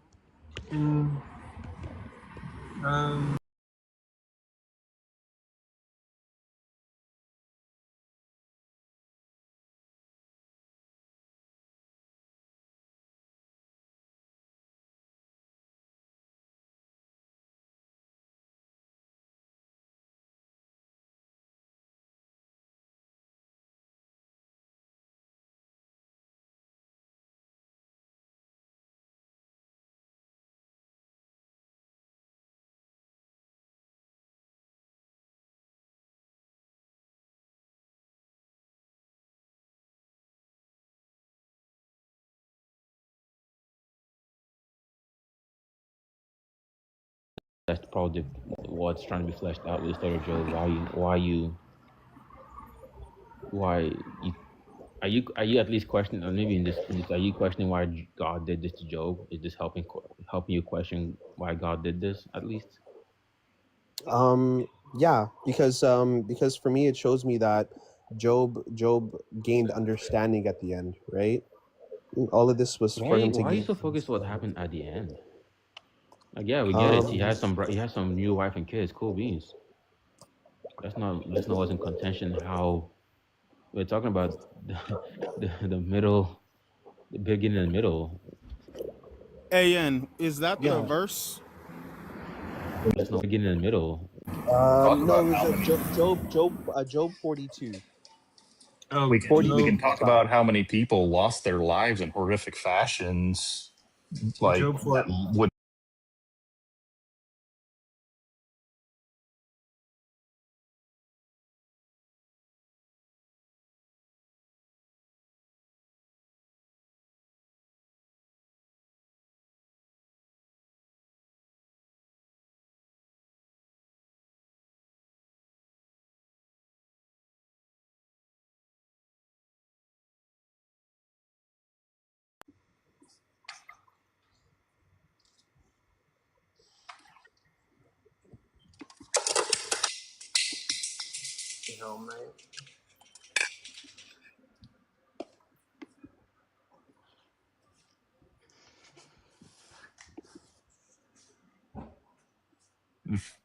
If you have to undergo like immense amounts of trauma, torture, and pain, and people need to lose their lives to learn a lesson, is that a good lesson?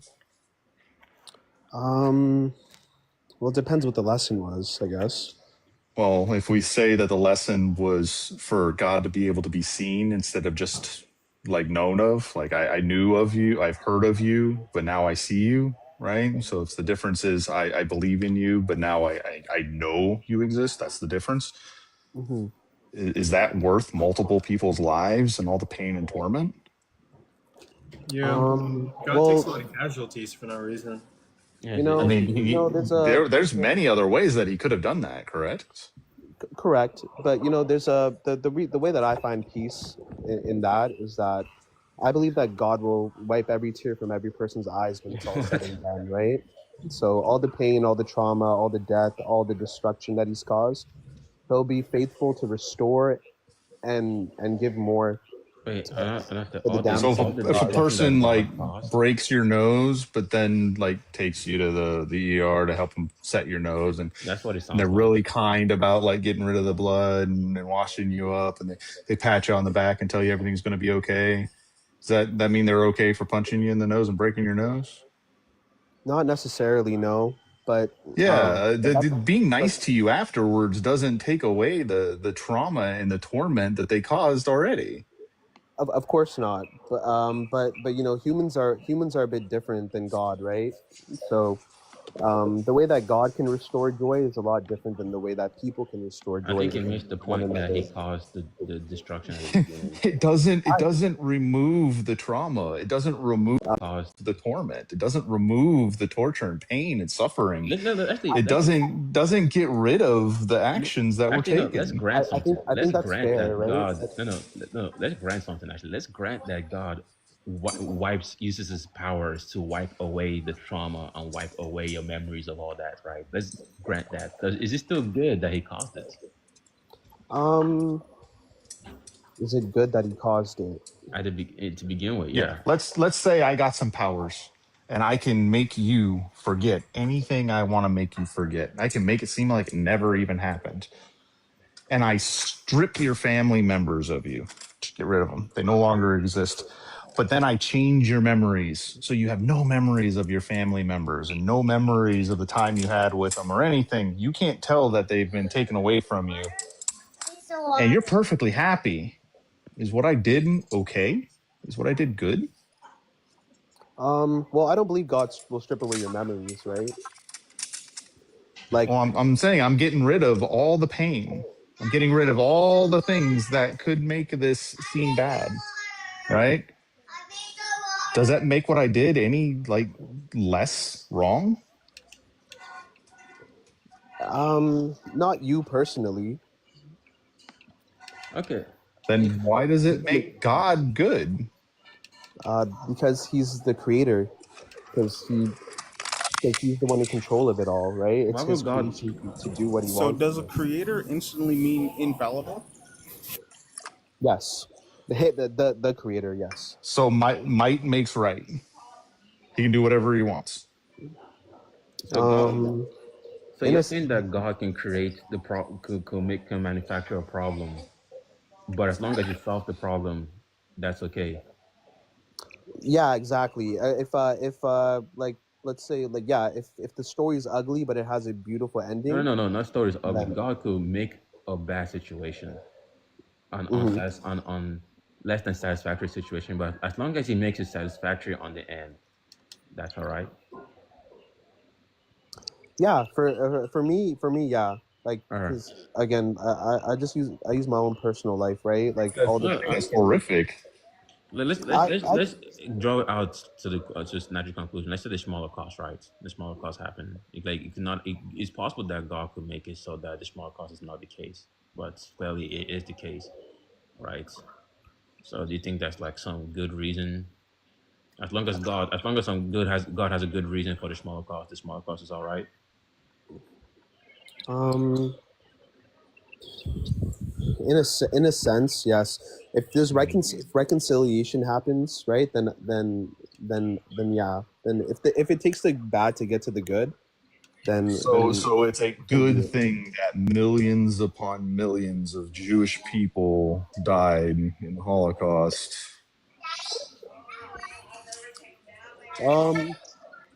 Yeah, it depends how you kind of look at it, right? Like I'm not saying that that was like something to be celebrated or like yay that happened or some shit like that. But from the Jewish story, like the nation of Israel wouldn't have existed All right, if let that me didn't ask you a happen, right? question, Alvin. No, Okay. no, no, no, no, no, no, no, no. Do not state that it's okay that the Holocaust happened because there's now Israel. That's That's disgusting. low-key wild. I can I'm see. never gonna say American slavery is okay because we have peanut butter. I get that. I totally get that reasoning, and it makes complete 100% Wait, sense. how's Like, that connected? We have peanut butter because of right? slavery? The person, Oh, Coco, do you who want the full invented chain? peanut butter was a slave. He's a So black man. Yeah. Okay. All right, Alvin. I think if God was to command you to like unalive your child, would you do it? I'm just kind of curious. that's hard to say, to be honest. Like it would be whether it wouldn't be whether or not I Well, would why is this hard to say compared to the smaller cost? because it's a personal call Oh, to it's action, personal. That's nasty right? work. Hmm? Because it's personal. I think that's nasty work. Well, Just like saying, it's just Pretty personal to millions upon millions of Jewish people during the Holocaust. I get it, and guys, like I'm not trying to like like celebrate the mass destruction of like people and stuff like that, right? Like I think I know, that yeah. was all really disgusting things, right? Like I but totally I but totally you agree? Okay, let's say you think God should not order you to murder your child, right? Shouldn't give you those orders. Would you agree? shouldn't give me those orders. Like God No, shouldn't. Would you agree that God should not give you some command to unalive your child?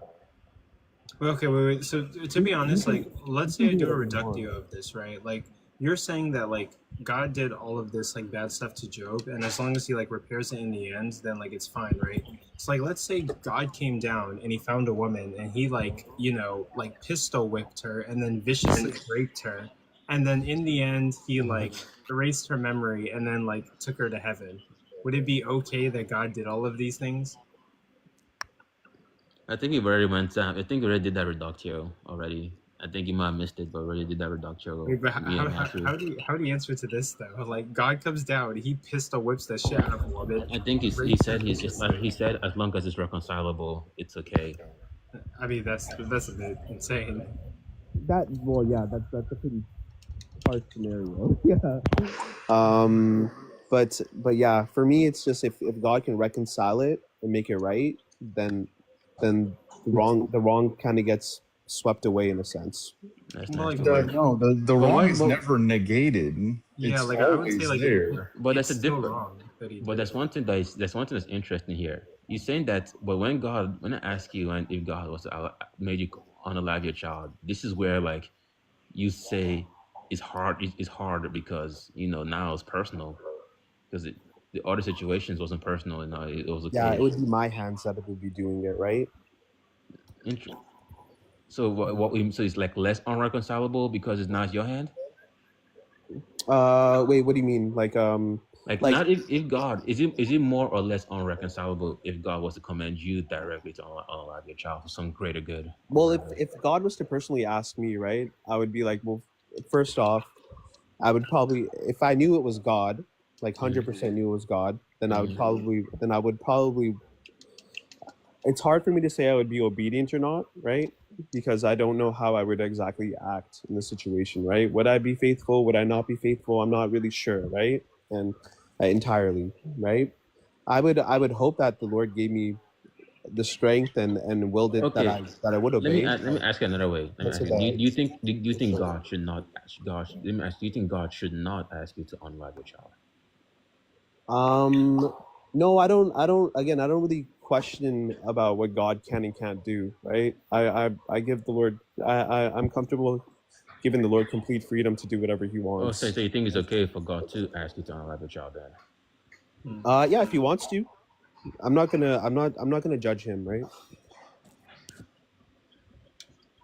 I don't know. I'm gonna. I guess we're kind of on a different footing. Like I would say, God is all powerful. God knows the future, the past, the present. God has all these abilities, and like this unnecessary thing, which is like take away a guy's kid, his woman, all of his animals, and make him have bodily pains for no reason, just to like prove a point to the devil.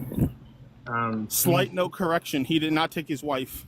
Oh, someone said here that he took his wife, but I've read Job, and like I know that he didn't really take his wife, but maybe someone read something I didn't. But like, God does all of this, and it kind of seems like God could have done it like literally in a less painful way. God could have taken away like one less animal, right?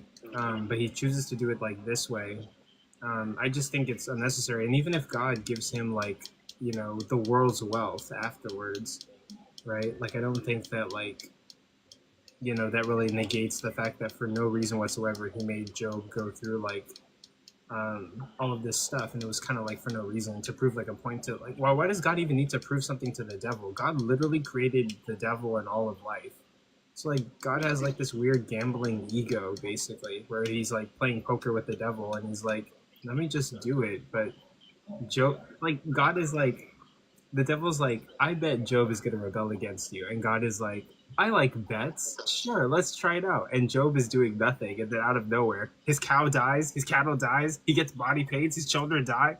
And like God and the devil are like upstairs laughing and like, I'm going to win this bet. Like, yeah, like, like it's kind of like nothing to them, but someone's life is at stake. But I don't know. It just like, even if he reconciles it afterwards, like I don't really see like, it's still bad that he did this thing that was unnecessary just for like he's bored, I guess. That makes sense. Like it makes, again, I think that makes complete sense, right? Like my thing would be that what I personally believe is that anyone who's come to know the Lord, they've come to accept His goodness, right, and can see His goodness in all things, right? And so, but if you don't know the Lord, then I can't exactly expect you to see things that way, right? And it's completely okay for you to believe and see the way that you do, because I don't think there's any like logical like inconsistencies or or what you think is like outrageous or whatever, in a bad way or whatever, right? I think it's really normal, to be honest. So yeah, but I think that anyone who's come to know the Lord and personally knows the Lord, they'll be able to find peace in those type of things, because they've experienced and firsthand the goodness of God, right? But I don't find that to be peace. I find that to just be just incredulity. Wait, I need to ask a question. Acceptance is acceptance of a horrific thing does not make that horrific thing any less horrific. Wait, Matthew, I need to ask a question. Go for it. AN, do you know what Stockholm Syndrome is? Yeah, but wait, can you divide it for me, though? The definition of Stockholm Syndrome is when someone who has lived with their abuser and has been abused hard enough to believe their abuser loves them. Okay. Okay. So, Where do we go from here? yeah.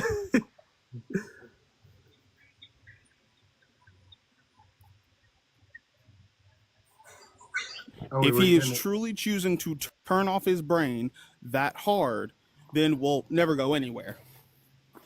Well, I'm not choosing to turn off my brain, but wait. Oh, so it's not a choice? Okay, so basically, like, being... you believe in God, you love God, but God is doing all these horrific things, and you're saying, like, as long as he, like, fixes it, it's fine. And Stockholm Syndrome is kind of like, the abuser is doing, like, all of these horrific things to you, but you're kind of just, like, you've fallen in love with them, and you're like, they're still a good guy, despite the fact that they're literally, like, pistol whipping the lighting the world. Okay, yeah, that makes sense. That makes sense. That makes total sense.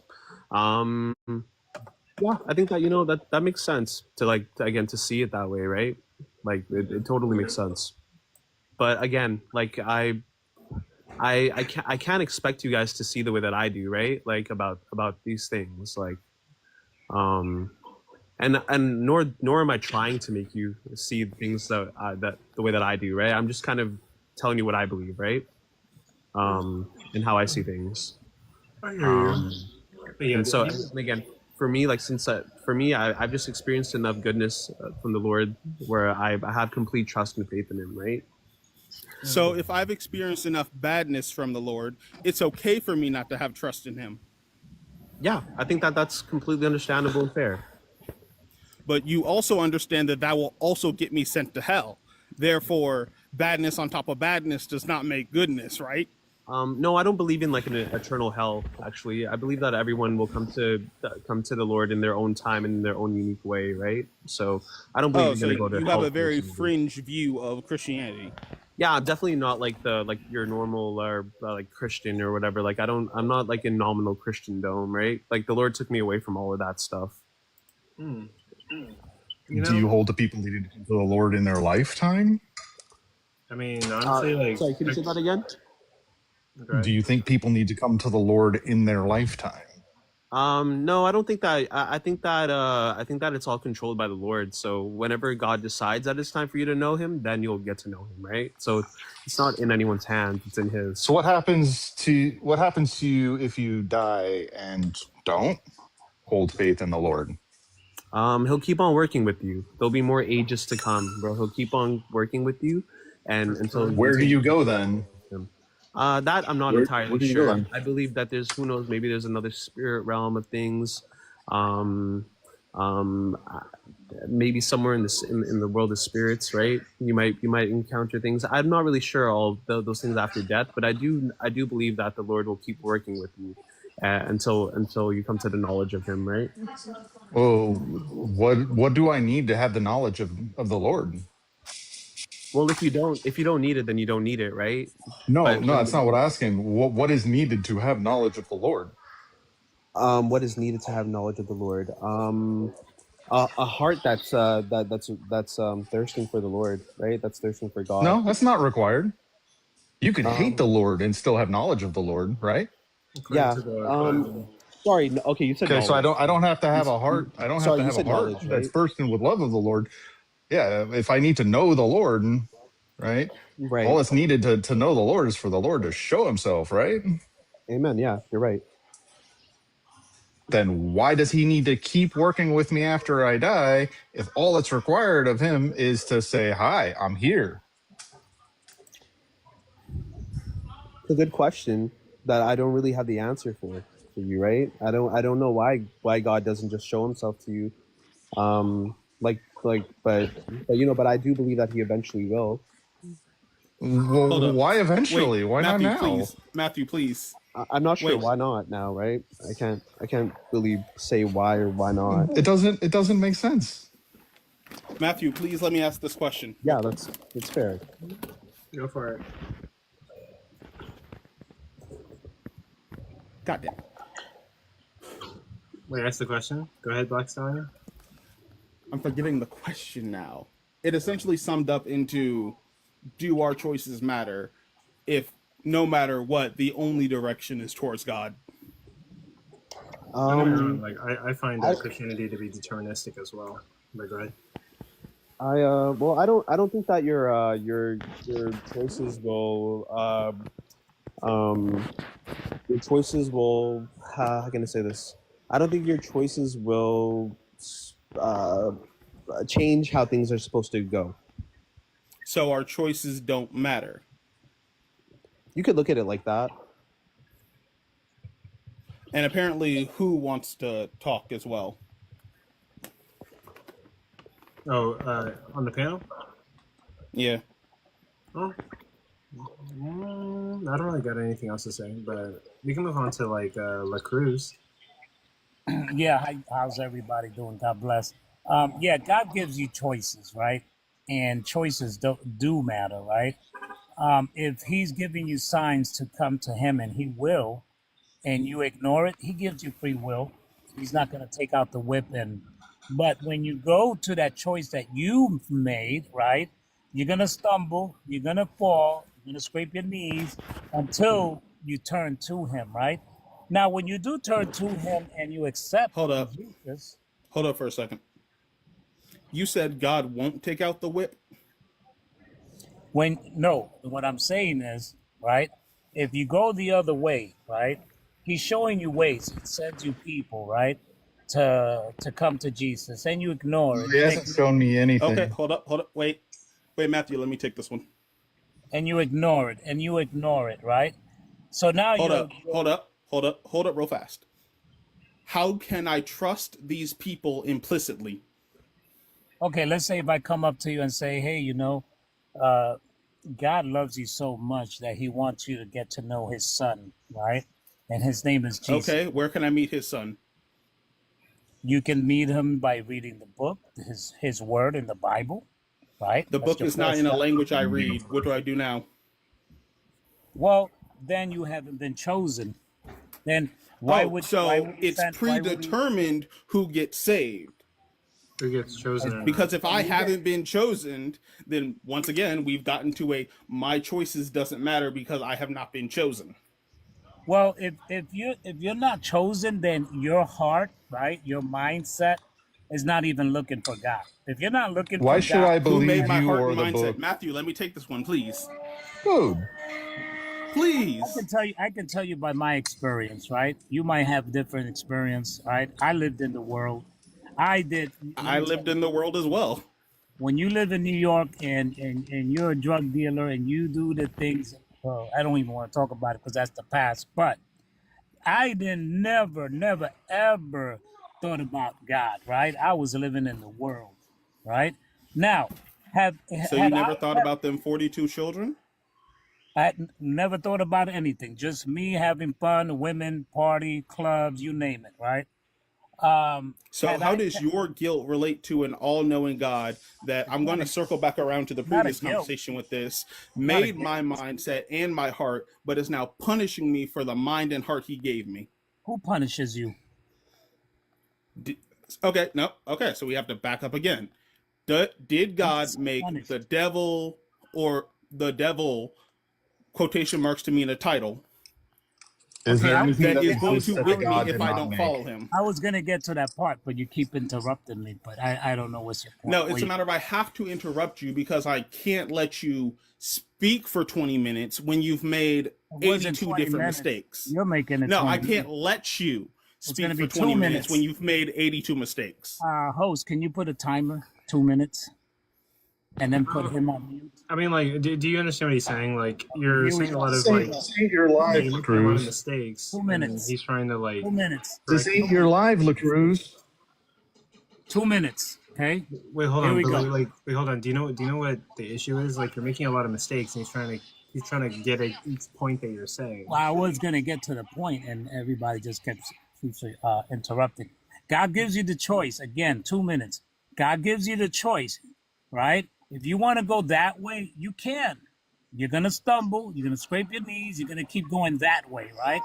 Now he's Once not again, you've made attacking another you. mistake. He's not here. Here's the 2 minutes. You see what I'm saying? You put him on mute. Stop telling people to I'll put people just on drop. mute. I'll put your ass Hey, on mute, dude. How about that? how about this? I'll drop the You don't own the live. If you want to talk, have the conversation, but don't try to boss people around. That's mistakes. Like, no, it's a matter of when you make mistakes, you are to be corrected. That is a atheist worldview and a Christian worldview. It's the fact that he doesn't acknowledge he made a mistake, or he has too much pride to accept that he could have made a mistake.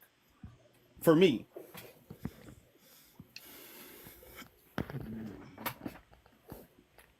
Lots of mistakes. Oh, darn, but he dropped. Apparently, who's back? Yeah. Hello. Good. Hello. What you got for us?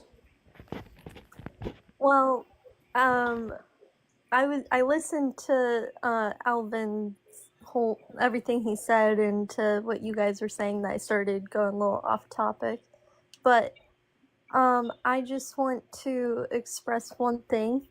Well, multiple things, but this one is that if God created, everything, and being in the Christian Bible and being the father of all that we know, and even the devil himself, the difference between him and the devil is that the devil cannot give true peace, and that the devil cannot bring true joy.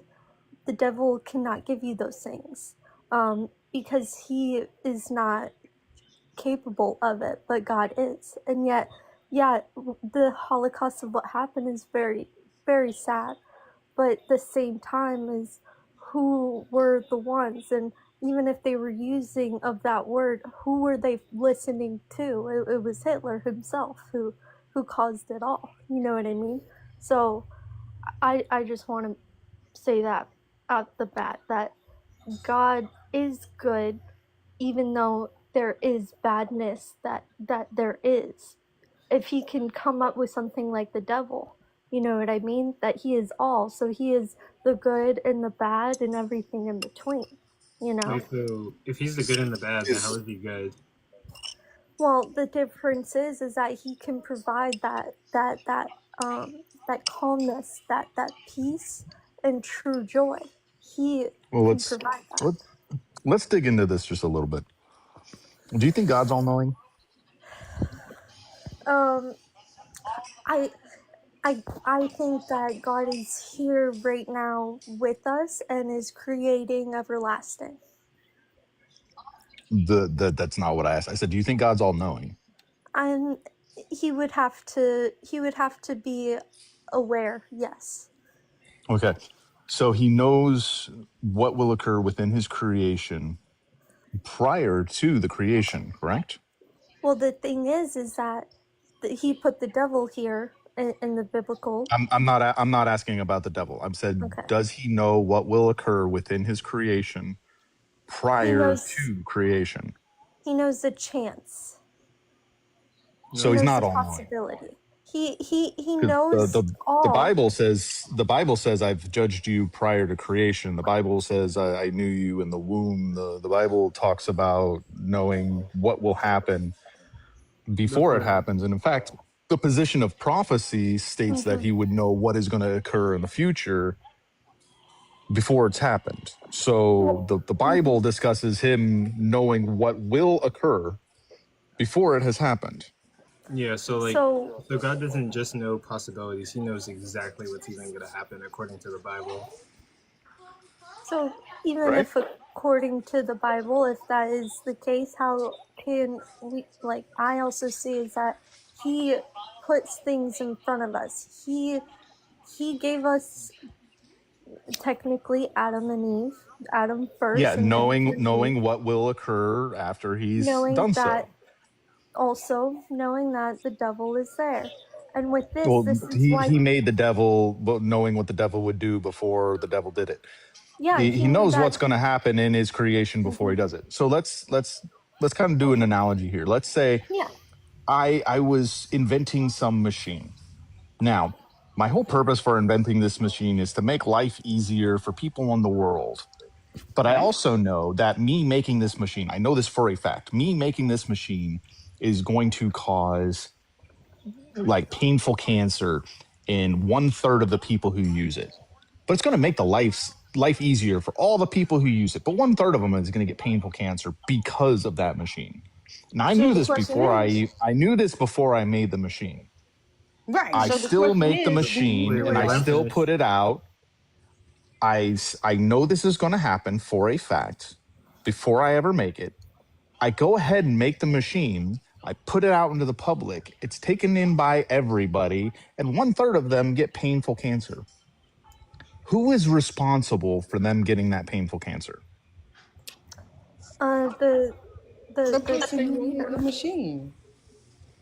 Yes, that would be me. Since I had foreknowledge of what would happen, But my and I question caused it is, to happen. So if God, who has foreknowledge of his creation and knows every evil, horrific thing that will happen within his creation prior to him making it, and with that foreknowledge, he still chooses to make it, even though he could change that creation in any way he so chooses, right, but still chooses to make it in that way.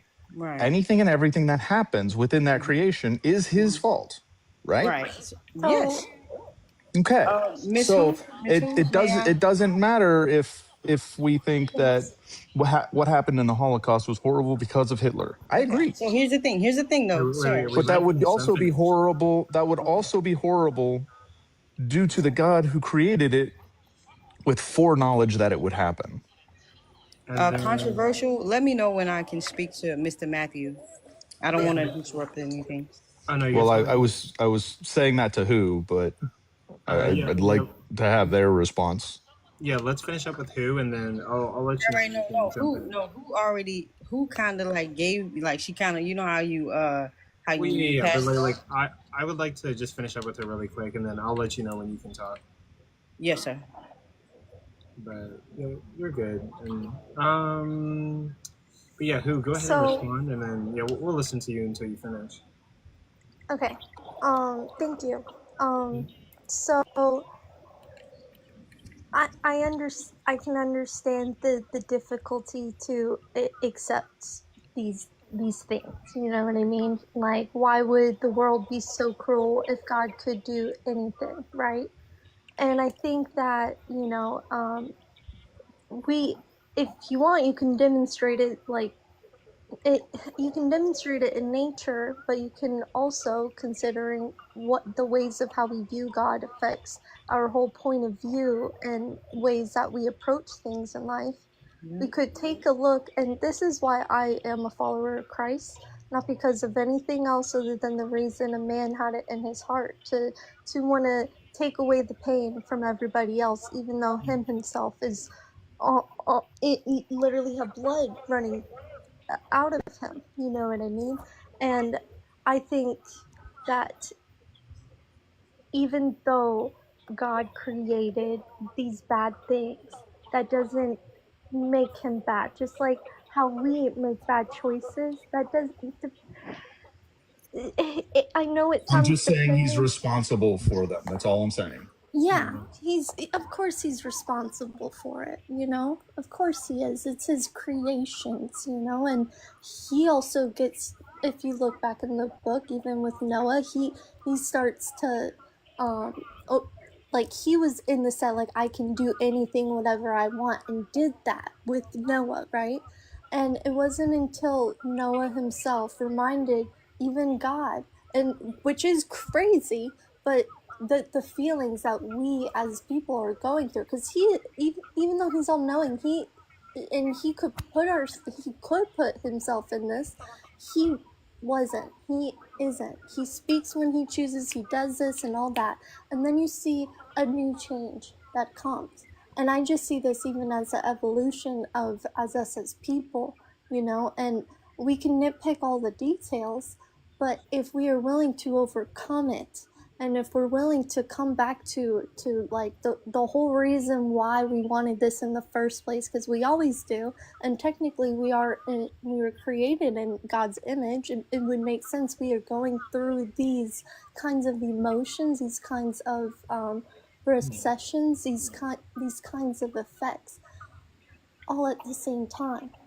He is morphing and creating, and that's why I also think there are things that are outdated in the book. Like, people try to say the earth is flat because it was presented to Job where it was sealed, like clay.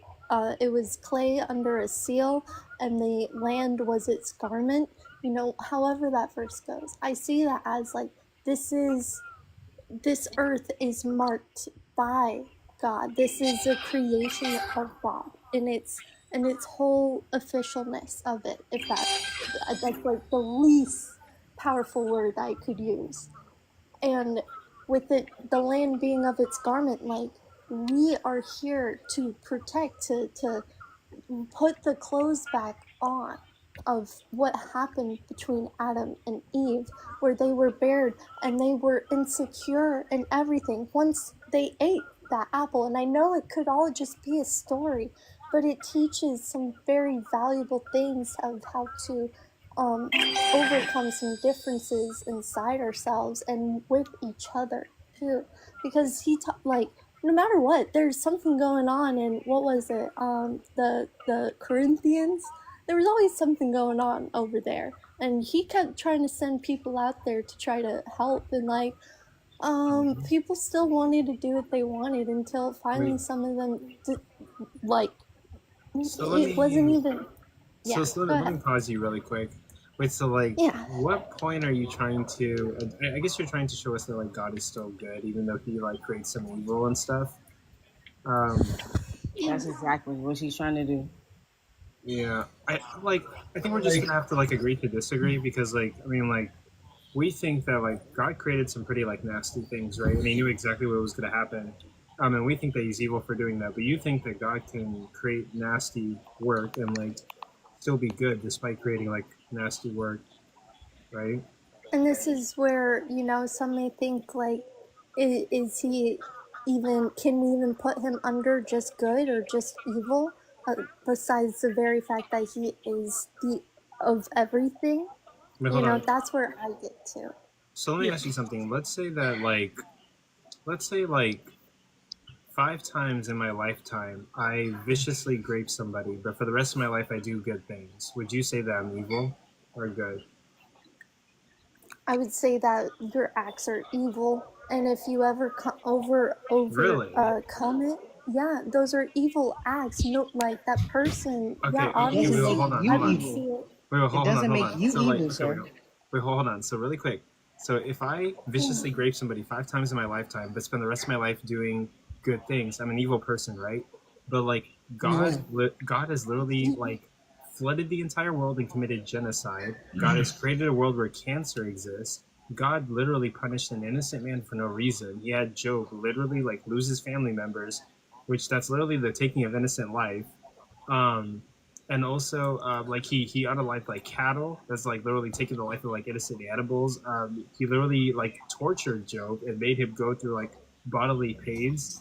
And the list Joe goes had it on, bad. like atrocious things that God has done. But you still consider him good, even though he's done some It's good not things. the acts. It's not the acts. It's not you that are doing the acts. And I know this is going to sound crazy.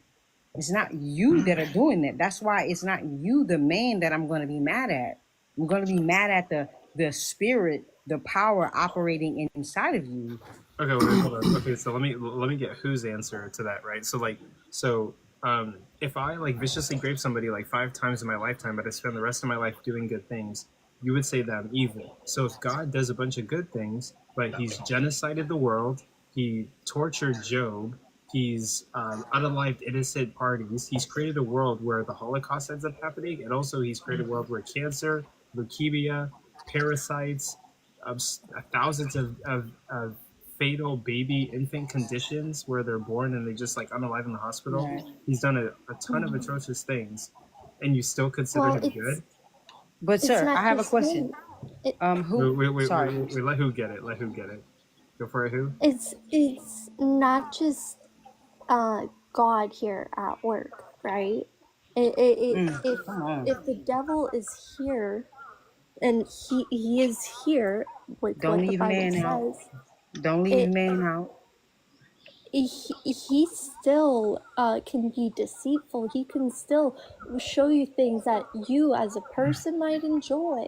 You know what I mean? And He's talking about things that have nothing to do with the actions of people. He's talking about evils that would only happen due to Everything the God nature. does has to do with the actions of people. That's bullshit, Taylor. No, hold on. But who? Like the thing is, like God created Satan, and He knew Satan would do everything that he was going to do. So like God's not even excused from that. God knew exactly what Satan was going to do. So if you're trying to blame Satan, God created Satan, and He knew exactly what it was.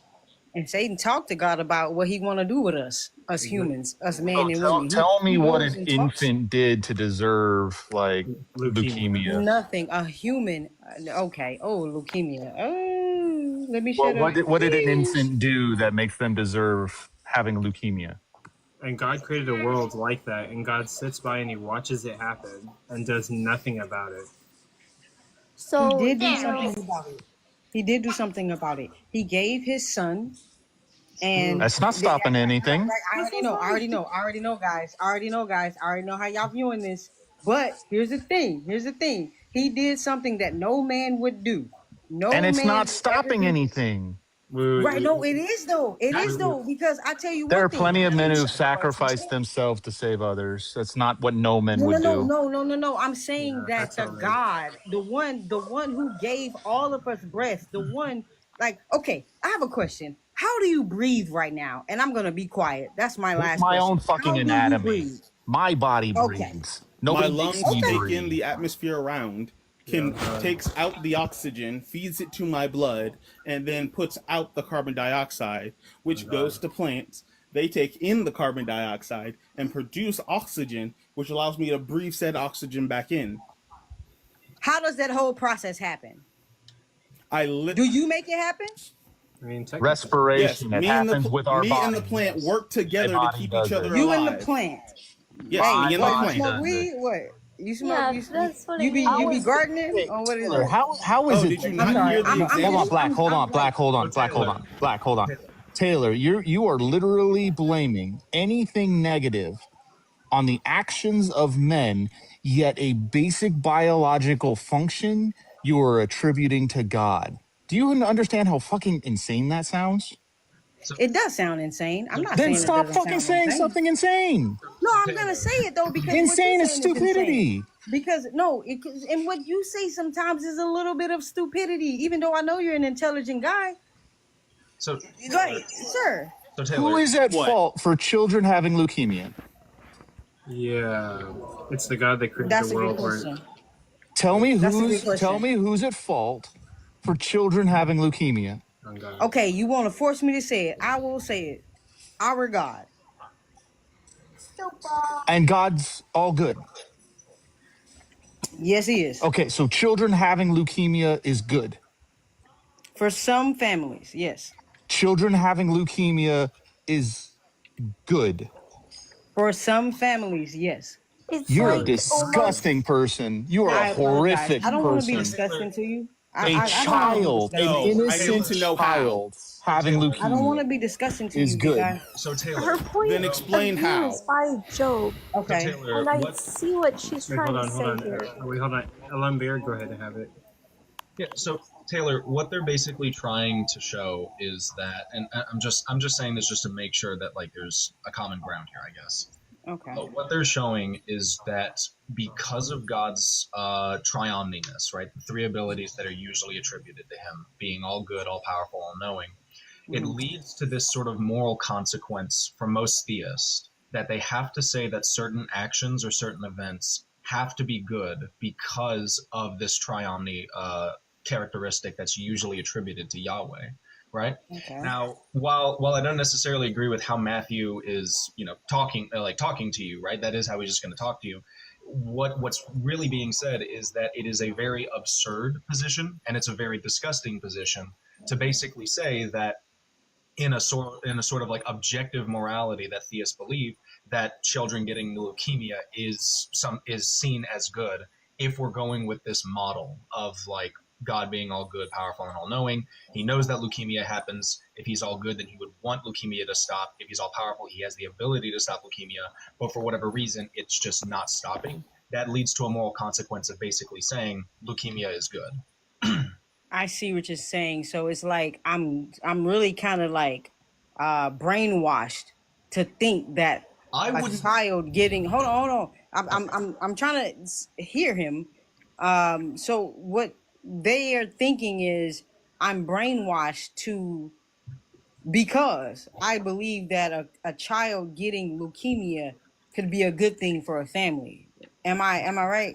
I wouldn't say brainwashed, but maybe. No, wait, hold up. I If would you'd consider like to that as a know what question I'm, towards if you'd like to us. know what I'm saying, I'm more than happy to tell you what I'm saying. I'm listening. Hey, LB, you gave it, and I would like you. Could you be my translator? I'm telling you right now, to say that a child who has done nothing wrong in their entire life, who is considered innocent by all sides, including the Bible, somebody who's not come of the age of accountability, somebody who is considered innocent in every regards, Yes. having a torturous, painful disease that is going to result in their death, Yeah. is a horrific thing and can never be called good. Okay. To say that other people may, to say that other people may learn a lesson that is beneficial to them from the experience, is not going to ever mean that child getting leukemia is good. Okay. So let's take another scenario. Let's say there's a person on Earth who is not right in the head, and they choose to take a child's innocence. Has nothing to do with the child, everything to do with the quote unquote adult in that child's life. And they choose to take this child's innocence. And when I say innocence, I feel like you know what I'm talking about. There's no confusion. Hold on. Wait, I'm just saying, yes, I agree. Yeah, I know what you're talking about. Okay, so in that situation, who are we to blame? Do we blame God, or do we blame that individual who looked upon that child and saw the innocence and wanted to take it? Who do we blame in that situation? I blame the person who assaulted the kid. That's me, full on. Now, I don't believe in God, so I'm not blaming God. But in the theology, if God is all knowing, if God is all powerful, and if God is all good, that God has the ability to prevent that from happening. In fact, the God has the ability to make sure that never even was a chance to happen, because he could have made creation in a way where that would never happen. So you don't like your free will, huh?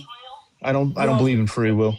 I don't even. I'm a determinist. Okay. I don't think free will exists. Now we're getting somewhere, Matthew. But even with free will, free will. Well, I like honest people too. Even with you're free an honest will, individual, and I'm honest too. Even if you don't agree with it, I'm gonna be honest with you. Right? Even with the concept of free will being in play, right?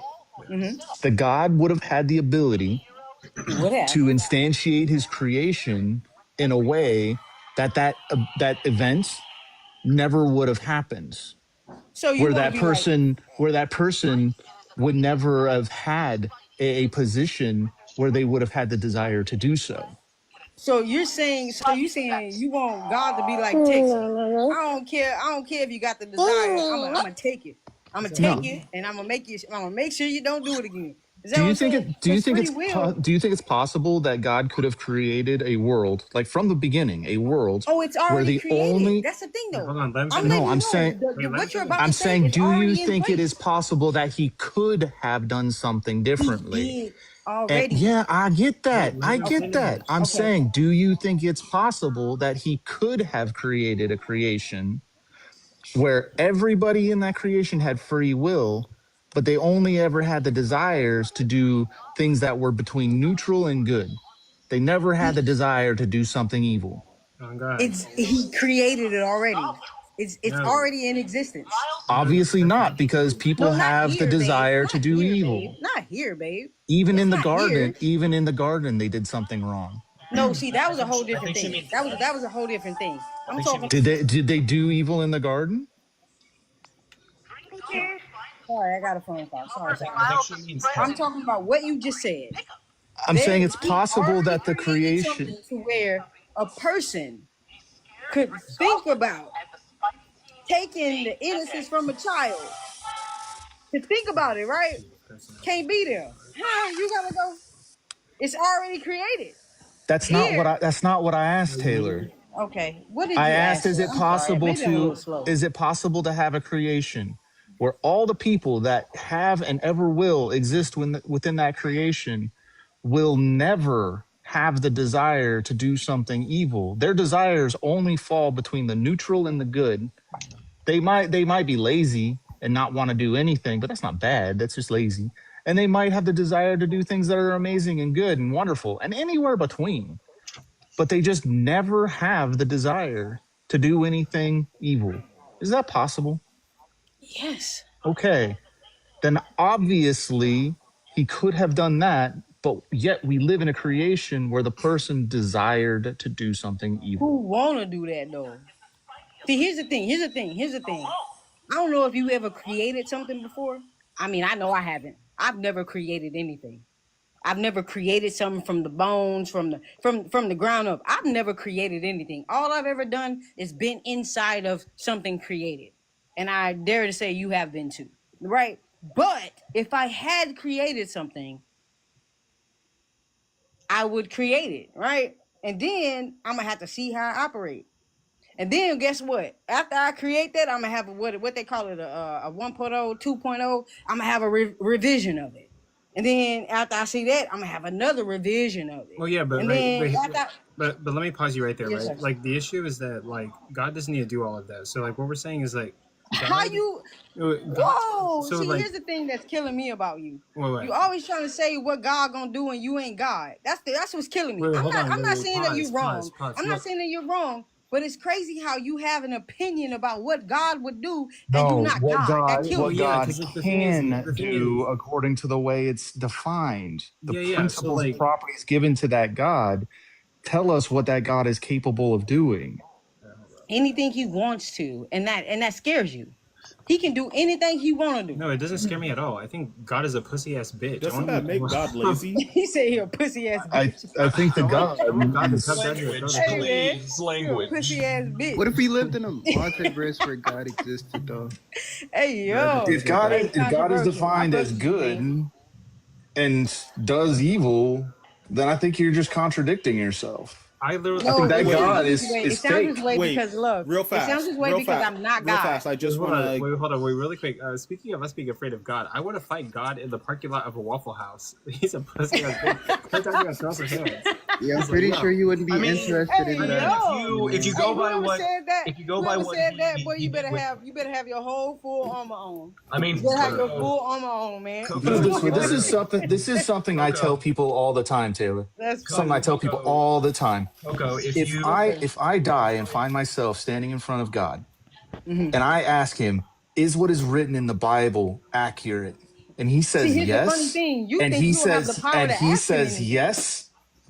He made your mouth. You're okay. If he doesn't let me, I yourself. have an infinite amount of time to figure out how to peg your God. You better stop playing on that one though. Wait, hold on. No, I got an infinite amount of time to be able to figure out how to do it. Wait, hold on. I just need to ask Taylor this question. Tell me I can't succeed when I have an infinite amount of time to figure out how. Like, if God existed, like, hold on. Black Science gonna get something in. The joke's passed. Oh, like I was just yell. I missed what was gonna be said after the joke. I was just gonna say, like, Mr. Coco, if you're actually planning on fighting God in the parking lot, just watch out for his hip dislocation move, because that's how he beat Jacob. Just like on God. Yo, don't let him cut your hair. That's what he did. He beat Jacob by dislocating his hip. Wait, didn't Jacob wrestle with God, right? It's there's interpretations that he just wrestled with an angel of the Lord. It could have also been God. It depends on your interpretation. But I tell you one thing, Jacob gave up. Yeah, like okay. So Hey, this is my that's the question. thing. This is my question. This is my question. Right. Sorry. Is it a sin in the Bible to allow evil to prosper? That is a sin.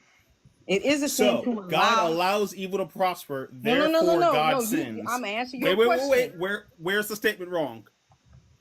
It is in the Bible. It specifically says in multiple places that I don't know right now. Sorry, God, I ain't did my due diligence. Why don't you ask God to tell him the places? We are not supposed.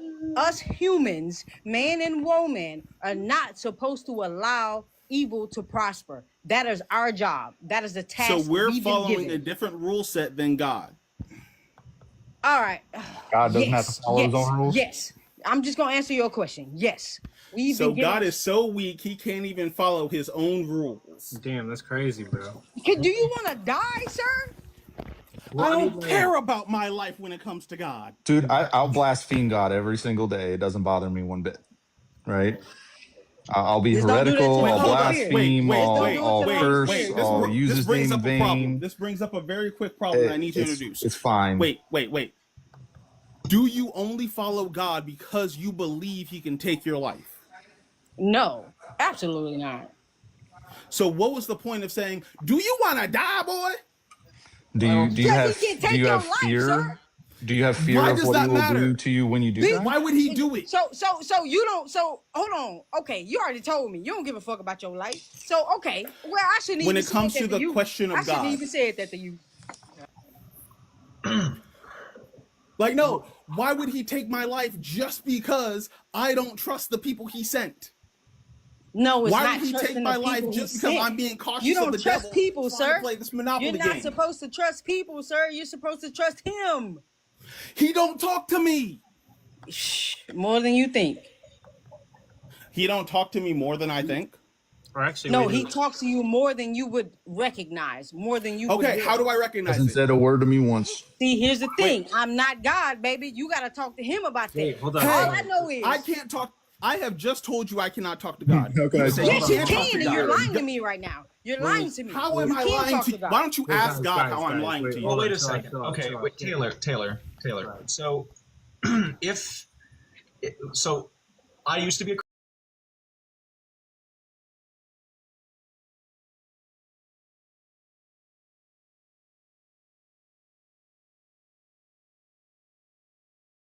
of being able to feel the Holy Spirit. Meanwhile, I would never really have that type of interaction, right? I never felt a personal relationship with Jesus Christ, no matter how many times I read the Bible, no matter how many times I prayed. So, like, you don't have to believe black, that's fine. But, like, I personally have never heard anything of the Word of God, never felt a personal relationship with the Word of God, right? No matter how many times I tried, right? Okay. So, like, so I have one question. May I ask? And I kind of already know the answer to it, but I'm still going to ask. What does God sound like to you? Damn, it's crazy. Whenever I was a kid, I would imagine God sounded like a voice, you know, or at least having some type of sense of the Holy Spirit. Now, I can't really tell you how the Holy Spirit feels because I never felt it, right? It would be like trying to tell you what the emotion blip-blorp is, right? There's no emotion of blip-blorp, so I can't tell you what that is. Right? So yeah. Okay. Yeah, just so you know, him being a Christian for 19 years, I was a Christian for 30 years, and I never heard of it. And y'all gave this up. Y'all ain't really like 30 years, 19 years, and y'all really gave it up. Y'all like just gave it up. Yeah, if you find out something is not true, do you hold to it or do you get rid of it?